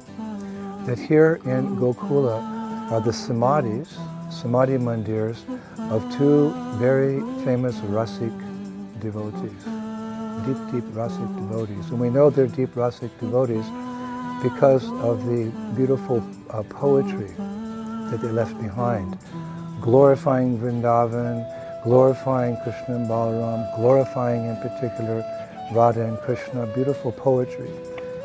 These 2 devotees, they took birth 500 years ago, but even today their poetry is very popular in Vrindavan, Rasik poetry. It's said that what is the use of a bowman's arrow unless it can pierce the heart of his enemy? And in the same way, what is the use of poetry unless it can enter into the heart and bring forth prema or love for Radha and Krishna? People like poetry because it brings forth different emotions, but generally poetry is on the material platform, mundane loving pastimes, and it doesn't really satisfy the heart as much as devotional poetry does. So these 2 personalities, they gifted the entire world actually with their poetry. One of those, what's interesting is that both of these personalities, one was a Vaishnava and one was a Vaishnavi, but originally they took birth during the Mughal times, 500 years ago, in Muslim families. They were devout Muslims. But by Krishna's arrangement, both came in contact with Vrindavan, both came in contact with the spiritual atmosphere of Vrindavan, both came in contact with Brajabasis, and they had a change of heart, and they converted to Vaishnavism. So I'll just give a little history because it's so interesting. The first person we'll mention, his name originally as a devout Muslim was Rajia Khan. Rajia Khan. He was a young man when he came in contact with Vrindavan and Brajabasis. I won't go into the whole history, but when he came to Vrindavan again, he fell in love with Vrindavan. He fell in love with Vrindavan's deities and the devotees and the whole atmosphere 500 years ago. And he became a Vaishnava. He lived the life of a sadhu in Vrindavan. But his particular seva was again writing poetry. And his poetry, people loved it so much that they said, well, perhaps we should change your respected Muslim name. So he said, as you like. So instead of calling him Rajia Khan, they gave him the name Rasa Khan. Rasa means the mellows of devotional service, which he was so expert in, bringing forth in the hearts of the devotees. And the interesting thing is they didn't change the name Khan, which is a respected name in the Muslim faith. They called him Rasa Khan. So I was trying to figure out why didn't they change both names, and a little more research led to the answer. And the answer is that in Hindi, Khan can also mean a gold mine. We have the word Khan in Hindi. Khan can mean gold mine. So because everyone saw this personality as a gold mine of bhakti or devotion for Radha and Krishna, they kept the name. Rasa Khan. Rasa Khan. And he who is a gold mine in rasa, or loving devotion to Krishna. And I just recite a little bit of his poetry. So much could be said, but we can't speak about him the whole time here because we have other personalities. But we can get an idea of what a devotional poet he was, what a Brajbasi he actually was, by, let's say, some of his final poetry. He writes that he's getting old, and he's telling Krishna, if it's Krishna's desire, he's expressing what he would like to be in his next life. In old age, this is something that people contemplate because, the writing's on the wall, so those who have an understanding of life after life, they may contemplate, what will I be in my next life? So a materialistic person may daydream so many material situations, but a devotee always wants to remain connected with Krishna life after life until he has an eternal life of Krishna consciousness in the spiritual world. So just listen how this devotee expressed his desires. If I have to take birth again. Now he wrote in Brajbhasa. I won't recite the Brajbhasa, I'll just give the translation, we'll go through it. He writes, "My dear Lord, in my next life, if I become a human, please bless me to be a cowherd girl in Gokula." Then he writes, "When Indra was throwing thunderbolts, he who became the umbrella for Braj, meaning Giriraj Govardhan, let me become a rock at his lotus feet. Let me reside at the lotus feet of Giriraj Govardhan." Very much in our line. Then he writes, "And if I have to become an animal, okay, let me become a calf in Krishna's team in Nanda Baba's herd." Then he says, "Krishna, if you say I cannot be any of those things, but I can only become a bird, then if I become a bird, then make me a bird on the branch of a kadamba tree on the bank of the Jamuna River." Hare Krishna. This is only a small portion of his poetry. Prabhupada said one time, if you want to understand the ocean, the salty nature of the ocean, just take one drop and taste it, you can understand the whole ocean. So in this way, you can appreciate this great devotee, Rasa Khan, so much appreciated during his lifetime in Vrindavan, that the devotees brought his body to Gokul, and you'll see in this video, they constructed a beautiful samadhi for him.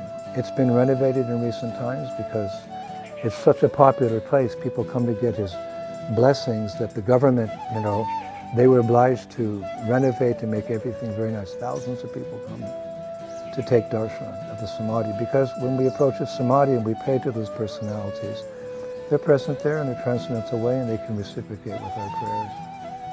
Now the second person I'd like to mention was a queen in the court of the Emperor Akbar, also 500 years ago. We spoke about Akbar in our Vrindavan series lectures the last few years. Akbar was Muslim.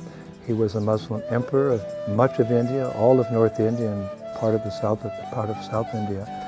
And but he was a very pious emperor, and he was open-minded. He was interested in other faiths, other religions. We discussed many times how he facilitated some of the Goswamis during his time in Vrindavan, helping to construct the Govindaji temple. Now, he had many wives, and one of his principal wives, her name was Taj Biwi.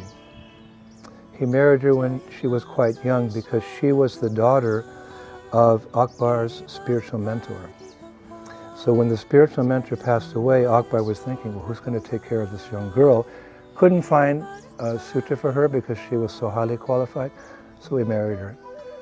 And he made her one of his principal queens in his empire. So Akbar, he used to spend time in Delhi and also in Agra. He had two bases, you could say, where he would meet his officials and have discussions about how to expand the empire and maintain it separate. So at one point he left Delhi, he went to Agra, and he was away for about a week, so he called for his favorite queen, Taj Biwi, to come and spend some time with him. So she consented, of course, and she was taken in a convoy. She was on a chariot with beautiful horses surrounded by guards, etc., in a very beautiful Islamic dress. And as she was going from Delhi to Agra, she was reciting the Quran. She was well versed in the Quran, a very devout Muslim girl. But as they were going along, naturally between Delhi and Agra is Vrindavan, Vrindavan and Mathura. So to make a long story short, I actually lectured for 2 hours about it today, but as she was passing by in the convoy, Vrindavan, they were going quite close to the village of Vrindavan, they heard the ringing of a bell, ding, ding, ding, ding, ding, announcing the artik of Govindaji, Rupa Goswami's deity in the temple, Govindadev's temple. She heard this. So somehow or other, that transcendental sound kind of touched her heart, and she stopped, and she stopped the convoy, and she said to the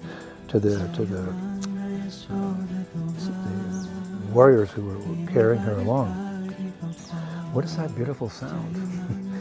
So the leader of the party, he said, "Madame, you do not have to worry. It's coming from the temple of a small Hindu god who's living in Vrindavan."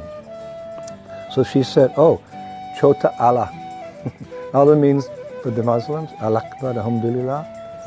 There is no God but God, and Muhammad is his prophet. So she said, "Oh Allah, you said a small Allah, Chota Allah?" So she said, "I want to see that Hindu god." Somehow that ringing of the bell had purified her heart. So she said, "I want to go see." So they said, "No, you can't go. I mean, you have an appointment with your husband, the emperor, and he'll be upset if we're late." She said, "I'm the queen, you take me there."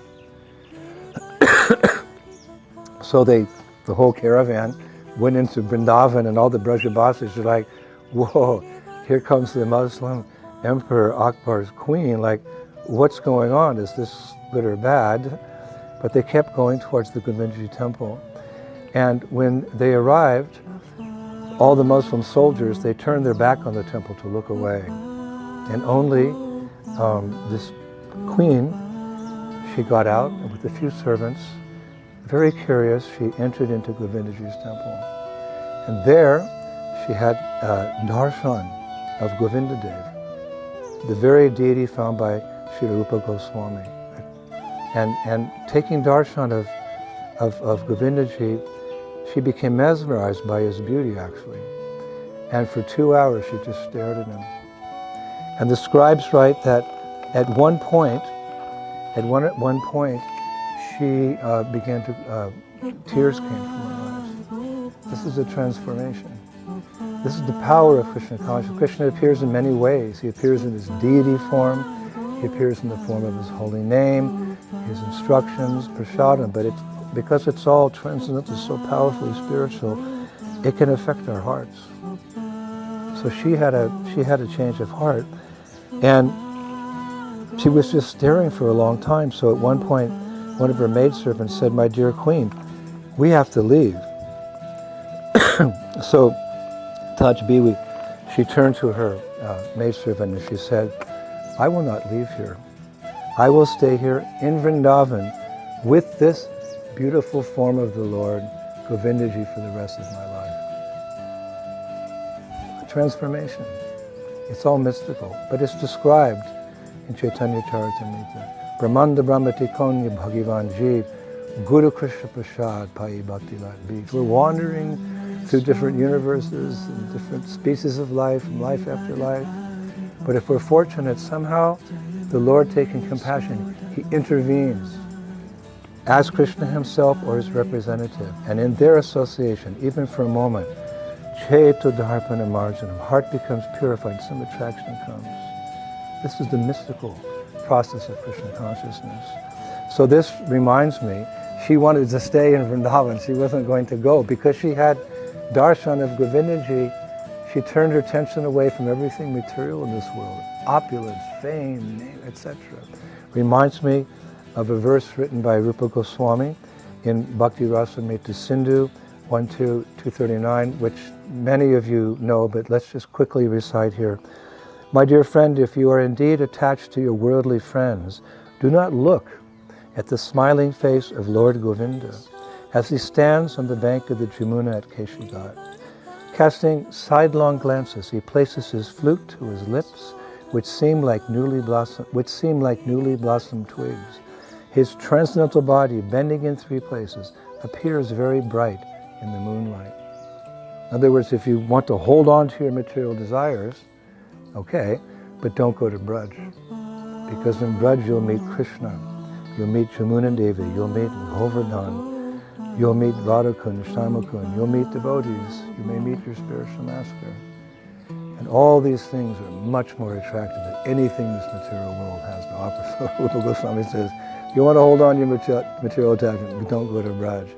And we can see what attachments that this queen must have had.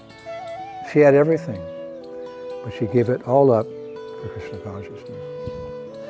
So she never went back to her husband.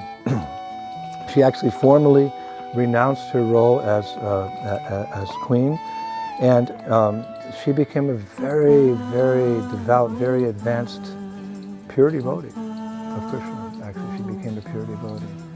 And what does pure devotee mean in Krishna consciousness? It doesn't mean one is just pious or a lover of God, but one understands the different intricate mellows, the ways of loving Krishna, because Krishna has revealed to that devotee all of his attractive features and the opportunity to associate with him as a servant, as a friend, as a parent, or as a lover, the special nature of Braj Bhakti. So she stayed, and she took initiation from a Vaishnava guru. She was living in just a white sari, with her hair cut and japa mala. She took diksha. The queen took diksha. Just see, it's possible for this Krishna conscious movement to actually spread all over the world. This story gives us faith. And she wrote over 400 poems. 400 poems. And I'll conclude here. She, at the end of her life, she desired to leave her body in front of Srinathji, or as we know him, the Gopal deity, discovered by Madhavendra Puri. She became attracted to different deities in Vrindavan. She said, I want to leave. She was very old in her 90s, highly respected for her poetry, loved by everyone, and she said, I want to die in front of Gopal. So they carried her on a cot out to Govardhan Hill, and in the presence of this beautiful deity of Gopal, who we know now as Nathji, staying in Nathdwar, she left her body. And as she left her body, she composed a poem. And just as she finished that poem in glorification of Krishna, she left her body. So I'm going to conclude here. Because in this video, you're seeing her samadhi. You're seeing how beautiful and well-maintained this samadhi is. Why? Because she was a great Vaishnavi who helped us understand what is Braj Bhakti. It's not an easy thing to understand, and much more difficult to achieve. We need a lot of kripa, a lot of mercy. So she did it, and her samadhi is called Taj Biwi. Ki Chhatri means the umbrella of Taj Biwi. And here's the poem, which she left the world with. We yam yam vapi smaram bhavam.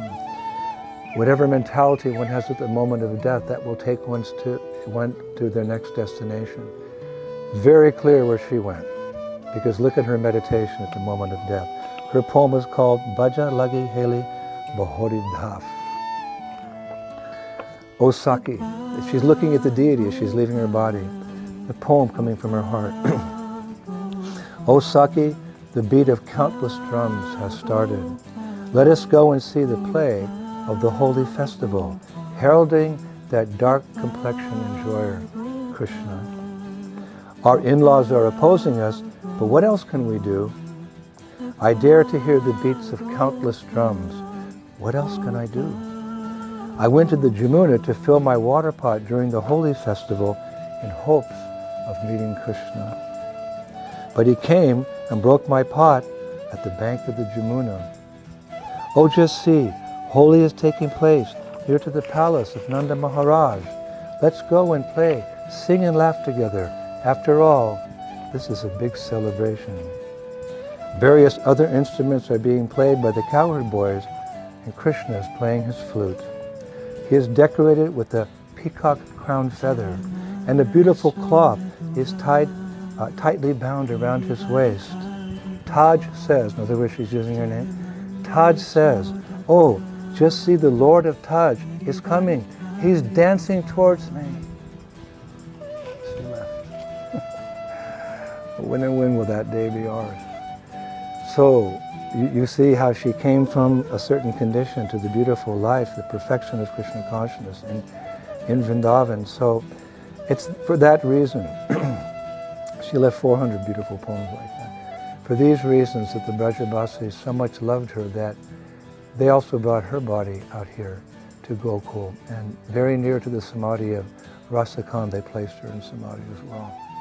So we've come here, like many pilgrims, to remember her renunciation and much more to remember how she embraced Braja Bhakti here in the land of Krishna, the playground of God, the playground of Krishna. We spent a wonderful day here singing and dancing, reciting her poetry, and taking prasadam in this wonderful, beautiful garden. They maintain it so nicely. So when you come to Vrindavan, please take the opportunity to come to Gokul and see the samadhis of these two great devotees, a Vaishnava and a Vaishnavi. Thank you very much. We'll continue with our parikramas now. Tomorrow we're going on Govardhan Parikrama. We'll have lots to share with you in that parikrama as well. All glories to Srila Prabhupada, the revealer of the Dham. Hare Krishna.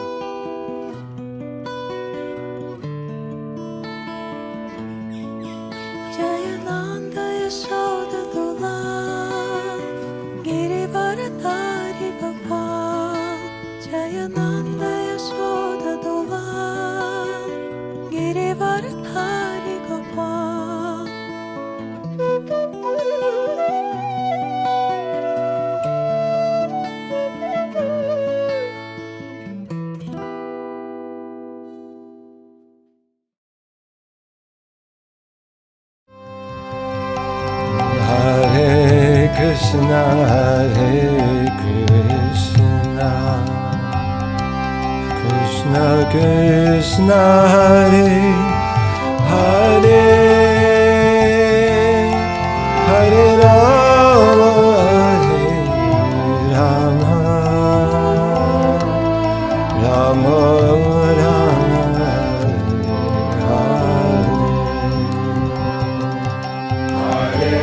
Krishna.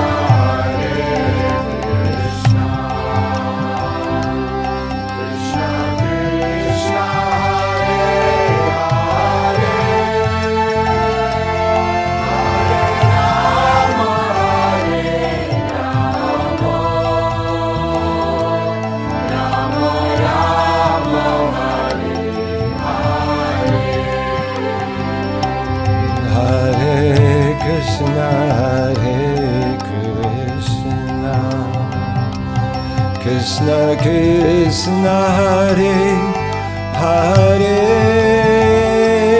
Hare Rama, Hare Rama, Rama Rama, Hare Hare. Hare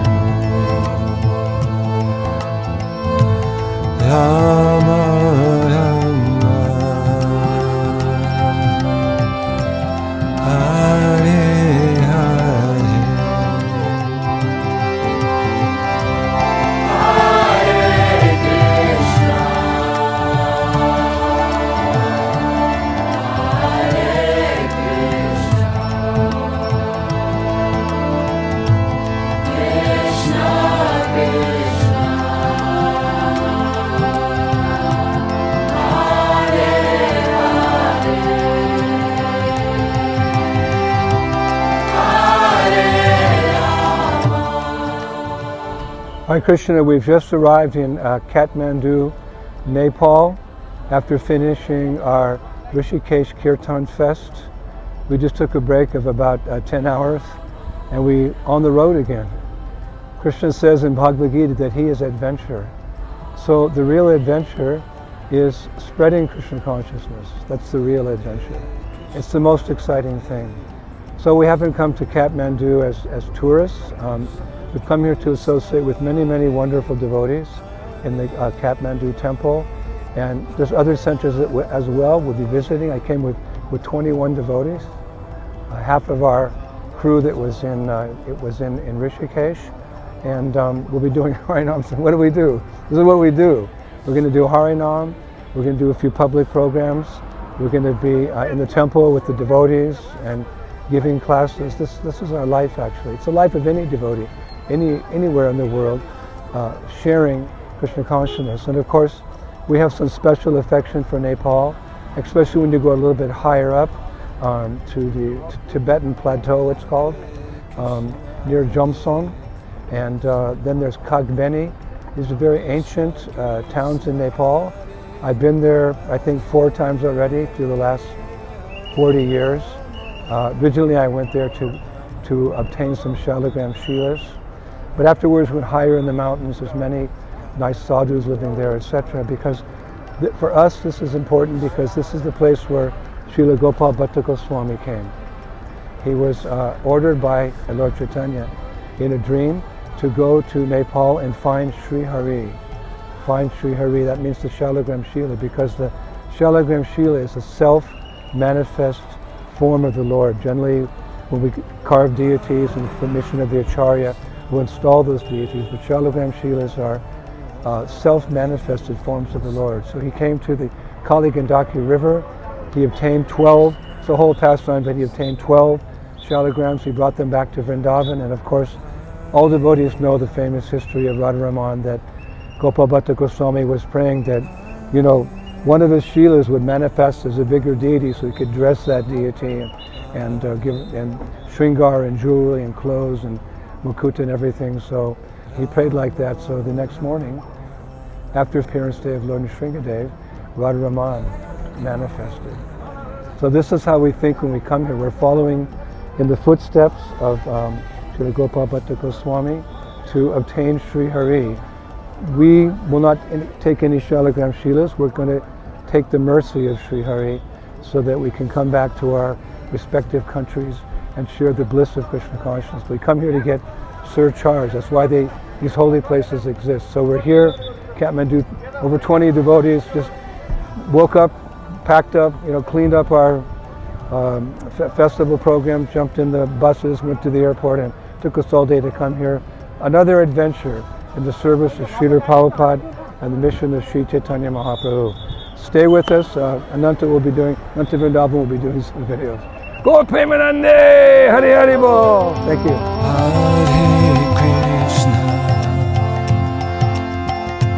Hare Krishna, Krishna Krishna, Hare Hare, Hare Rama, Hare Rama, Rama Rama. Hare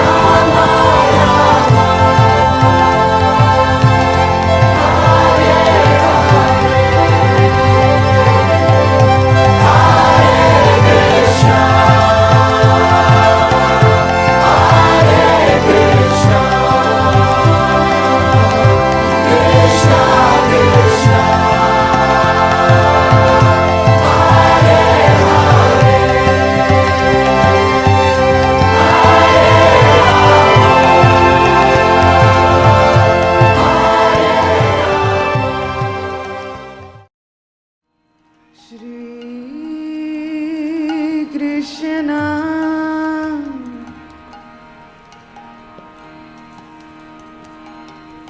Chaitanya,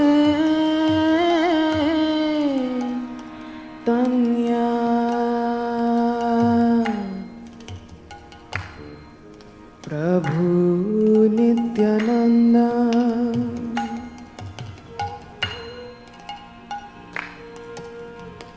Sri Advaita. Hare Krishna, dear devotees, welcome back again to our Kartik Parikrama 2022 in the transcendental land of Sri Vrindavan Dham. We have many choices, as I've mentioned earlier, of places to go in Vrindavan, 60 billion choices, but today we've chosen a place which is very, very, very, very dear to my heart, and I'm sure it'll be very dear to your hearts as well. This is a beautiful forested region. It's called Kadamba Kandi. In Sanskrit, Kandi means like multitude.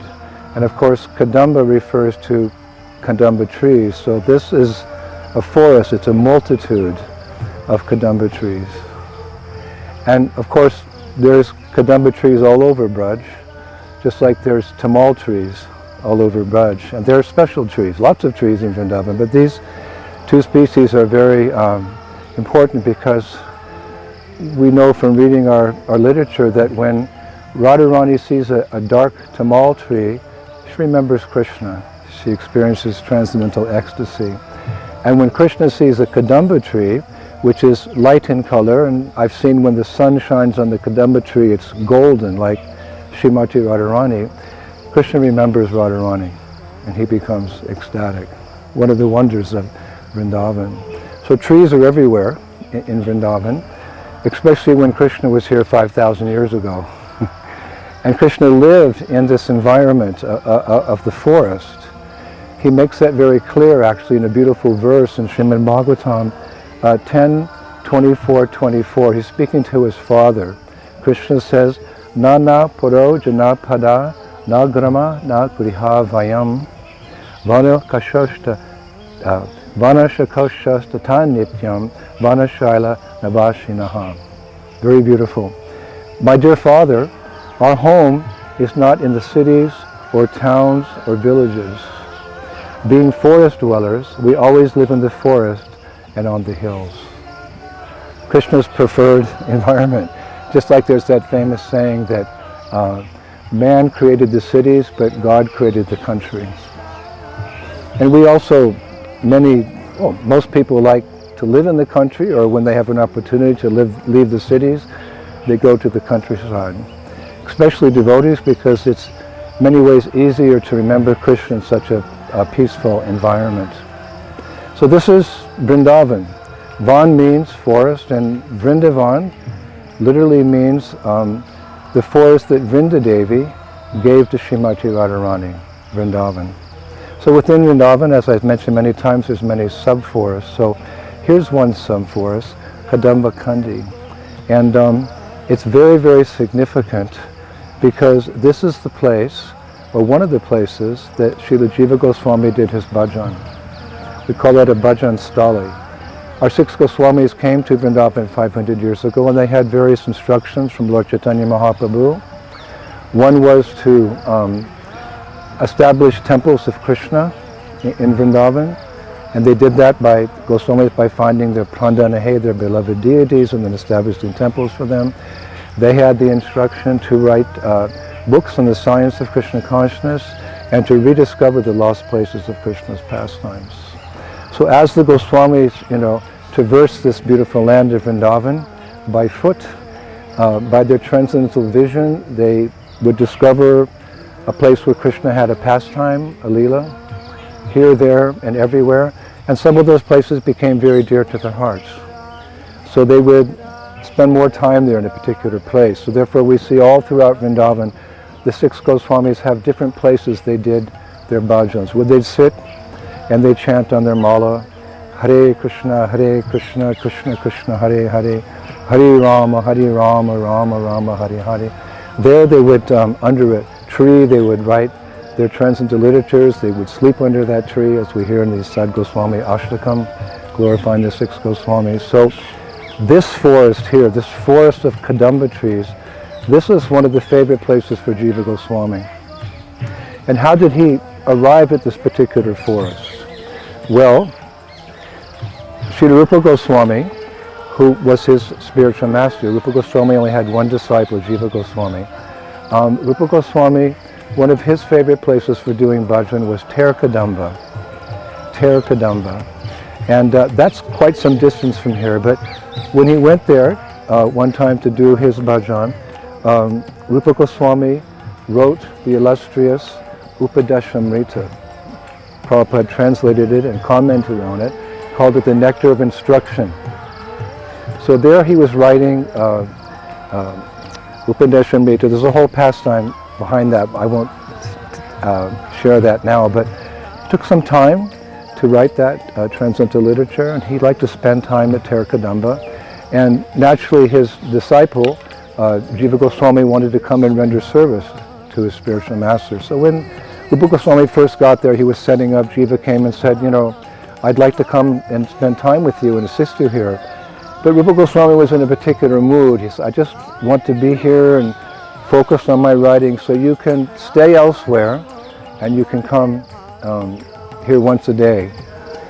Clean up this forested area, you can cook for me, wash the clothes, clean up like some menial services like that. So Rupa Goswami said, but you can stay some other place.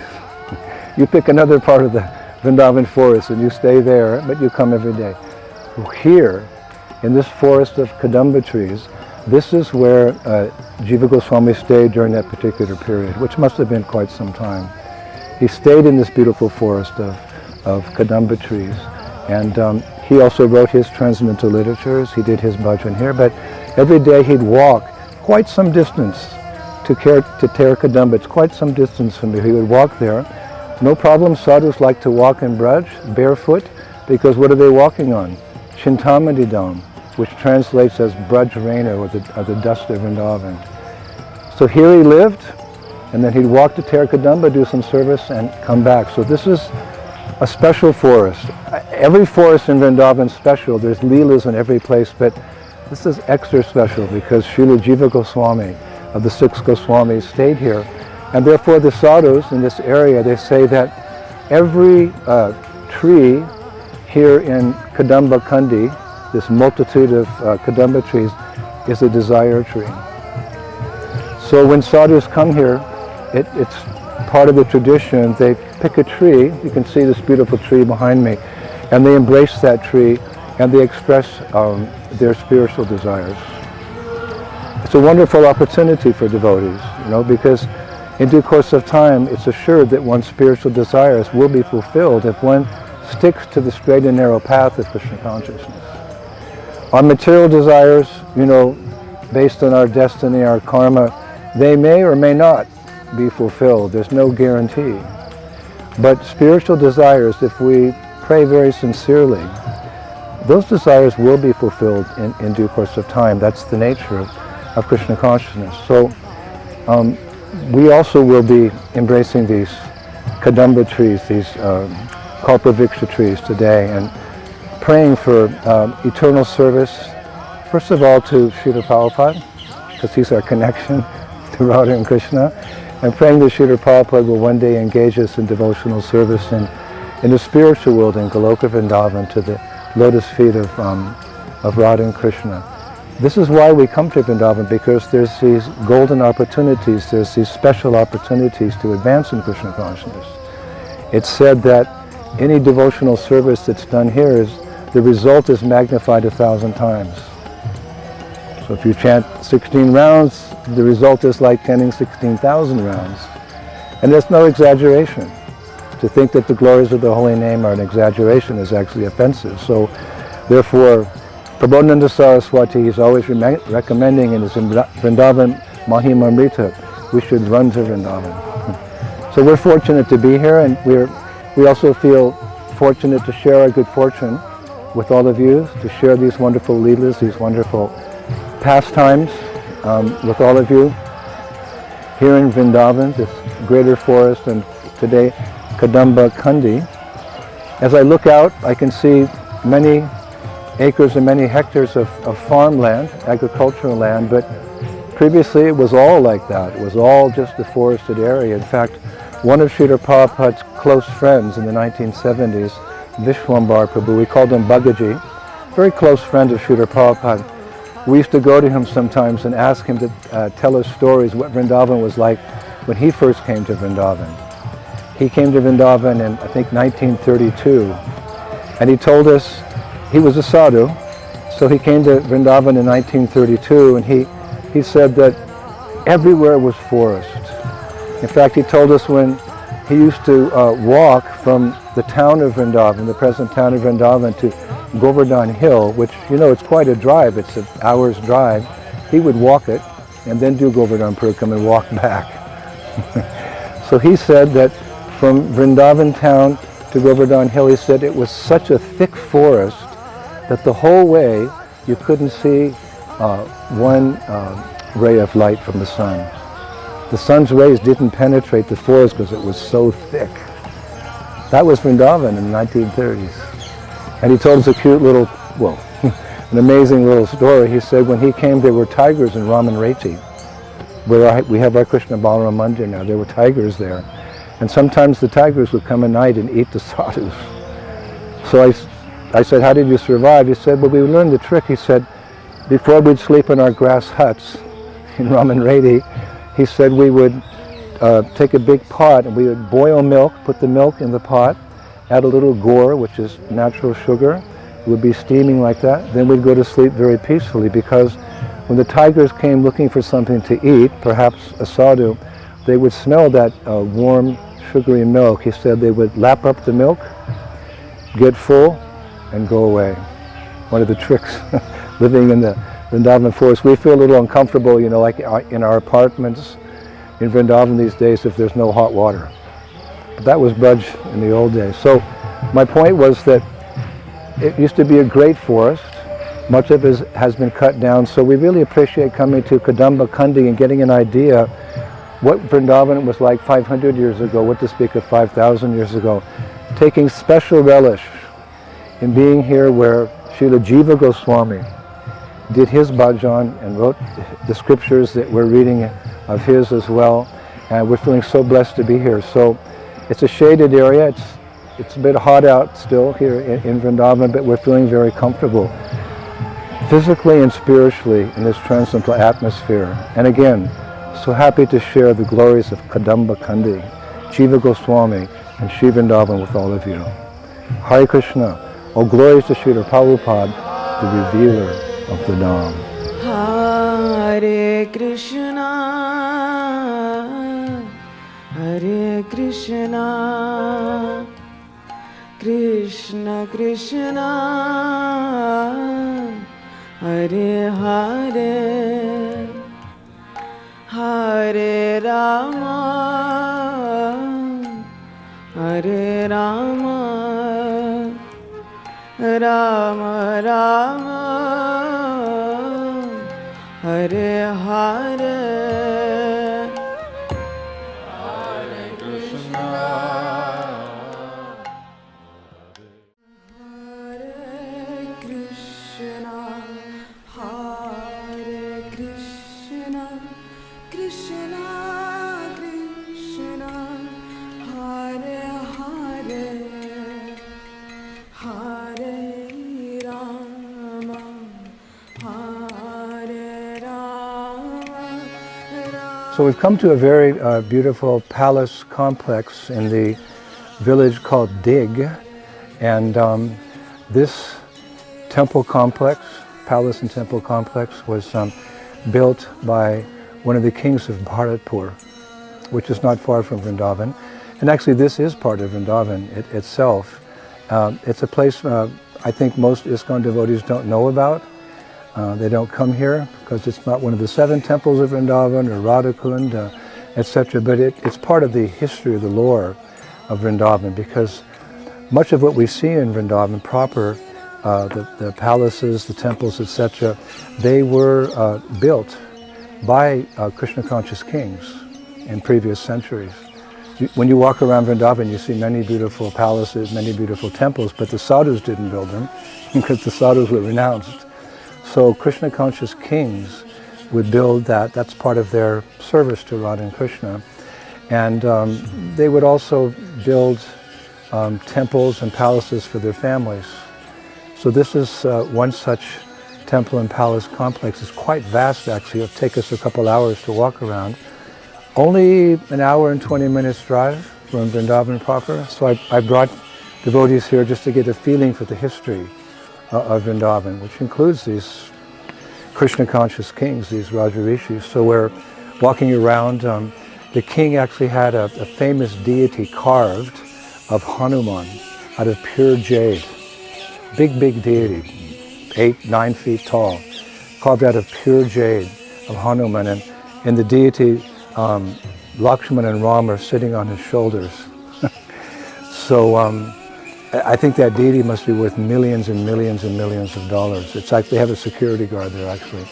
But like this, you discover many wonderful things in the greater Vrindavan. Vrindavan's more than Loi Bazaar, or even just our beloved Radhakund and Shyamakund. It extends for many, many, many kilometers. And as one goes around Vrindavan, there's many wonderful things that you can discover. So just for an historical aspect, we brought our devotees here, and I told them that today they can just wander in the palace grounds and just, imagine what it was like 300 or 400 years ago. And but it's nice it's being maintained. The government is maintaining this, and people come here, they have festivals here, they have tours here, etc. And Indians, they can come in for 20 rupees, and foreigners it costs 300 rupees. But when we arrived, we said, we're not foreigners. We're sadhus and sadhvis, you please give us the Indian price. They did in appreciation, because devotees are all dressed so nicely. So we're wandering around here, and you can see in the video Hanuman, and you can see the beautiful architecture and the large grounds. This is how the kings lived. It's very nice how they used space. Not everything was construction like we see in Kali Yuga. There's construction, but there's lots of space, something like we might hear about in Dwarka. When Krishna ruled Dwarka as Dwarkadish, as the king, Dwarka was constructed in such a way that the citizens could wander through gardens and forests and flower gardens and just, get a little relief from the stress of material life. Of course, I don't think there was any stress in Dwarka, but I'm just making a point to use space in such a way that the mind is peaceful, so one can think of Krishna. All glories to Srila Prabhupada. Hare Krishna.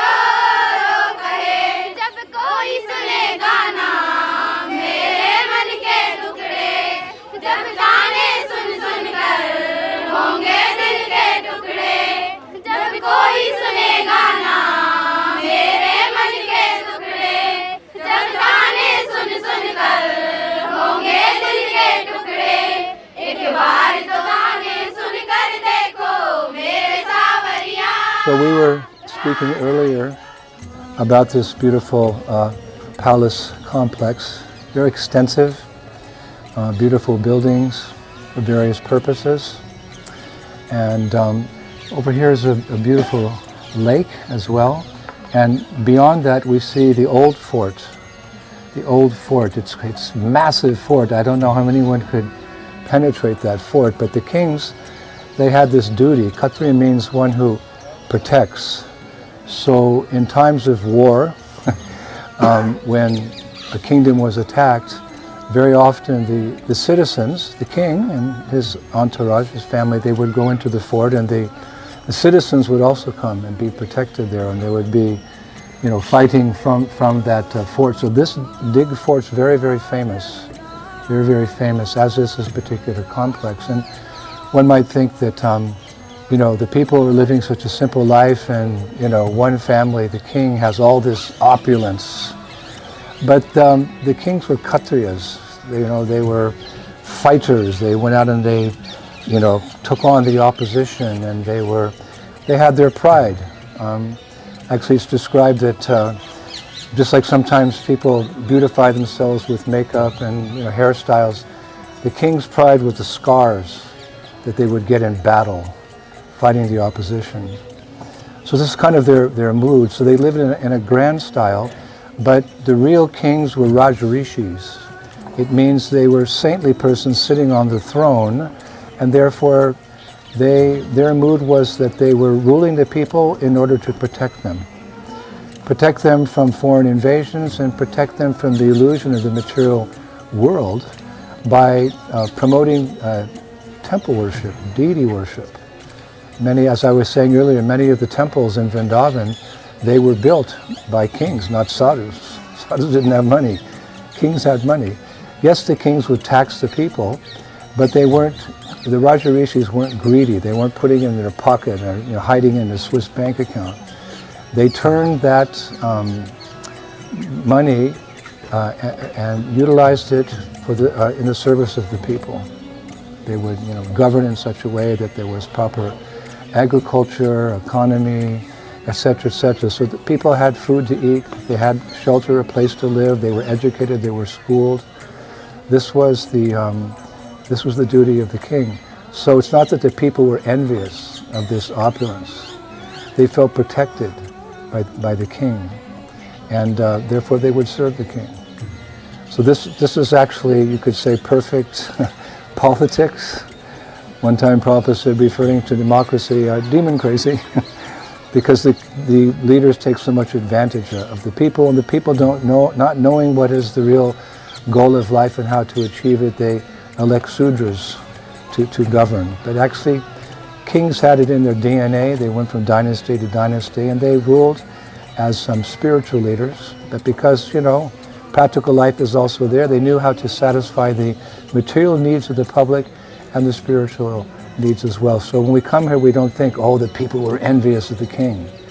No, they were grateful to the king, and this is perfect society. If you have a Rajarishi, a Krishna conscious ruler, whether it's democracy or socialism or royalty, the leader has to be Krishna conscious. So we're appreciating how the king lived in this way and had his fort to protect his people. So opulence was there, but opulence was used in the correct way.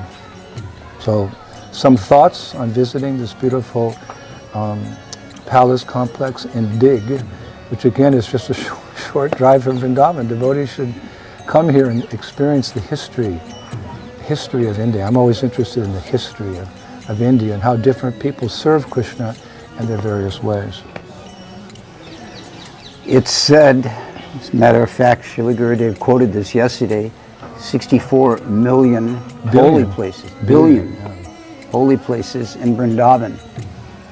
As he's mentioned, we know prominently the 7 Goswami temples, a few other places around the area, but in reality, all 64 crores of square miles of Vrindavan are holy places. The pastimes that take place we may or may not have uncovered yet, but they're connected to the places where Krishna had his pastimes. Therefore, they become worth visiting, worth knowing. Additionally, the example is a lesson to us how to live our life. The Kshatriya kings, they were not greedy, as Maharaj says. And I liked his description of their decorations.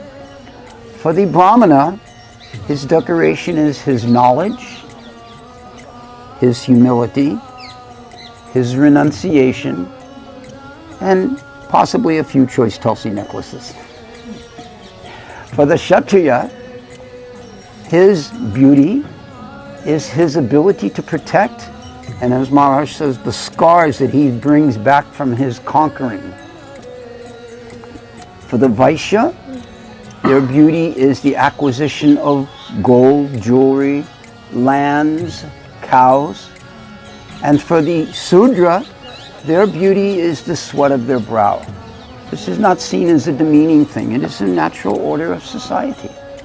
So in this way, every aspect of society has some particular role to play. this large complex here, we can't imagine, one family, okay, an extended family, 12, 15, maybe 20 members living. No, there would be servants, there would be cooks, there would be pujaris, there would be all of these arrangements where everyone was able to take shelter here and be provided for, because this was the duty of the king. As Maharaj has said, Raja Rishi, saintly kings who knew their duty was to protect and provide Krishna conscious environment for the citizens. This is the difference between that type of leadership and what we find throughout the world today.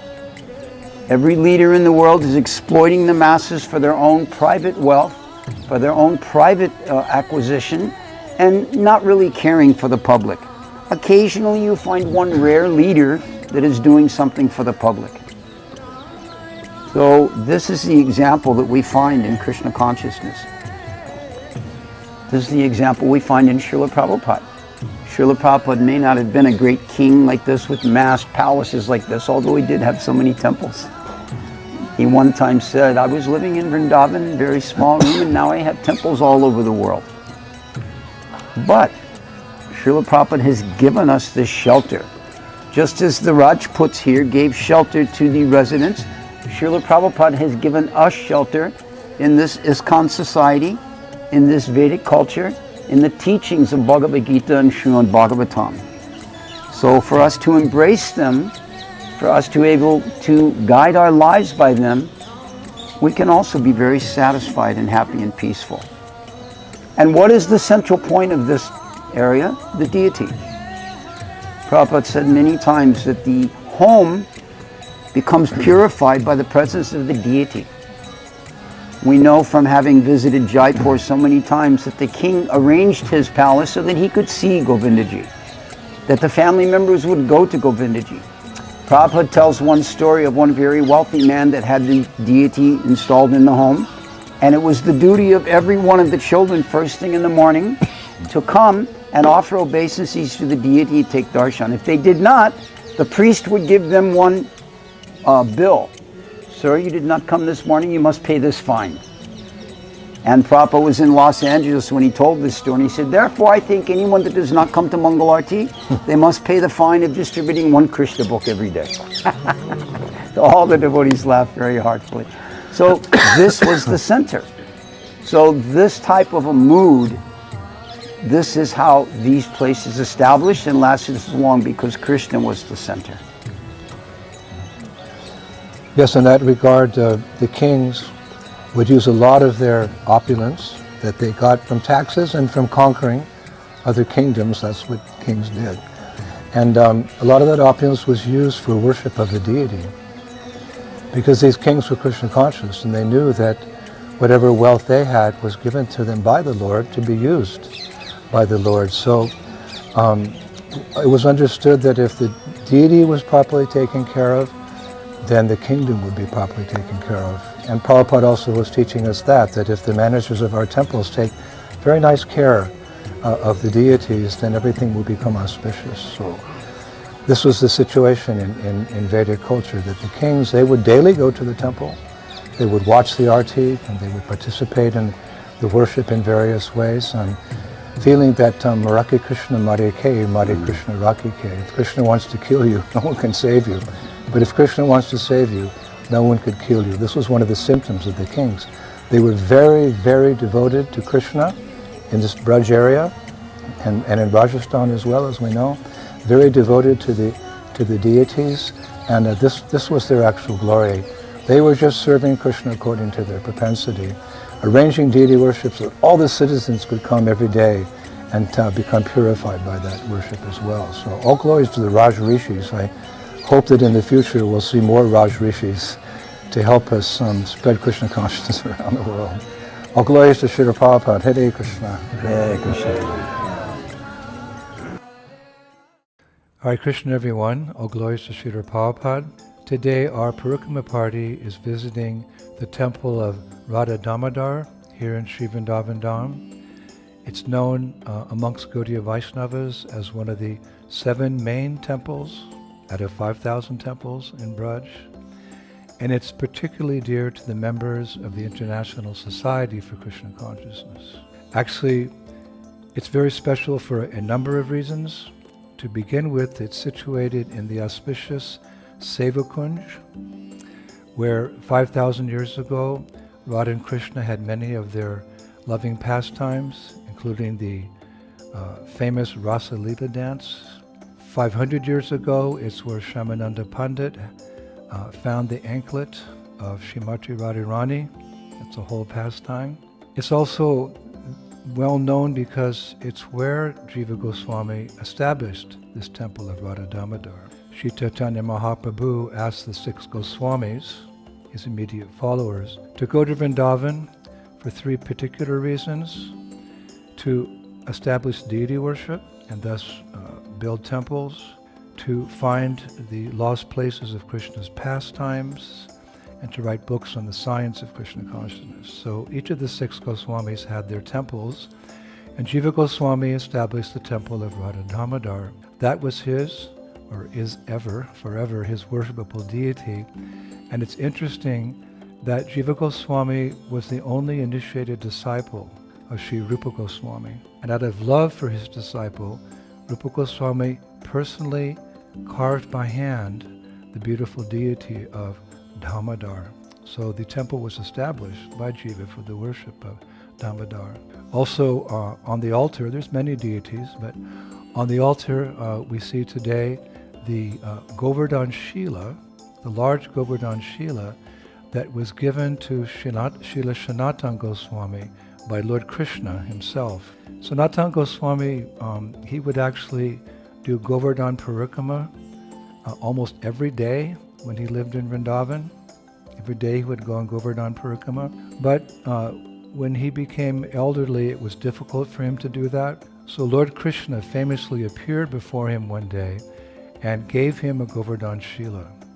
And he said to Sanatana Goswami, you don't have to do the 24 kilometers pilgrimage every day, the long walk every day.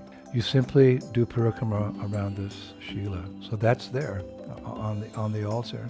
It's very special also because Srila Jiva Goswami, who carried on the mission of the other 5 Goswamis after they departed, his samadhi is there, as well as the samadhi of his spiritual master, Srila Rupa Goswami.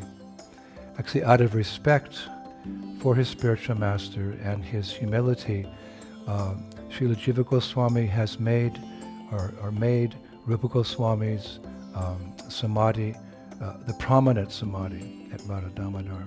Rupa Goswami is known as the Rasacharya. He's the teacher of deep, loving mellows of devotional service, as expressed so beautifully in his Bhakti Rasamrita Sindhu and other literatures that he wrote. In fact, Srila Vishwanath Chakravarti Thakur glorifies Rupa Goswami in his Madhurya Kandamini 1-2. He writes, in previous ages, many great souls took shelter of Bhakti Devi. In this age, however, with the grace of Krishna's dear associate, Srila Rupa Goswami, we have been given the wisdom to realize her in the form of rasa. I therefore pay my obeisances to him constantly. Very beautiful glorification. Now, as we mentioned earlier, for ISKCON devotees, the Radha Damodar temple considered it very, very special because it's where Srila Prabhupada resided for 6 years. Just after taking sannyas, or not long after taking sannyas, Srila Prabhupada came to Vrindavan to prepare his mission for going to the West. And after staying briefly in another temple, Prabhupada moved to Radha Damodar temple, where he rented 2 small rooms, 2 very small rooms, which you'll see here in the video. And it was there that he began translating his Srimad Bhagavatam. One of the rooms served as a kitchen for Srila Prabhupada, where he would also take prasadam. Srila Prabhupada said as he was taking prasadam every day, he would look out the kitchen window where he would see the samadhi of Rupa Goswami and take inspiration for successfully preaching Krishna consciousness when he went to the West. Actually, Jiva Goswami has said of Rupa Goswami in this regard of getting inspiration. He writes in his Sri Radha Krishna Charna Deepika, number 1, he writes, Shri Rupa, eternal peace incarnate, identical in mood to Sanatan, his elder brother, and whose younger brother was Sri Vallabha, is the means of my success and the good fortune of all the jivas.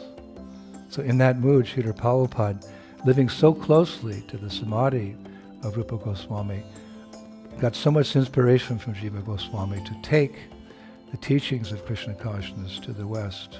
Srila Prabhupada spent many years there, again 6 years, and he said one time that he actually resides eternally in his rooms there. So those rooms are actually in possession of ISKCON, and every day devotees go there.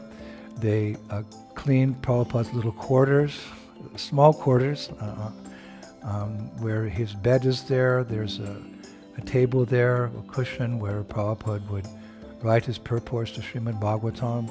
Maybe 4 or 5 devotees can sit in there, very small. And they also clean his kitchen just a few meters away. It's a seva that goes on every day. Early in our movement, when Prabhupada first took some disciples to Vrindavan, he actually held classes at Radha Damodar. One time, during one of those classes, he said that the area between his Rupa Goswami's samadhi, and just across from the samadhi there's another shrine. It's like celebrates where Rupa Goswami would do his bhajan. So Prabhupada said the area between Rupa Goswami's samadhi, where his sacred body remains, and where he did his bhajan, it's maybe 10 or 15 meters distance. He said that is the most sacred place in the universe. The most sacred place in the universe. So we were invited by one of the 5 Goswami brothers who managed the temple for prasadam there, as well as a tour. And during the tour, we passed by the kitchen that Jiva Goswami had established for the worship of Lord Damodar. The same place is there. And I was told many years ago that just across from that kitchen is a little space there, and that is where the six Goswamis would meet regularly to have katha, discuss about Krishna, and have kirtan. This is what they enjoyed together, because each in their own way were fulfilling the mission of Chaitanya Mahaprabhu by wandering around Vrindavan and finding the lost places of Krishna's pastimes, and they were busy with their own temples. They were all also writing about the science of Krishna consciousness. They would live in different parts of Braj, but regularly they would come together for Krishna Katha, for Kirtan, and also, you could say, to plan the greater movement of Krishna consciousness. Krishna consciousness was meant to spread all over the world, as Chaitanya Mahaprabhu said. The chanting of the Hare Krishna mantra will one day be heard in every town and village of the world. So you could say this was the original headquarters of the Sankirtan movement, in the sense that this is where the Goswamis wrote and established and, you could say, revigorated Vrindavan, made it visible to people, hoping that one day everyone would come to Vrindavan and take inspiration there from Radha and Krishna's pastimes, Krishna and Balaram's pastimes. Really, Jiva Goswami, especially after the departure of the other 5 Goswamis, the Radha Damodar temple served as the headquarters for Krishna consciousness at that time. As we did our tour around the temple, which has been nicely renovated, I must say, by the Goswamis there, I was asked to speak in the courtyard on this big asana, which is generally reserved for very erudite, advanced devotees. I felt very humbled, but one of the Goswamis requested me to sit there and to speak And as I was speaking about the history of Radha Damodar and the six Goswamis, especially about Srila Prabhupada and his time spent there and his vision for spreading Krishna consciousness all over the world, I was just thinking how proud Srila Prabhupada would be that a humble member of ISKCON was speaking from that asana. So again, this is where Prabhupada planned and began the execution of his mission, for the mission of Chaitanya Mahaprabhu, and fulfilling his own spiritual master's instructions to spread Krishna consciousness in English-speaking language. This is what Srila Bhaktisiddhanta Saraswati had instructed Srila Prabhupada. So you could say it began in earnest there at the Radha Damodar temple, and where Sri Rupa Goswami had certainly given Prabhupada blessings to perform that mission in the West. While visiting the Radha Damodar temple, all of us we kept reminding ourselves that really we were there only because of Srila Prabhupada's invitation to come to Vrindavan. And it was by his mercy that we were taking this tour. A tour on a very beautiful winter's afternoon in the all-auspicious Dham of Sri Vrindavan. Shri Radha Damodar ki, the six Goswamis of Vrindavan ki, Srila Prabhupada ki. Thank you very much. I hope you enjoy this video. Hare Krishna.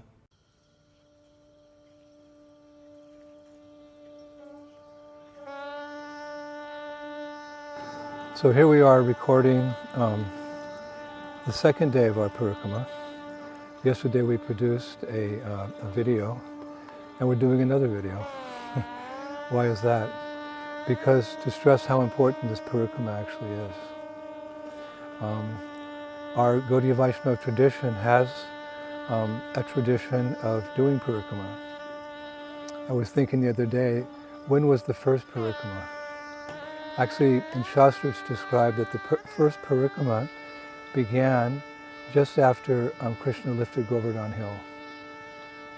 After Indra had been defeated and all the Brajabasis had been saved, Krishna put down Govardhan Hill, and there was a large feast offered to Giriraj, and then Krishna himself took all the Brajabasis around Govardhan Hill with their oxen carts and the bullock carts all around Govardhan Hill. You could say that was the first parikrama. So it was initiated by the Supreme Personality of Godhead, Krishna himself. And throughout our history, all our great acharyas have also done parikrama. Of course, Lord Chaitanya Mahaprabhu, when he came to Vrindavan, he did parikrama through the 12 forests of Vrindavan. And since then, all our acharyas have done. Even our beloved Srila Prabhupada has done. Actually, Sanatana Goswami is famous for doing parikrama. It's described that when he was living here 500 years ago, he would do parikrama every day around Govardhan Hill. And not just the parikrama that we do. We do a parikrama that's actually very close to Giriraj, Govardhan.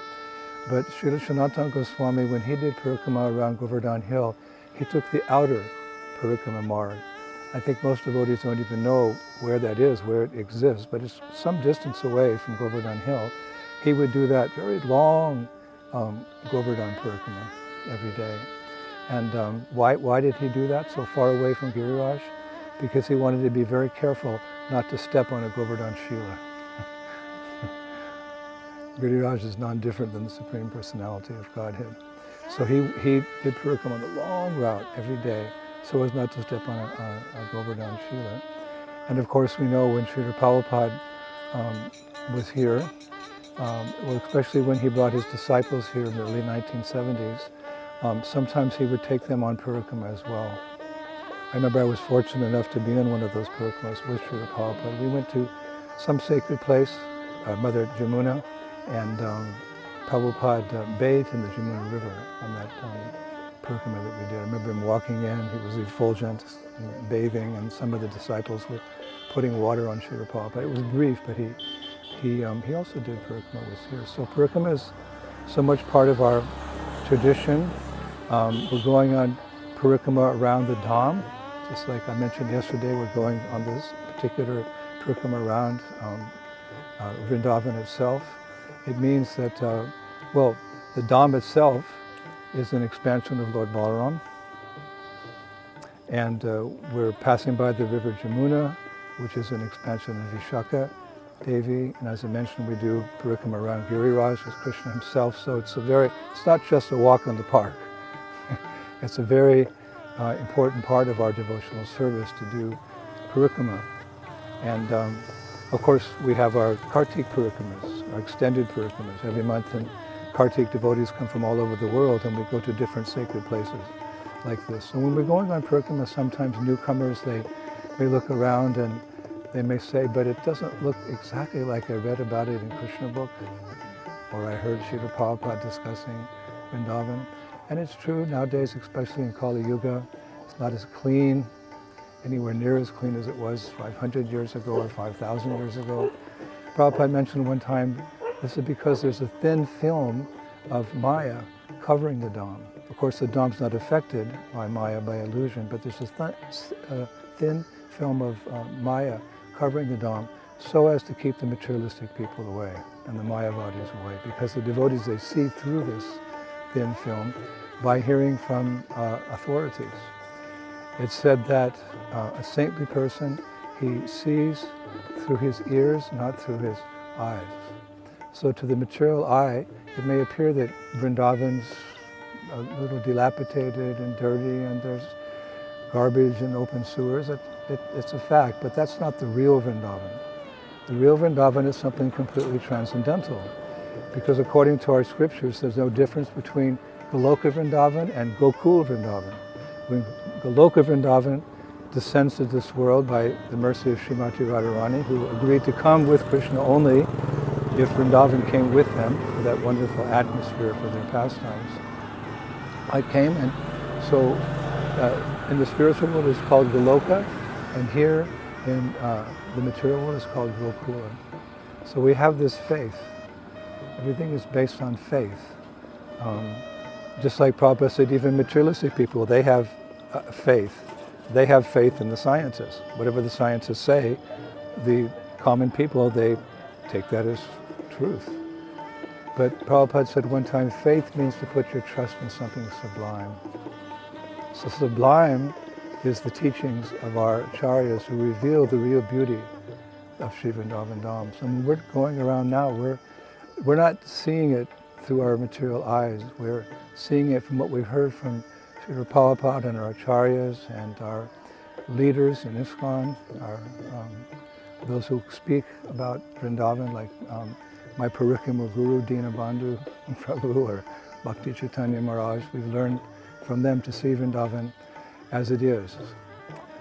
I sometimes tell the pastime that Prabhupada was speaking about Vrindavan here in Vrindavan and describing it as it's described in Srimad Bhagavatam, especially in the 10th canto, all the pristine beauty of Vrindavan.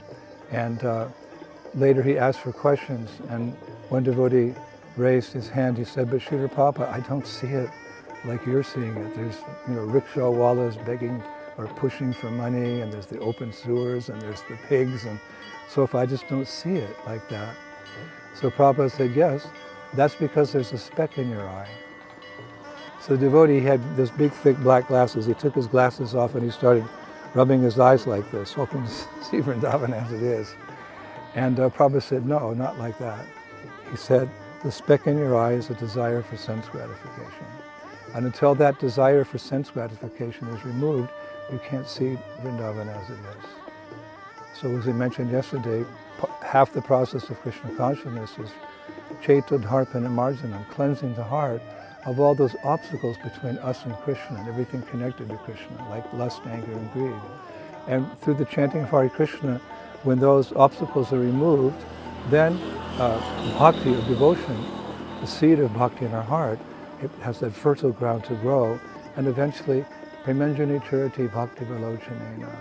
When one's eyes are covered by the salve of love, one will be able to see Vrindavan as it is. So we hanker for that. It's called lolium, or greed. We hanker for these things. Just like a materialistic person hankers for some sense gratification, some name, some fame, some material objects, or whatever. We're being trained to hanker for Krishna. And that mood is present in Vrindavan. That mood is present in Vrindavan. Everyone is looking for Krishna. just like the 6 Goswamis in there. We hear in the prayers, the Sad Goswami Ashtakam. They're looking at it, where is Krishna? Where is Krishna? This is the mood of Krishna consciousness. And this is what makes Vrindavan, it's so easy to advance in Krishna consciousness. When we're going around Parikrama here today on our second day, going around Vrindavan Dham, we're passing people who are not reading newspapers, who are not Gramya Katha, talking about just politics or economy or these type of things that most people, when they wake up in the morning, that's what they start talking about. No, here in Vrindavan, when we're going around Parikrama, we meet people, Jai Sri Radhe, Hare Krishna. Practically everyone we pass on our Parikrama, on the Parikrama Marg, we pass them and say, Hare Krishna, Radhe Radhe. So in this way, you're reminded of Krishna at every step. And plus there's so many other people doing Parikrama from other sampradayas, and even just the people in the villages, or on big days like Guru Purnima here in Vrindavan. There's so many people going on Parikrama around Govardhan Hill, you don't even have to walk, you just get caught up in the crowd and it kind of takes you around Govardhan Hill. So this is part of our tradition, and we're loving it. Of course, this Vrindavan Parikrama, it's about maybe 12 kilometers long. It's not that easy, but whatever austerities are there, we don't even think about it, because we're just relishing hearing the people call out Krishna's name, chanting Krishna's names ourselves, seeing the cows, seeing the peacocks, seeing the birds. The birds are singing. Srila Prabhupada Saraswati, he says in Vrindavan Mahimamrita that when the birds are singing, they're singing the glories of Krishna. Like this. So this is how we're being trained to see Vrindavan actually as it is. Not according to our material light, but according to the eyes of sadhus, and of course the words of Srila Prabhupada and Krishna himself when he speaks about the glories of Vrindavan, as we read in Srimad Bhagavatam. So here we are, out again, second day, going around halfway through, and we're going to continue with great enthusiasm, great greed, to actually one day see Vrindavan as it is, as Gokula Vrindavan. All glories to Srila Prabhupada. Hare Krishna.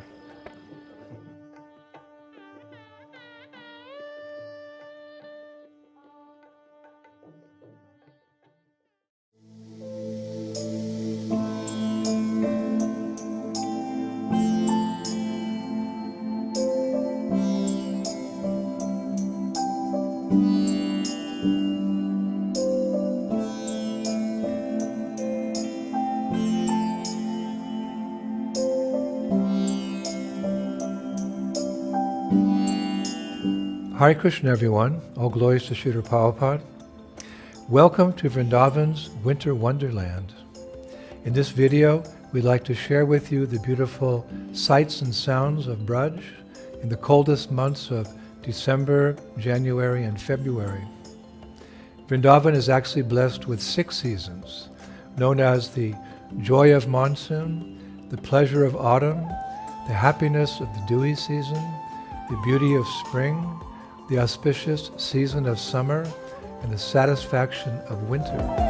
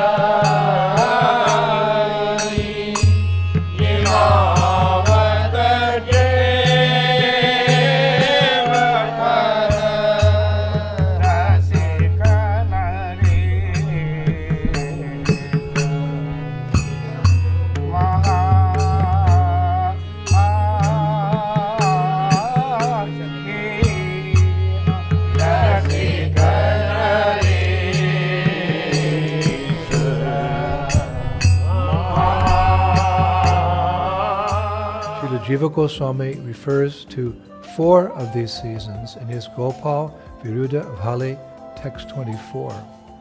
He writes, O Lord, charming as spring, O Lord, pleasant as summer, O Lord, splendid as the monsoon season, O Lord, with the limitless playfulness of autumn, O Lord, with the handsomeness of winter. Radha ka naam anmol, Radhe Radhe, Radha ka naam anmol, Radhe Radhe, Radha ka naam anmol, Radhe Radhe.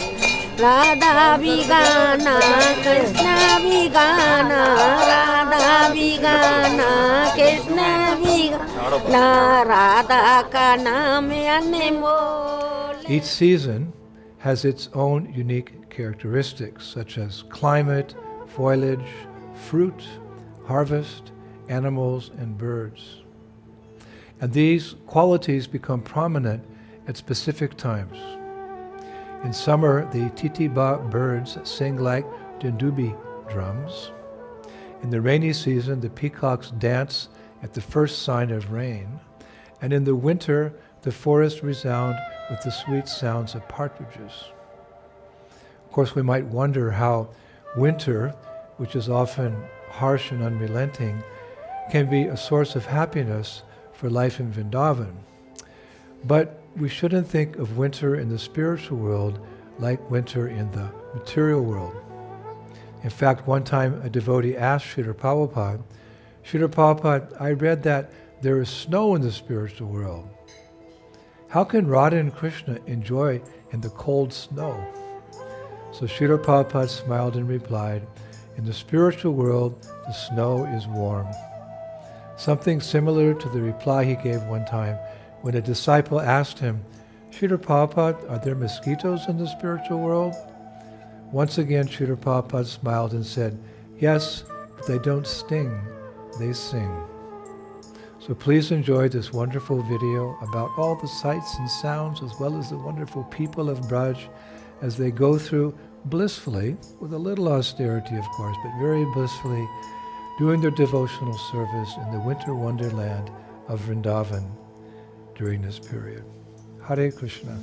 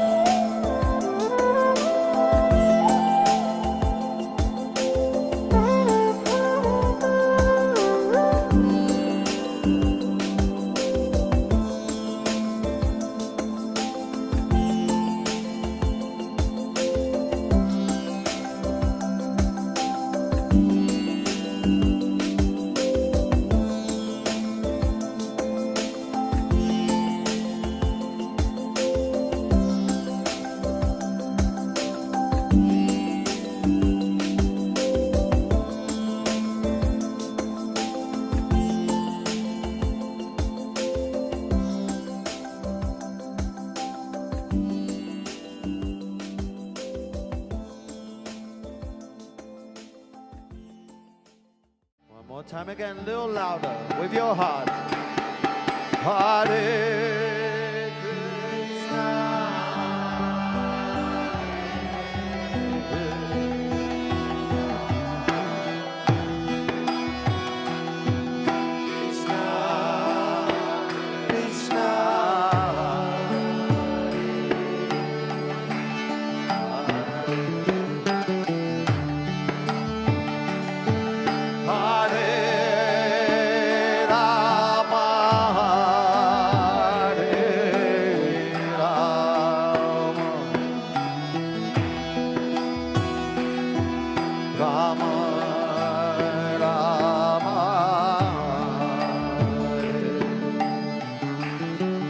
Time again, please, everybody.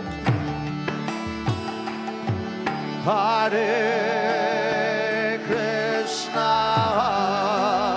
Hare Krishna,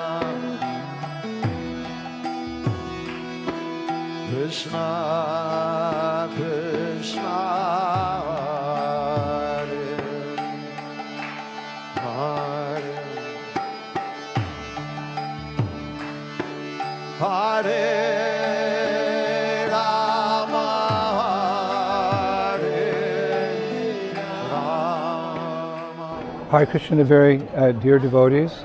This is, well, the 7th day of our 3-week festival here in Rishikesh, India.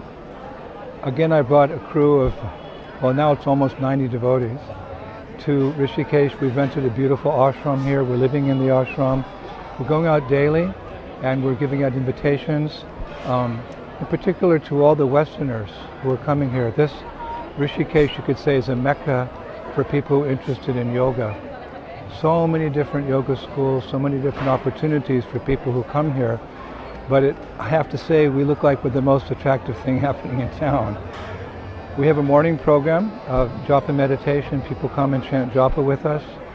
We have kirtan in the morning. We have workshops. Then we go out, we chant, we dance, we invite people to come. And then many of our devotees are working on cooking a big feast for the evening. It's all free. Everything here is free. People are going like, it's free? I say, yeah, there's no strings attached. We just want to share a good fortune with you. Even to the point where we brought about 1,500 saris, and all the ladies who come from all over the world, we offer a free sari to them. They put it on, the ladies dress them, they put on the gopi dots, very similar to my formula in the West, like in Poland and America and places I take a festival tour. Saris are free, gopi dots are free, like that. And prasadam's delicious. So this is working because it's Lord Chaitanya's formula. Krishna comes to this material world from time to time, as he mentions in Bhagavad Gita, but his most special incarnation, very dear to our heart, is Lord Chaitanya Mahaprabhu. It's said that he's even more merciful than Krishna, and we see that manifesting before our eyes. It said, Kalo Sudha Sambhavan, that in this age, most people are of a Sudra type nature, just interested in materialistic life, but there is always a spiritual awakening going on in human society. It's always been there. So for people of this age, this is an ideal formula. It's very simple. You chant Hare Krishna, you dance in ecstasy, you hear some philosophy to give it substance, to give it all meaning, then you feast on prasad. And we're seeing it happening right before our eyes. This is a formula that Mahaprabhu introduced 500 years ago, and it's unique here because, well, we really focus on the people. This is a festival of the people, by the people, and for the people. And therefore I can see that our crew, our devotees, 90 devotees from 11 different countries of the world, I've never seen them more happy. Because this is a Vaishnava, this is a Vaishnavi's happiness. We're sad when we see people bereft of Krishna consciousness, and we're elated when we see them get the opportunity for Krishna consciousness. This is our way of getting detached from the material world, which seems a place where you can be happy, and we experience the Paramdrishta Nivartante, the higher taste, the mood of Lord Chaitanya to share, and the mood of Srila Prabhupada to share. That was Prabhupada's mood. He was just giving freely this process of Krishna consciousness. So here at our Rishikesh festival, it's happening right before our eyes. Hare Krishna, Hare Krishna, Krishna Krishna, Hare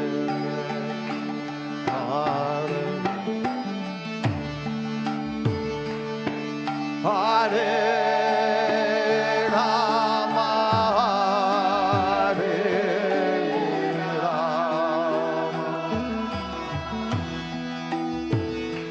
My name is Maria, I'm from Poland, and I'm in Rishikesh now on Kirtan Fest, and I experienced amazing kirtan with beautiful people and so much hospitality and openness, kindly persons, and so much energy at the kirtan, full of love and beautiful.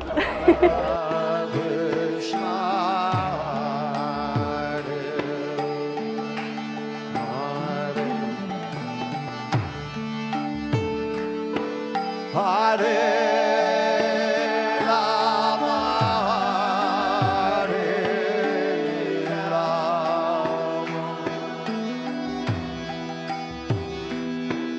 Rama, Rama Rama. One more time, very loudly, with love. Hare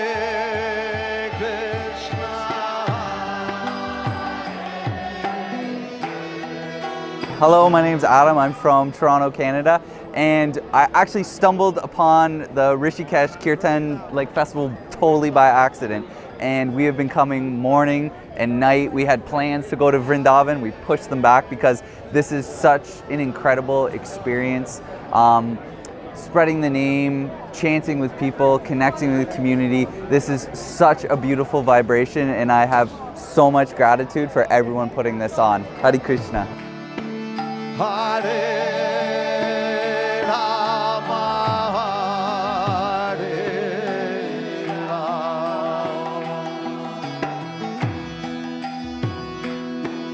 Rama, Rama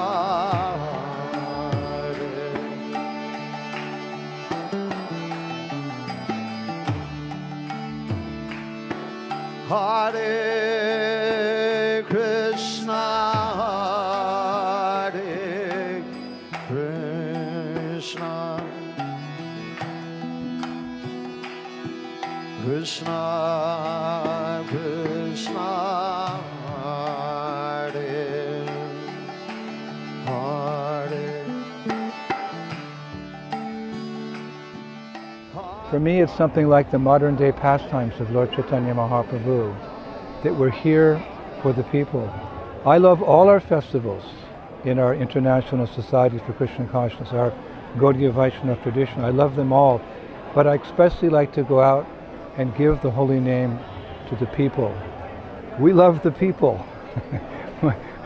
We don't see them according to their nationality, the color of the skin, their sex, or their language. How do we see the people? We see them all as our brothers and sisters, because Krishna says in Bhagavad Gita, he's the seed-giving father of all living entities. So if we have the same father, we're all brothers and sisters.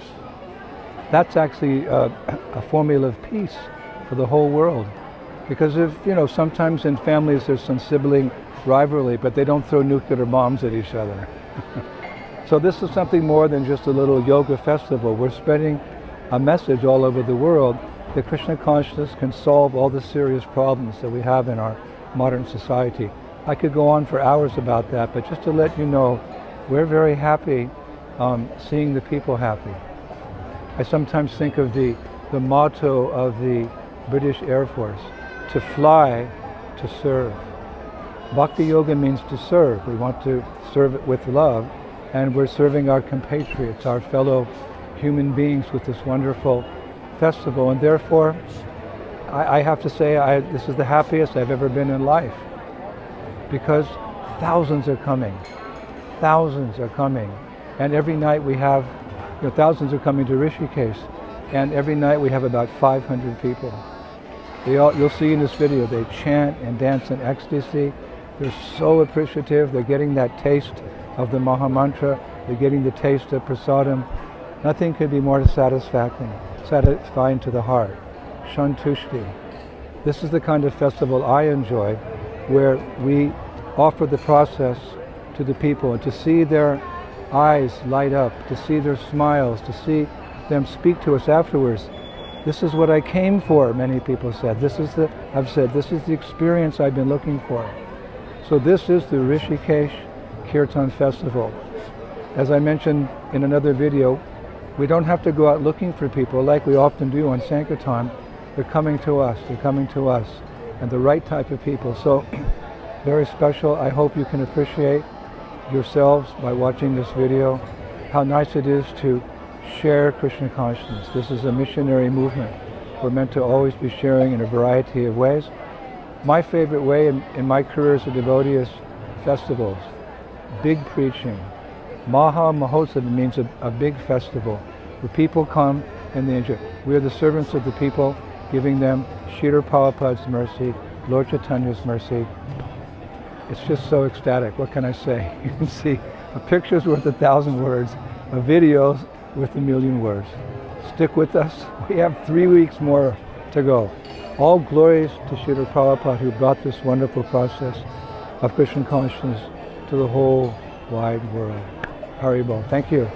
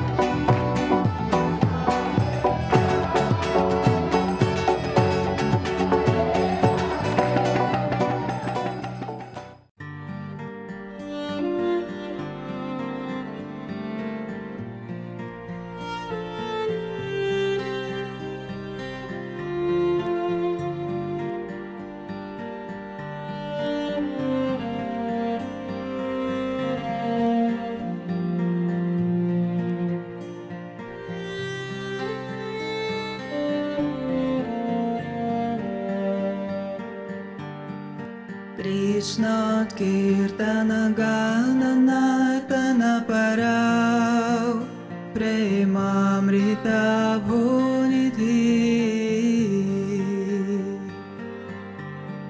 Dhira Dhira Jana Priya Priya Karau निर्मत्सराव पूजिता श्री चैतन्य कृपावराव भुवि भुवो भरावहन्तरका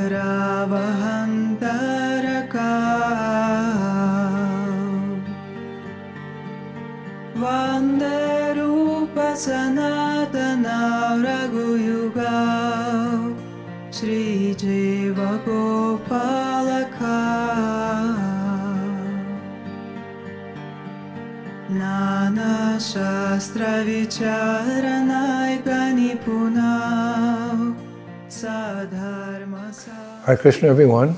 As part of our visit to ISKCON Mayapur this month, we decided to take a group of 90 devotees to visit the most holy place of Kanai Natashala. It's quite far away.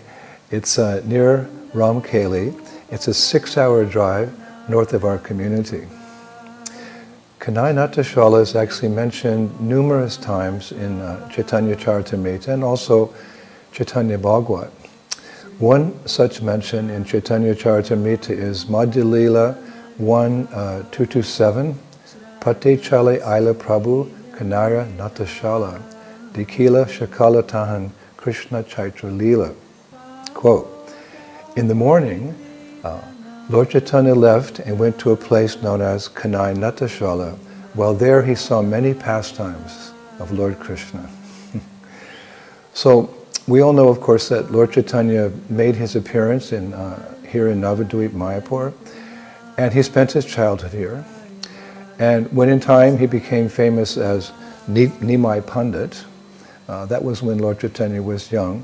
Sometime later, in his early 20s, his beloved father, Jagannath Mishra, passed away.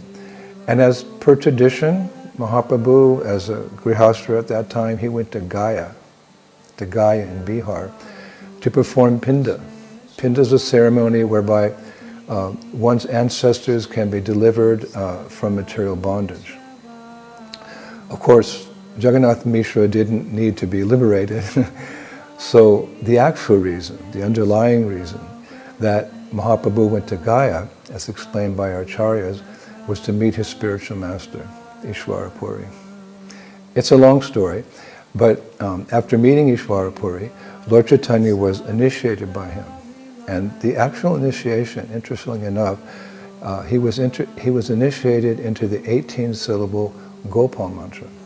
Although Mahaprabhu, of course, appeared to deliver the world to the Hare Krishna Maha Mantra, historically he was initiated, as was the custom at that time, by Ishvara Puri into the 18-syllable Gopal mantra, which is chanted by Vaishnavas, as we know, to worship Krishna. It's part of the 7 Gayatri mantras that we chant. Now, Srila Bhaktisiddhanta Saraswati Thakur writes in his commentary on Brahma Samhita that one aspect of chanting the Gopal mantra is that it makes, quote, the pure soul run after the all-attractive Sri Krishna, the Lord of Gokula, the land of cows and divine milkmaids, unquote. And this was certainly the case with Chaitanya Mahaprabhu. It's described in Chaitanya Bhagavat, Adi Kanda 17, 115 to 137, that as a result of this initiation, Mahaprabhu was constantly calling out on his way back to Navadvip, "Oh Krishna, where can I find you? Oh Krishna, where can I find you?" Mantras are very powerful. And in his book, Sri Sachinandana Vijay Ashtakam, verse 1, Srila Vishwanath Chakravarti Thakur describes Chaitanya Mahaprabhu's return from Gaya to Navadvip, how he became mad for Krishna. And Vishwanath writes like a person who's witnessing Mahaprabhu's travel on the road from Gaya. So that person says, and I quote, "I saw the most extraordinary person on the road from Gaya. His form was very handsome and he roared just like a thundercloud. His eyes rained tears and he rolled about on the ground. His voice choked up in the ecstasy of love of God. All glories to that Lord," who of course is Chaitanya Mahaprabhu. Now, on the way, by, you could say, by his own divine arrangement, Mahaprabhu came upon a Gupta Vrindavan. Gupta Vrindavan means a hidden Vrindavan. Gupta means hidden, just like the word gopi comes from the word Gupta. The gopis keep their love secretly in their hearts because of social customs. So Gupta Vrindavan means a hidden Vrindavan, and that was Kanai Natashala. And how was it described as a hidden Vrindavan? Well, it's quite deep, but it's described as a hidden Vrindavan because Kanai Natashala, here in Bengal, is one of the places of Radha and Krishna's pastimes. How is that possible? In Uppercut Leela. Uppercut Leela means unmanifested to the material eye. Just like Krishna appeared, Uppercut Leela, everyone could see him, but when he left, he still remains in Vrindavan, performing his pastimes, but unseen to the common man. So, Kanai Natashala is one of the places where Radha and Krishna have pastimes, but in Uppercut Leela. Now, one day, while Mahaprabhu was in Kanai Natashala on his way back to Navadvip, he sat down in a solitary place and meditated on his 18-syllable Gopal mantra that he had received from Ishwara Puri. Now, as he did so, Krishna, in all his glory, suddenly manifested and appeared before him, fulfilling his desires. Krishna appeared to Chaitanya Mahaprabhu as actually a young cowherd boy. And many of you know there's a famous BBT painting of this pastime in the Chaitanya Charitamrita. There's a beautiful tree there, and Gopal's appearing before Chaitanya Mahaprabhu, and actually he embraces Chaitanya Mahaprabhu. But then Krishna disappeared, and at that point Lord Chaitanya fainted. It's all described. And after some time he regained external consciousness, and shedding tears he called out for Krishna, saying, "Oh my dear Krishna, oh Hari, my life and soul, why did you go, where did you go after stealing my heart? I saw you, my Lord, but now where have you gone?" So then, absorbed in sentiments of ecstatic love, Mahaprabhu recited a number of beautiful verses about Krishna. And after that, he rolled on the ground, crying out very loudly, "Where did you go, leaving me behind, my dear Krishna?" Shraddha samridhyanvita papotapanikrita nautanubrita Govinda ganamrita Anandam buddhivardhanai kanipuna Kaivalya nistaraka Vande rupa sanatana raghuyuga Shri Jiva Gopalaka Tyaktva turnamashesha mandalapati Shrenim sada tuchava Mudvadina Ganesha kau karunaya Kaupina kanta shrita. So we're seeing these ecstatic symptoms in Chaitanya Mahaprabhu, pining for Krishna, because after all, that's one reason that Krishna appeared as Chaitanya Mahaprabhu. It's described in our scriptures that Krishna is very much loved by Srimati Radharani, but being the object of that love, he can't understand the depth of her love.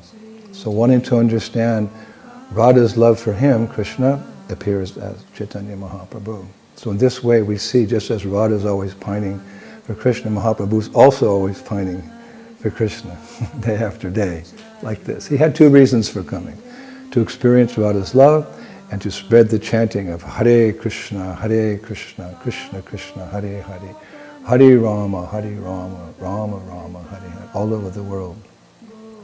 So at this particular point where Mahaprabhu had darshan of Krishna at Kanai Natashala, the acharyas say that Mahaprabhu became very agitated in ecstatic love and floated in the ocean of devotional feelings of separation from Krishna.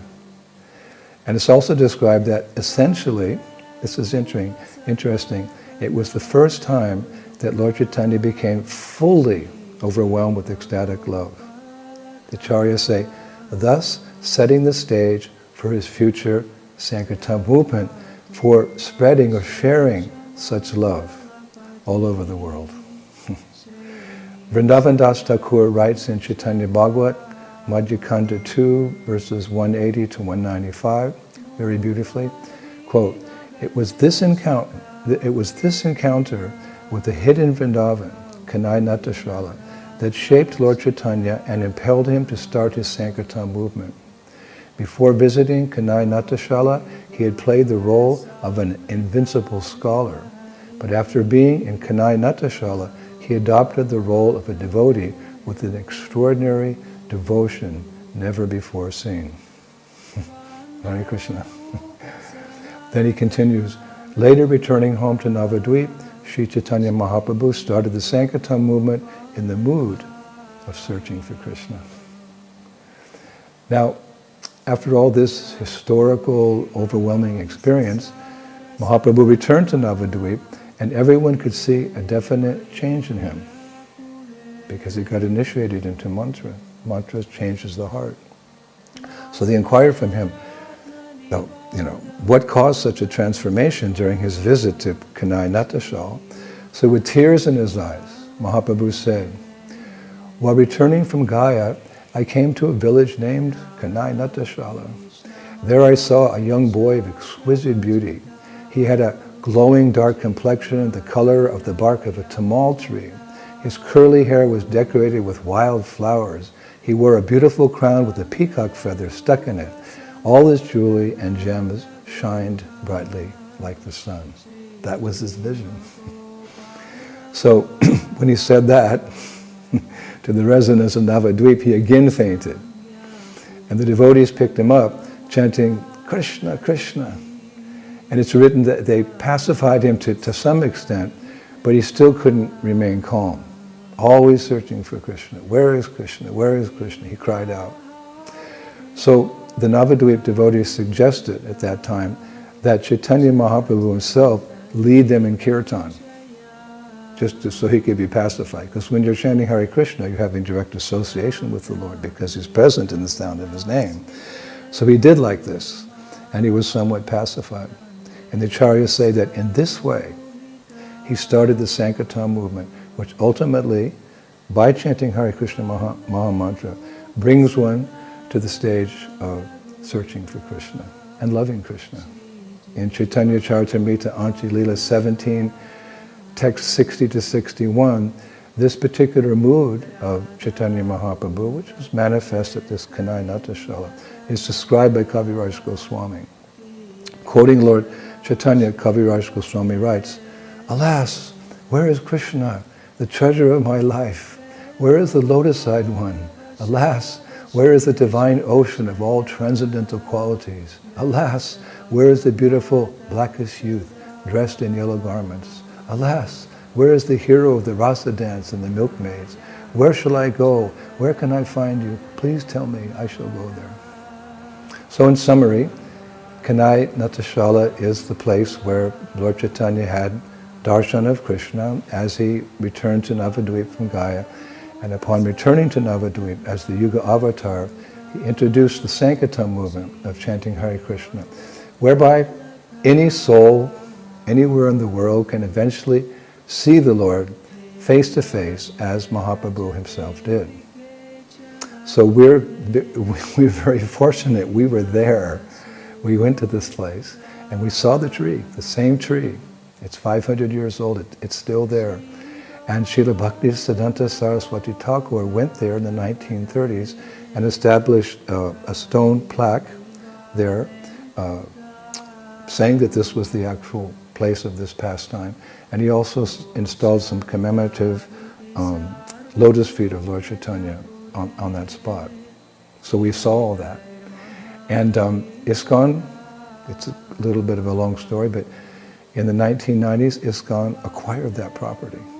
So we have our ISKCON center there. It's a little remote, not a lot of people go there, but a beautiful temple with Radha Krishna deities and beautiful view of the Ganges and so forth and so on. So we were very enlivened to have this special darshan of Kanai Natashala and the tree and the plaque and everything, and we're very happy to share it with you in this video and hope that one day you too can go and visit this most auspicious place of Kanai Natashala, all by the mercy of Srila Prabhupada. Hare Krishna.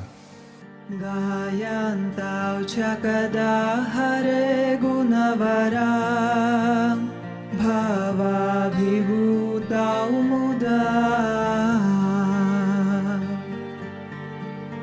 vande rupa sanatana raghuyuga Shri Jiva Gopalaka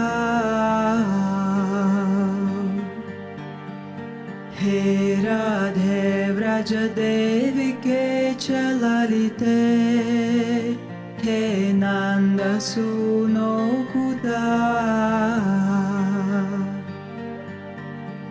Shri Govardhana Kalpa Pada Patale Kalindivane Kuda Goshantaviti Sarvato Vrajapure Kedair Mahavihvala Vande Rupa Sanatana Raghuyuga Shri Jiva Gopalaka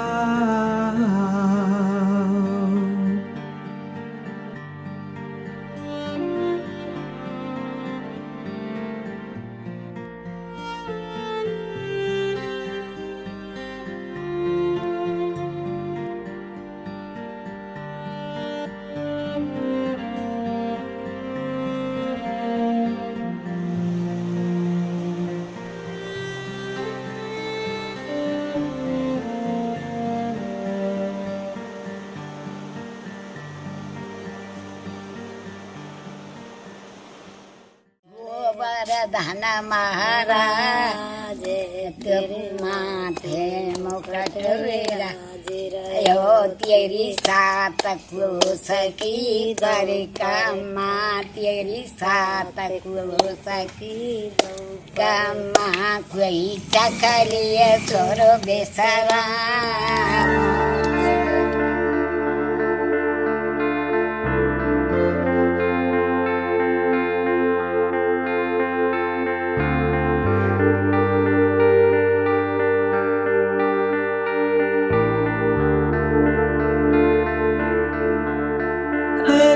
Krishna, Hare Krishna, Krishna Krishna, Hare Hare, Hare Rama, Hare Rama. Rama Rama Hare Hare.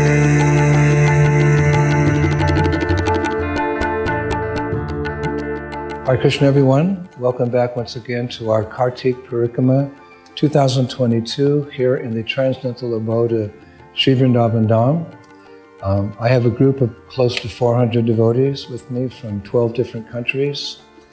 And every day we're going out from Sri Vrindavan Dham to the greater Braj Mandala area in 8 buses.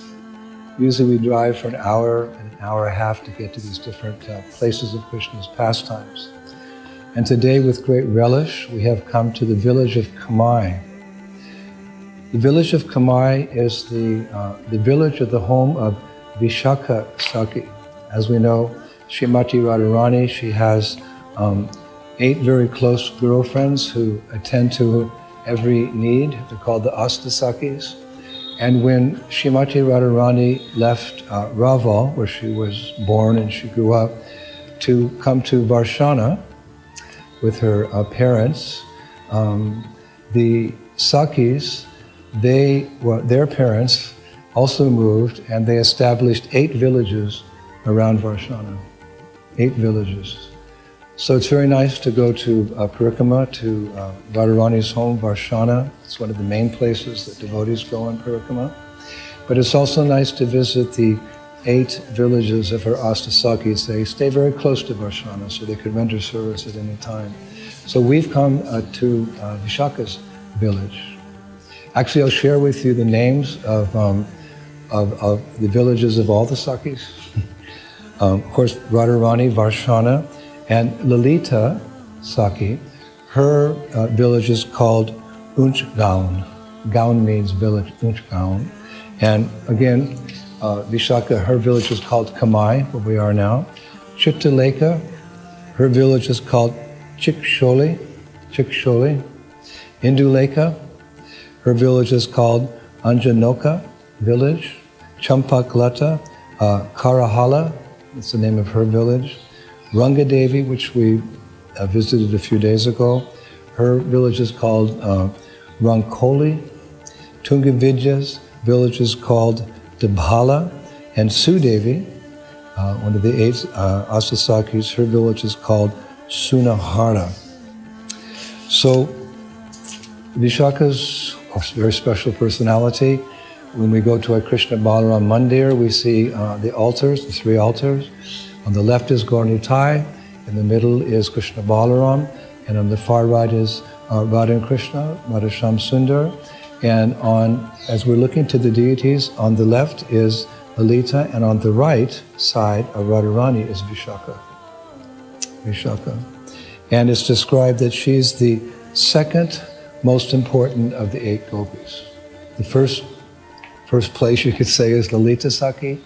She's the main Saki for Srimati Radharani. She's very fierce in nature. She's very protective of Radharani. She sometimes challenges Krishna. Don't get too close. Don't argue with Radharani like that. Vishaka's of the second most important, but we shouldn't think that she's any less important than Lalita Saki or any of the Astasakis. They all have different services, which they performed, a variety of services, which makes everything complete for Radha and Krishna. So it's interesting that Vishaka, she was born at the exact same moment as her dear friend Srimati Radharani. The Goswamis are so kind, they give us so many transcendental details to enrich our Krishna consciousness. They've given us how old this personality is, how old that personality is, etc. So we learn from the Goswamis that Vishaka is the same age as Srimati Radharani. And what is that age of both of those girls? 14 years, 2 months, and 15 days of age eternally. It's like Krishna, he's eternally 16. As he grows up, he doesn't age beyond. So Radharani, 14 years, 2 months, and 15 days of age in her maturity. And so it is with Vishaka, etc. Nice details. It's described that Vishaka's clothes are always decorated with stars, and that her complexion is like lightning. That's a powerful statement. It's like you're out in the nighttime and then there's a storm and wow, you look at the lightning, it attracts your attention. So wherever Vishaka is present, her ambience is just like lightning, draws your attention. And she has many services, it's described, but her main service, it's very interesting, is to resolve the lovers' quarrels between Radha and Krishna. Radha and Krishna quarrel sometimes, but it's not like a quarrel in this world, where I'm right and you're wrong, and after the quarrel, I don't like you, and I don't like you anymore. No, all of these pastimes in the spiritual world are there just to increase each person's love for Radha and Krishna, and Radha and Krishna's love for that personality. So Radha and Krishna, they quarrel, but when they make up, it's very sublime. It's called sambhog. So Vishakha Sakhi, one of her main services is to resolve these arguments. She's very expert at that. Actually, I was reading one pastime the other day where Radharani became very angry at Krishna, so she went to a kunj and she was sulking in her anger. I'm never going to meet him again. And Krishna heard that she would never meet him again. He became very upset. So he was trying to think or devise ways to meet her. It's a common pastime in Vrindavan. And but he couldn't figure out how to do it because she was so angry. So he went to Vishakha, who's expert at resolving these quarrels, and he said, what can I do? So she advised him to dress up like a gopi and go to her. And Krishna has a very beautiful voice. And she said, you, in that dress of a gopi, you go next to her and you sing with your beautiful voice about her glories. Perhaps that will touch her heart and cool her down. So that's what Krishna did. Actually, the gopis dressed him up. And they said, now what's your name? He came up with the name Shamasaki. So he was able to enter into the grove because he was singing so sweetly in a feminine voice. And Radharani called him over, and she sat down, and Krishna was singing very sweetly. So then Srimati Radharani, she wanted to reward this new gopi for her beautiful singing. So she took off a strand of pearls and she put it around Shamasaki's neck, around Krishna's neck. But as she was doing that, Krishna, in disguised as a gopi, he grabbed Srimati Radharani's hand. He said something very beautiful. He said, dearest Radha, if you want to reward me, then don't give me a strand of pearls, but relinquish to me that necklace of anger, so dear to you, the one you wear so close to your heart. That is the only gift that I desire. So Srimati Radharani, she realized, oh, this is Krishna. And she gave up her man like that. She gave up that necklace of anger. So this whole plan was devised by Vishakha. Just to give you one example of how many times she comes in between them and brings them together, because this is the mood of all the Sakhis and the younger girls who help the manjaris. Their mood is to always bring Radha and Krishna together. Radha and Krishna can't bear separation, and neither can all these gopis bear separation from Radha and Krishna. So many pastimes in Vrindavan is just bringing the divine couple together, that everyone's happy. Of course, this is all very deep and very intimate, but these details have been given. It's an open secret. It's not a closed secret, because it's attractive to the mind in a spiritual way. Krishna's called Manohara. By his name, fame, his pastimes, etc., he attracts us. He attracts our mind to him, Manohara. So these details are revealed, although they're very deep. Why? Because we have a very deep attachment to this material world. Birth after birth after birth, we remain enchanted, even though we're suffering. Narottam Das Thakur says in one of his songs, here I am in the middle of a Holocaust trying to enjoy myself. So despite the complexities of material life, we remain attached. Maya has many tricks. So we need something very powerful to stop being attracted. Chanakya Pandit says you can only give up something if you get something better. So what's better than material life? Spiritual life. And what is the essence of spiritual life? Ultimately, that we're all servants of Krishna. We have to get back home, back to Godhead. So when our acharyas describe the pastimes, the very deep loving pastimes of the spiritual world, we give up our temporary false love for this world, and we enter into the reality of real love in the spiritual world. So we can hear these things. Actually, Srila Prabhupada, in introduction to his Krishna book, which is a summary study of the 10th canto of Srimad Bhagavatam, he says that, it's remarkable actually, he says that one day this Krishna book, which is a summary, we've all read Krishna book, he said one day this Krishna book will give solace to my devotees who are feeling vipralamba bhava. He says separation from Krishna. One day this Krishna book will give solace to us when we're feeling separation from Krishna. So he addressed these subject matters. He addressed them. So another one of Vishaka's services is to dress Srimati Radharani. She loves that service. She dresses Srimati Radharani. She's the one who takes charge of dressing Radharani. And I was reading that one day she was dressing Radharani, and Radharani said, you know, my dear Vishaka, I'm just hankering to smell the beautiful fragrance of my divine Lord Krishna, his bodily fragrance. Everything about the Lord is transcendental and divine. So she said to Vishaka, just one day I'd like to smell that fragrance of my beloved Lord again. So when I read that, you know, naturally an inquisitive mind and going in the proper direction, I was wondering, what does Krishna's transcendental form, what is the flavor of the Lord's body? His body is Sat Chidananda Vigraha. It's made of eternity, knowledge, and bliss. It's not like a material body with an unpleasant odor. It's transcendental. I think, where can I find that? So I was reading that afternoon Chaitanya Charitamrita onto Leela 19, chapter 19, I think it was verse 91. And there, Krishnadas Kaviraj Goswami quotes Govinda Leelamrita, wherein I read the fragrance of the Lord. It satisfied my curiosity. I'd just like to share that with you, because this is how Radharani was thinking during the service that Vishaka was rendering. So here's a description of Krishna, the fragrance of Krishna's form.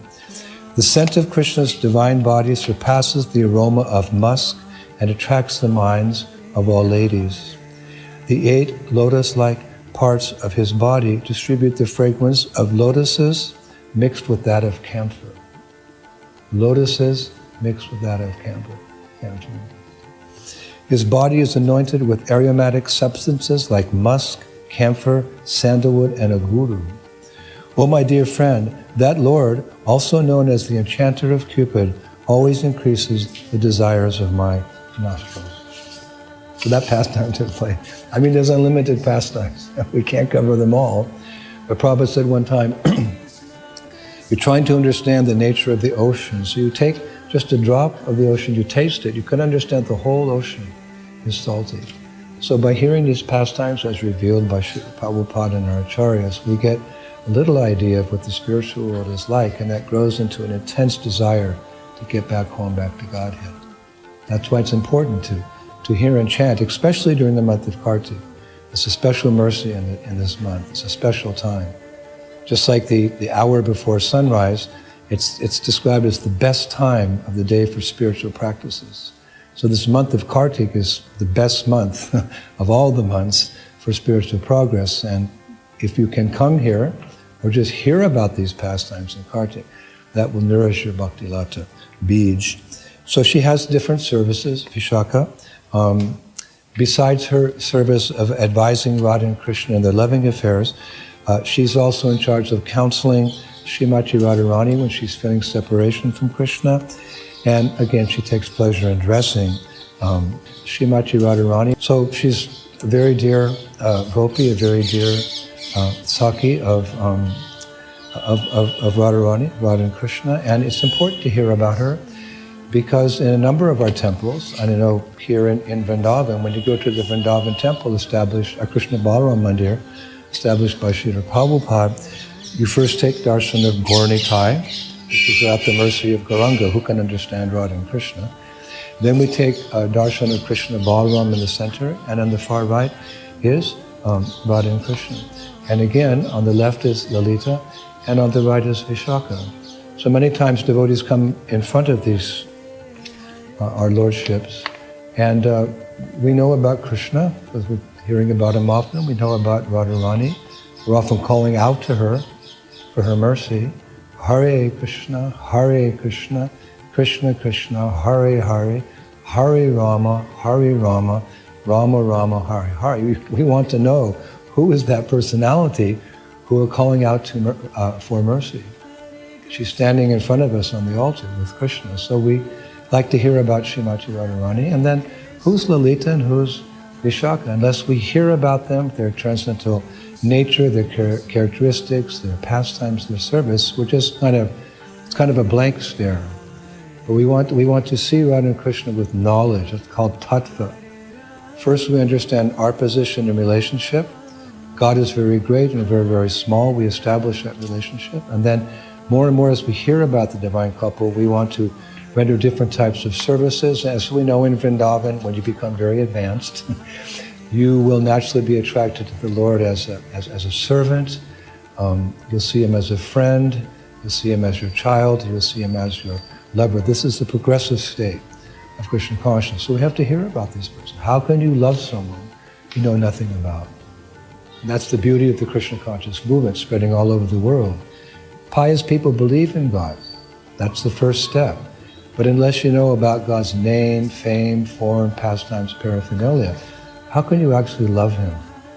So this Krishna conscious movement is offering the greatest, you could say it's the greatest gift we have to the world, to explain everything about Krishna and His associates, so people can love Him and go back home, back to Godhead. So now you've heard a little bit about Vishaka. So when you go to Mayapur and you see Radha Madhava on the altar with the 8 sakis, the Asta sakis, you can look at Vishaka with some understanding and appreciate her even more. You come to Vrindavan, please come to Vrindavan, run to Vrindavan when you can. You'll see Vishaka on the right there next to Radha. Now you know a little bit more about her. And I would like to finish with 2 prayers. One prayer by Raghunath Das Goswami addressing Vishaka Devi. He writes, I pray that Vishaka Devi, whose voice is sweeter than the queen of cuckoos, may teach me the art of beautiful singing. I pray that by singing during a nocturnal rasa dance, I will please the youthful divine couple, Srimati Radharani and Sri Krishna, and I will obtain from them and their affectionate associates many necklaces of gold and jewels as my reward. And finally, a beautiful prayer from Srila Vishwanath Chakravarti Thakur. I like this prayer because he's playing in a very humble way, that he's fallen and he has sinful desires. Of course he doesn't, but we can memorize this prayer in our condition. We're conditioned, we're works in progress, we're getting there, but we too can pray to Vishaka, not just exalted Paramahamsas like Raghunath Das Goswami, but we can also in our own way pray to her. And how to do so? Well, we'll take that advice from Srila Vishwanath Chakravarti Thakur. He prays, O bestower of benedictions, O causelessly merciful Vishaka, within the society of the beautiful damsels of Braja, you are the closest replica of Sri Radha herself. Therefore, overlooking my hundreds of offenses, please be kind upon me and accept me as your maidservant. So when you come to Braj, please take darshan of Vishaka here. We also know that she's so kind, she appears in other ways. The Jamuna River, according to Srila Bhaktivinoda Thakur, the Jamuna River is an expansion of Vishaka. So her mercy is all-pervading. And we know that in the pastimes of Chaitanya Mahaprabhu, from Chaitanya Charitamrita, we know that she appeared as Sri Ramananda Roy in Krishna's pastimes. So she's very kind, and she's come to welcome us back to the divine abode of Goloka Vrindavan. Let us all follow in her footsteps. O glories to Srila Prabhupada, the revealer of the Dham. O glories to Sri Vrindavan Dham. Kartik Purkam of 2022. Ki. See you soon with another video. All right, well, thank you. Hare Krishna, Hare Krishna, Krishna Krishna, Hare Hare, Hare Rama, Hare Rama,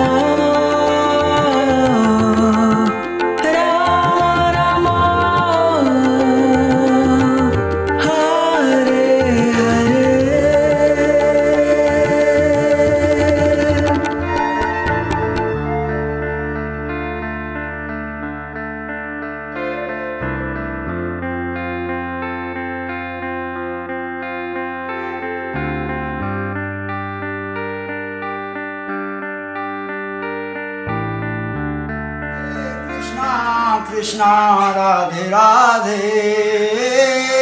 Radhe Shyama Radhe Shyama Shyama Radhe Radhe Radhe Krishna Radhe Krishna Krishna Krishna Radhe Radhe Radhe Shyama Radhe Shyama Shyama Shyama Radhe Radhe Radhe Krishna Radhe Krishna